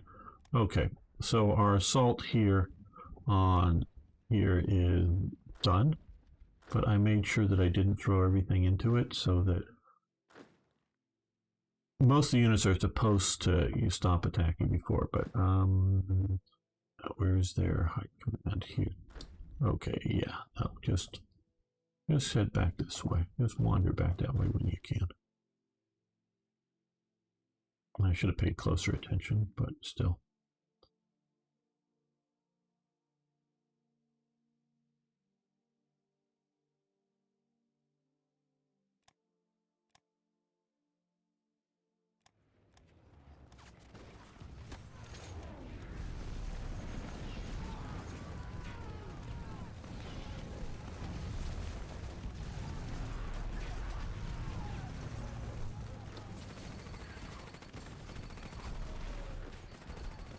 Okay, you attack there, you attack up there. Pin those forces. Yeah, not surprised we're being attacked here. It's sort of why I was wanting to loop up around, but also why I am sending some of these forces here to keep them pinned here, hopefully a bit more. Ooh, that's fairly weak. Let's shift one of these divisions that way. And one of these divisions to fill in that spot there. How are we doing there? Okay, we're doing pretty good. Their armor is going to collapse.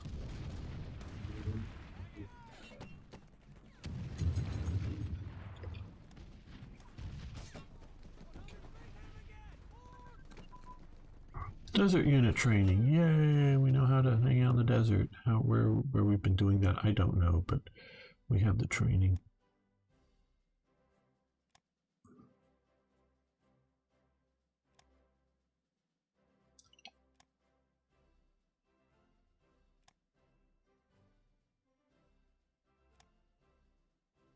Well, let's look down here. Oh, we could do time on target, though. It's 41 type, but still. Shock, time on target, whatever. Don't know why it's there twice, but we'll, I guess, do that. And bridging equipment advance. Now we want to come over here and stop that. And it allows armored engineers, which would be cool to have, so we'll push that a little early.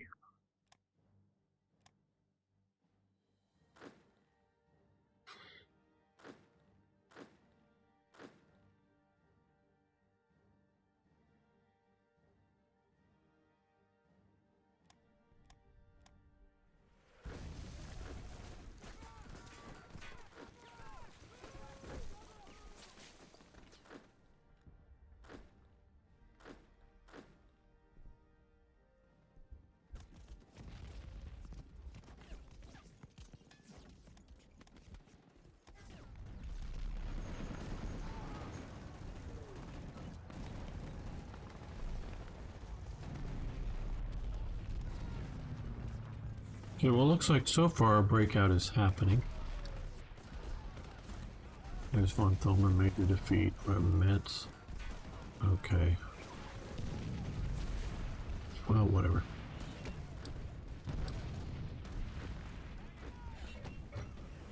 I guess they'll hold the line hopefully well enough.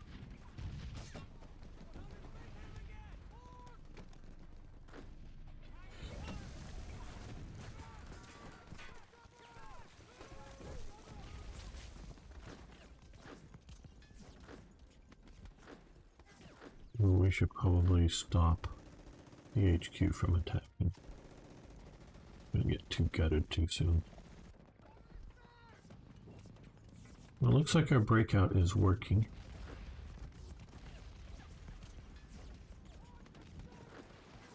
At least I'd call this, generally speaking, working.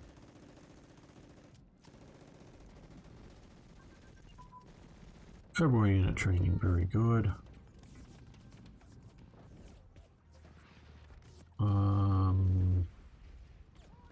Isn't it here?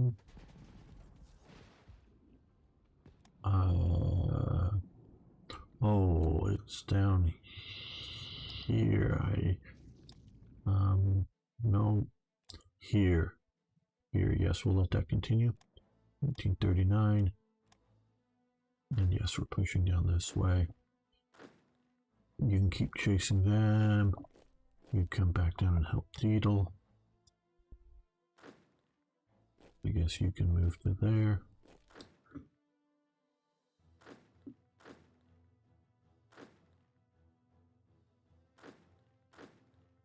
We'll stop this attack and let the rest continue.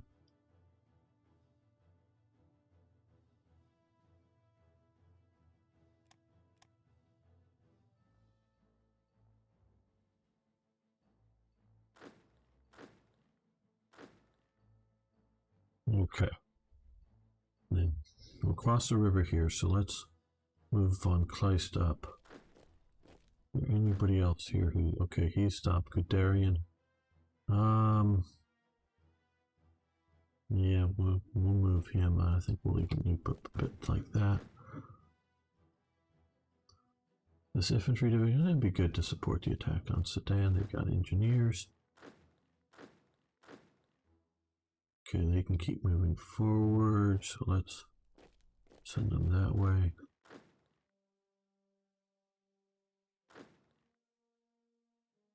Yeah, everybody's moving or attacking or something now. Good. Yeah, they're being counterattacked.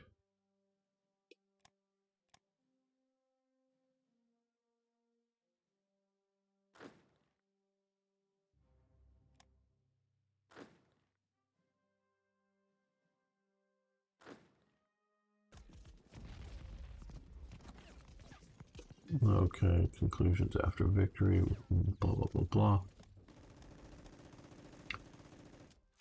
Okay, well, we've won here in Luxembourg, so, yeah,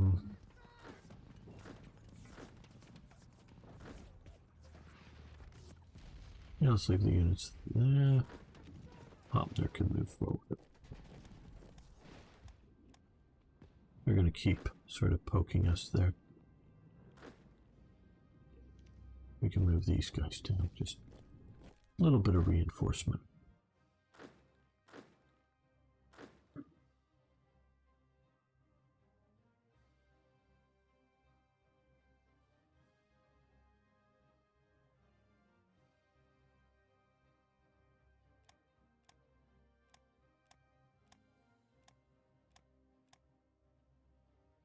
Okay, all this pushing is maybe useful, but not necessary here. What we really need to do is get around here and get Bergen. And then they end. Okay, you can stop before you shatter. You guys keep pushing, I guess. Into Amsterdam. Once these guys get up here, we'll be flanking and doing a little better job. Oh good, these guys have moved forward.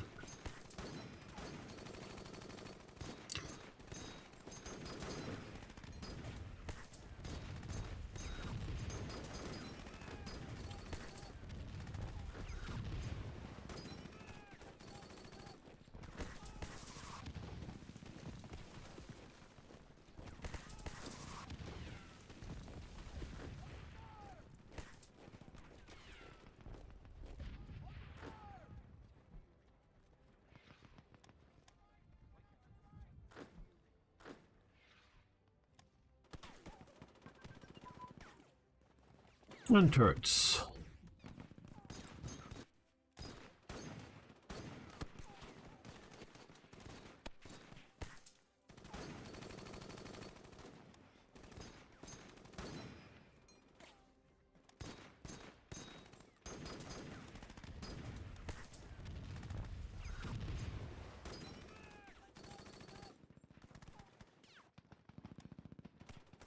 So I know we have a lot of those to do, and we probably could start doing it soon. Yeah, I guess so now. Well, let's do reconnaissance coordination.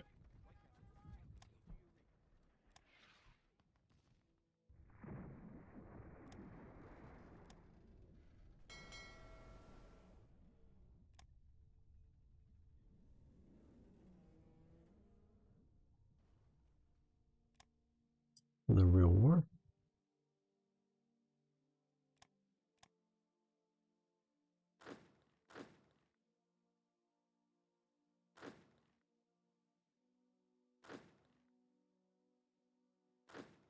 Okay, Von Thoma here is about ready to have problems. We'll attack south with these guys, but let's get these guys going into Sedan. Keep that moving.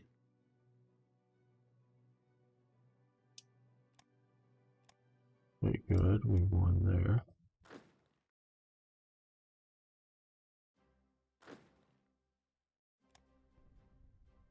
We're going to take Kampf Group 88 out of the action, let them recover, while these guys, the rest have taken over, hopefully be effectively pushing.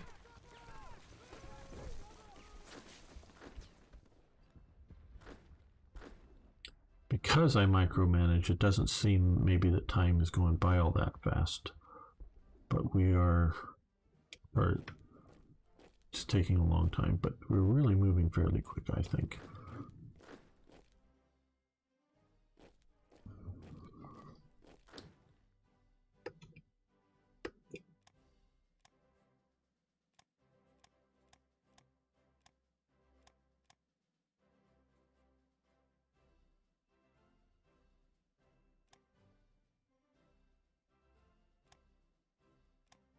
Yeah, they're forcing some of our units back, but we're holding the line here and they're taking huge casualties.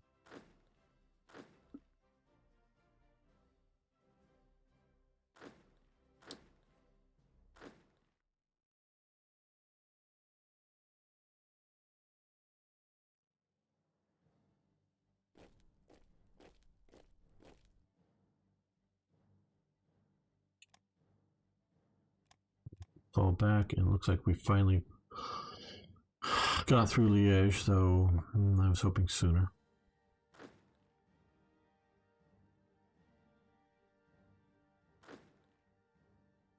Okay, well, now that we have that, let's...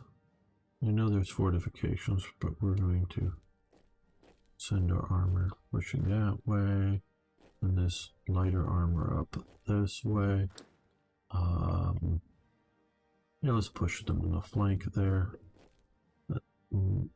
That fortified province, just keep them inflowing, whatnot. Okay, yes. This is sort of the thing, that some of these headquarters units really move fast, so they get out front. Okay, there's Rommel, he's across the Meuse at Sedan. No, here. No. Here. Yes, Cambrai. Let's go to Boulogne here. If we can create that pocket there. They can't quite move yet, but major defeat somewhere here. Okay, whatever. I thought we stopped that attack. Maybe I didn't effectively. Oh well.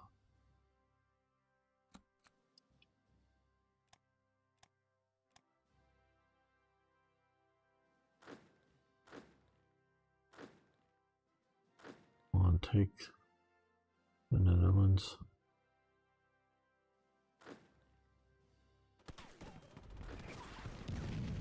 Yeah, there's somebody not attacking here. Let's attack there.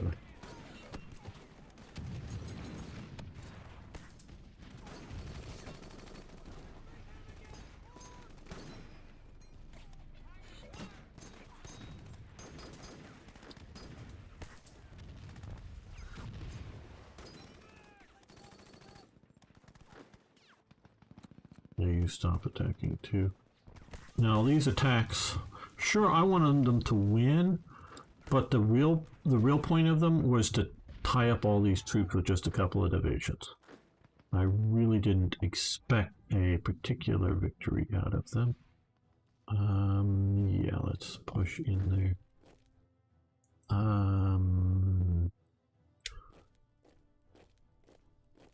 Flank up that way. Down around behind all these other units.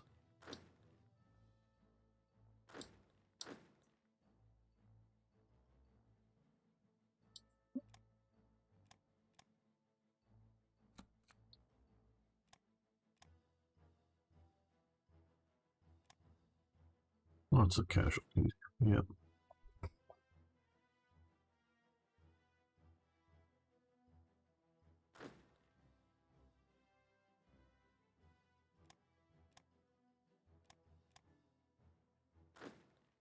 Okay, you can keep moving to there.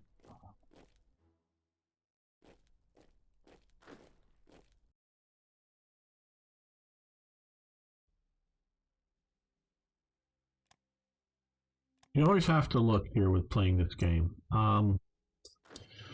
So long as you've planned the attacks out, you can keep moving, from one contact to another. But if you stopped, you have the countdown between attacks. But because units don't move at the same rate, because blue things delay, you're not necessarily well coordinated. So I always wonder, how far do I try to plan his movements? I know I just planned Rommel's out to Boulogne. You just sort of have to judge that as a variable. How far do you push out? If you just purely do it the next province, the one in front of you, you can do reasonably well, but it's good to sometimes get something like this and go, okay, we're going to sort of come across the river. Are we going to still be needed to attack here? We're attacking here with just one infantry division, not so well. Do we want to join that, or do we want to come rushing down in here and keep these guys from getting cut off? That's maybe what we should do. And so they're going to come here down to here. That way they'll push down into there and cut all these. I mean, they're not cutting off, but they're cutting their ability to move west rapidly. And that's sort of one of the main important points to do. Okay, now that these guys are here, okay, heavy artillery will support the attack there. Heavy artillery will support the attack there, and same with here. But the rest of the units, we're going to go that way. Is that getting everybody? Yeah. Okay. Battle commander recognition. Stop that for now. Yeah, let's come over here and do recon units. Help out movement.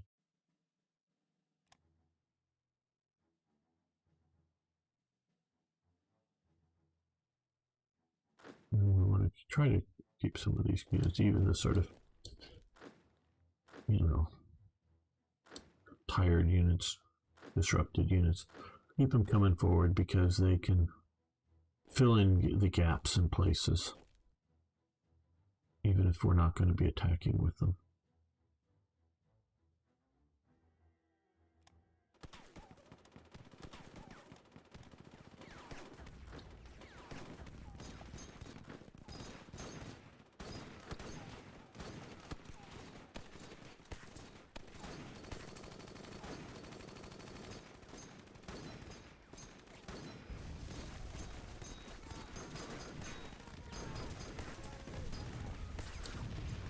They're both falling back. These guys are going to push in. So now I have some armor also coming up there from somewhere. Thought I did.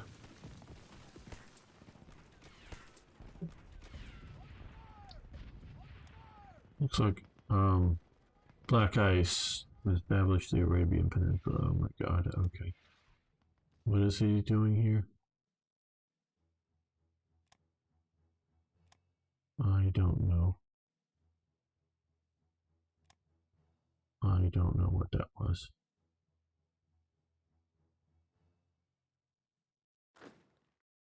Yeah, these guys just are not doing well. The Dutch are holding out way too well. I don't know, go tell your people to surrender. That's what they did historically.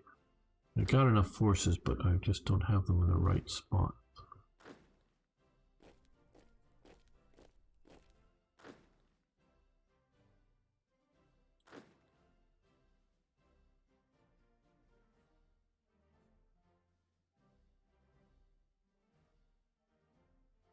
Why don't you click on the detail button, the new tech screen, and then jump straight to the new tech?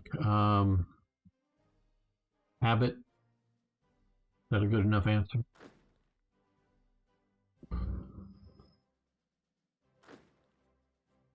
As to why I don't. Okay, well, let's head to Cambrai, then here, then here, then here. We'll see what we get when we get. No, he's not betraying him. He's just getting them to, stop dying, uselessly. That's all. It's not about betrayal.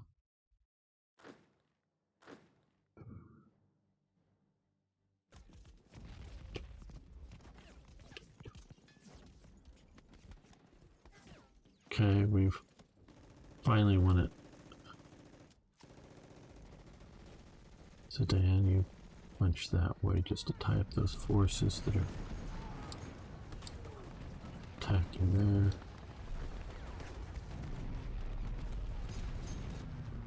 there. USA launches the Iowa. I hate this money thing. Don't care whether I have enough of it or not. I hate the concept of it in the game.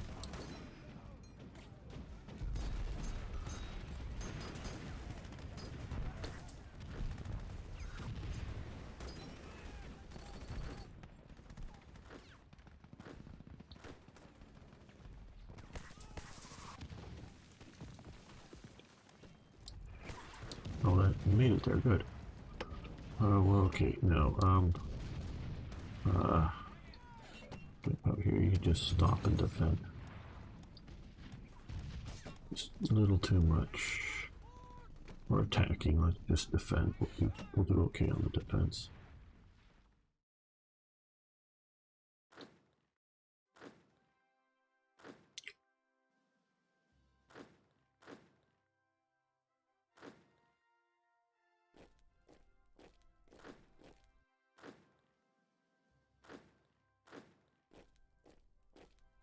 can join that attack there. Now mower looks like it's fallen.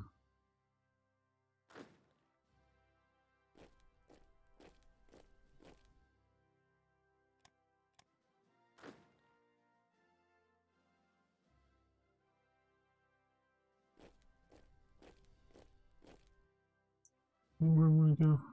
No, I don't want to go there. I want to come through the forest. No, these are hills. Oh, I do want to come through here. I'm up this way towards there.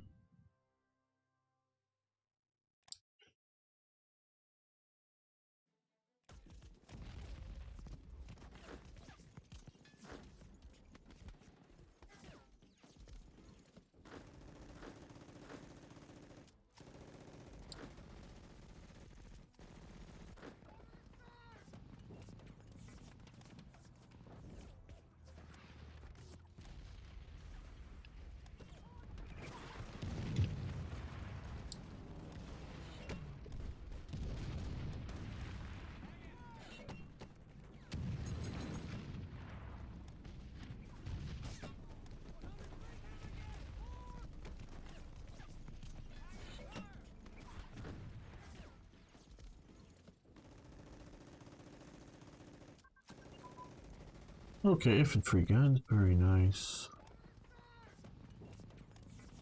We'll shift that down to here. 15%, or do we want to? Yeah, attack movement. Expand our mines, fine. Good.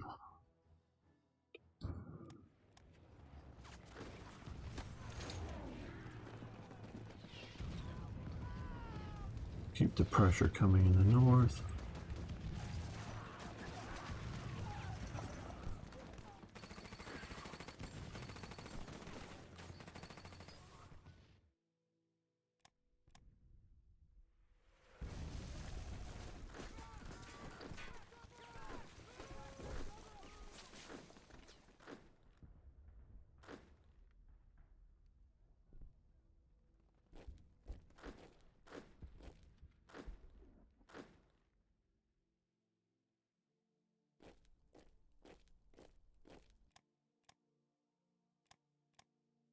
Got Lilyhammer, future location of Winter Olympics, yes. That's what we needed.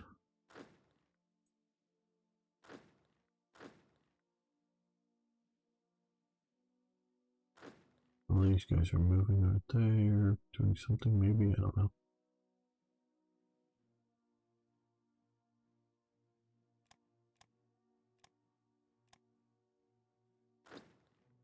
Okay, now Moor is ours.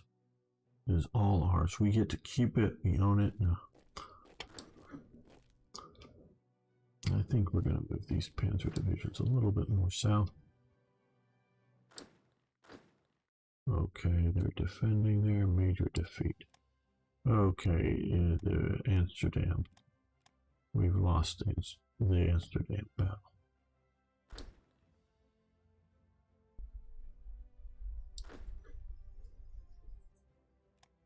Okay, we're going on to the defensive here.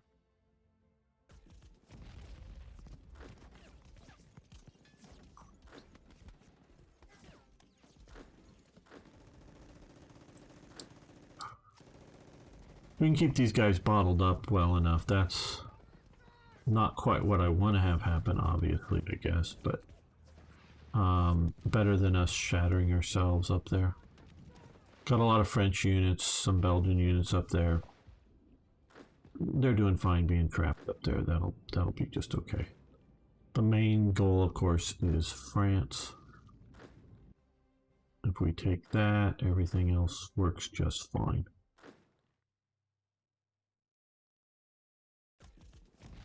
Yeah, I knew they would counterattack. That's why we wanted to stop before we totally cracked. Okay, supply, organization, and transportation have advanced. Let's take a look at, okay, 42, that's way too far in the future, so we'll stop that. So we got a lot more supply through, but infantry anti-tank weapons. That is here, which means we can now start doing these, which are rather important. We'll worry about those in a minute. Let's continue here. Do light infantry upgrade as well, because that will help our light infantry. And we can also do our special forces, which includes particularly our paras and our, isn't it, mountain troops? Ski troops? Maybe not mountain. No, light infantry. These are the mountains. Okay. So these are some of the other paras and whatnot. So we'll get those there. Okay, annexation of Luxembourg, which is basically what happened, because it's already sort of kind of happened. So we gain cores and inherit everything from Luxembourg, which is now part of our country. So we get full use out of things like resources and manpower, which is basically what happened. Lots of industry here, lots of steel, coal. Okay. Up here we're winning. Up here, good.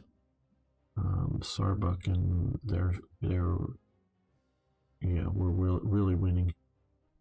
Okay, our forces are under attack again here. Fine, keep coming up.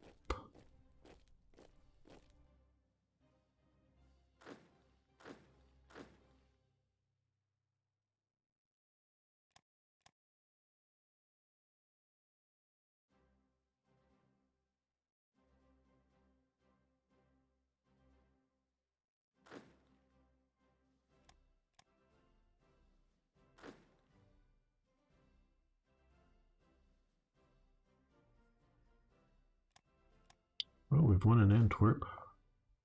Very good.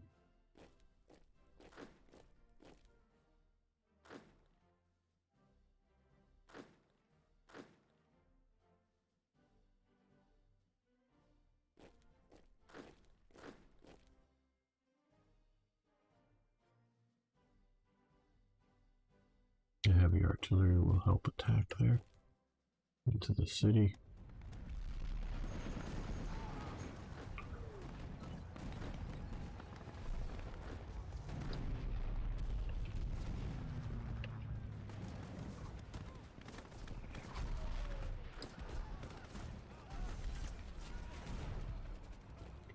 Push on those guys so they don't relieve our other push here. Get Bergen, win the war up there. Okay, well they're about done in. These guys can attack to there, and these guys can attack there.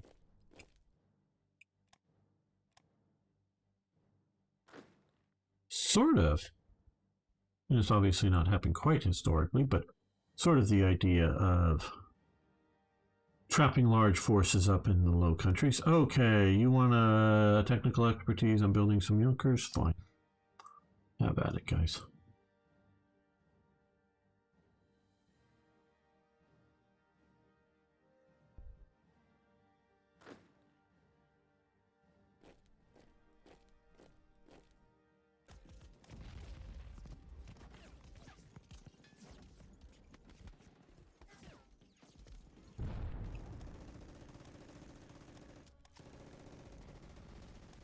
Yes, come on. Reshift your damn paths closer to Norway. Not out here. You know, they still control units out here, but we're gonna take them. Okay.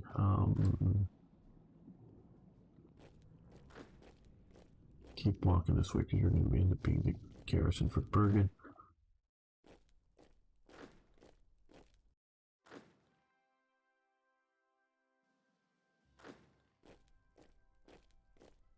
Attack them. Okay, Kemp.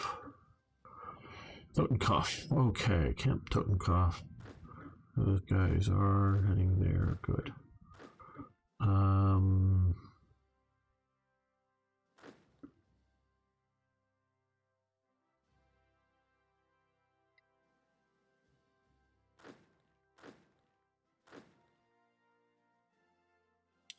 Ooh, 180 hours. Something's a little funny there.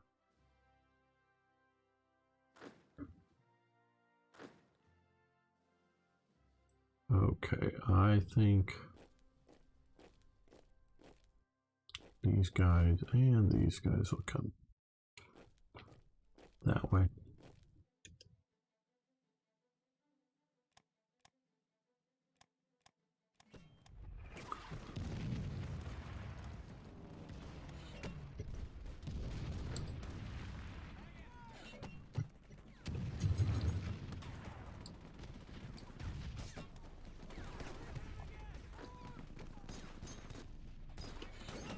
No order. So Guderian is going to take his local command troops and break up this way.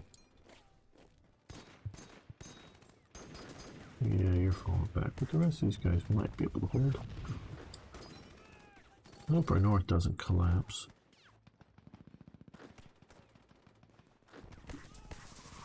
Okay, good.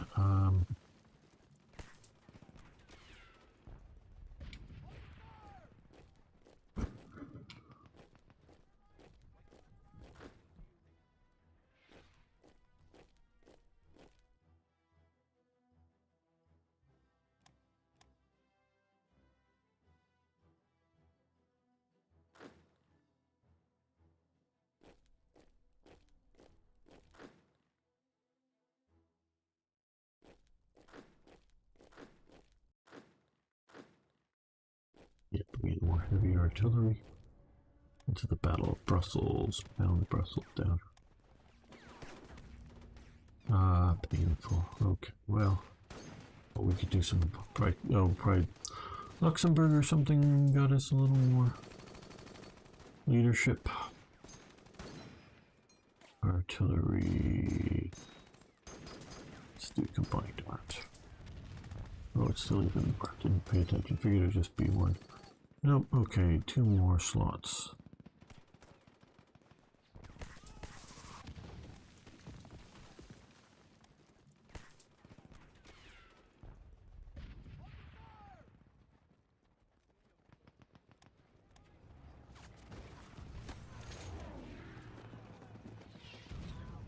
Yeah, hello, Alberto.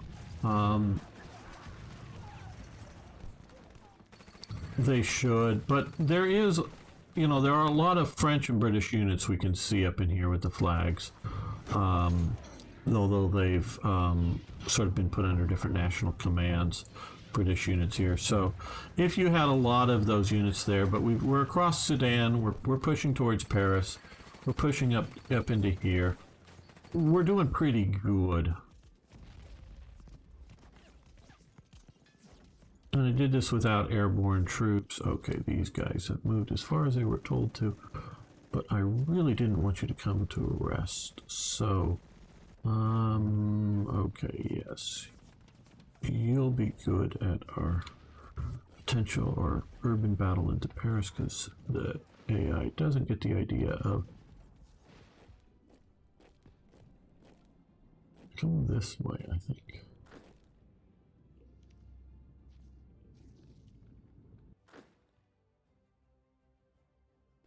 Of ending combat just to save civilian life kind of thing.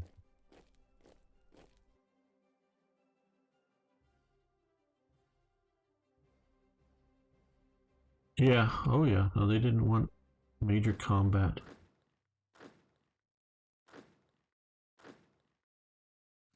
Okay, yeah, I knew that was going to be a defeat because we really weren't meant to be taking that unless it was empty, just to hold the flanks and delay the enemy from moving it.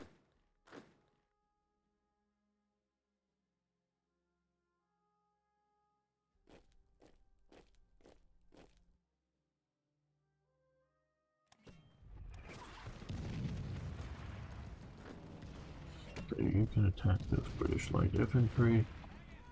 You can keep pushing on those guys.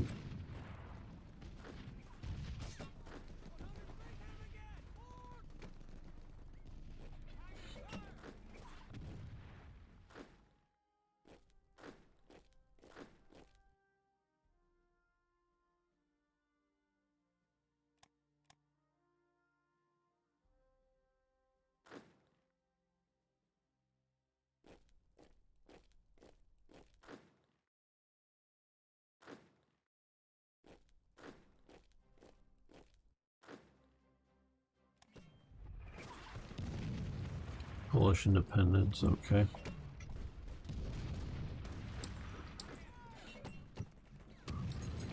Armor unit. Yeah, I guess we're gonna push here and then out to Bruges.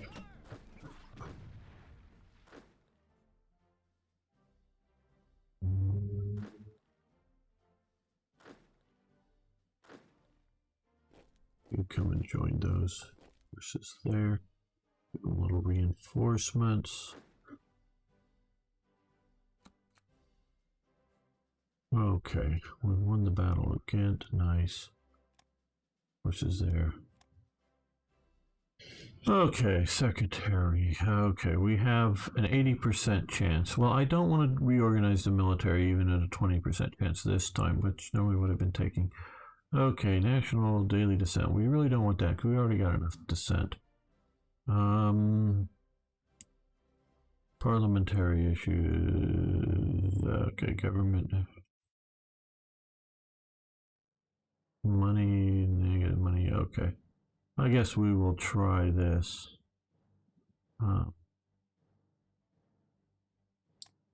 Let's see, did we get compensation accepted? I don't know.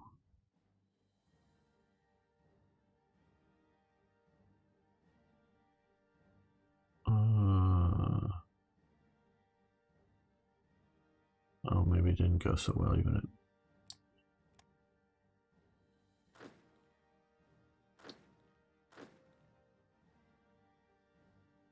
All right, let's save this.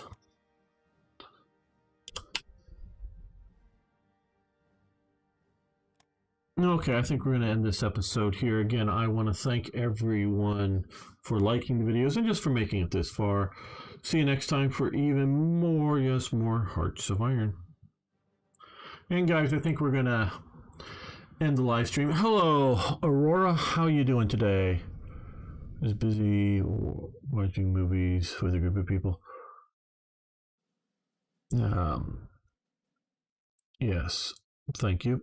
Yeah, I guess we're going to end the live stream now. I want to thank you all for showing up. Tomorrow will be War Thunder if you want to join me, either watching or playing. Both are quite, you can do either one.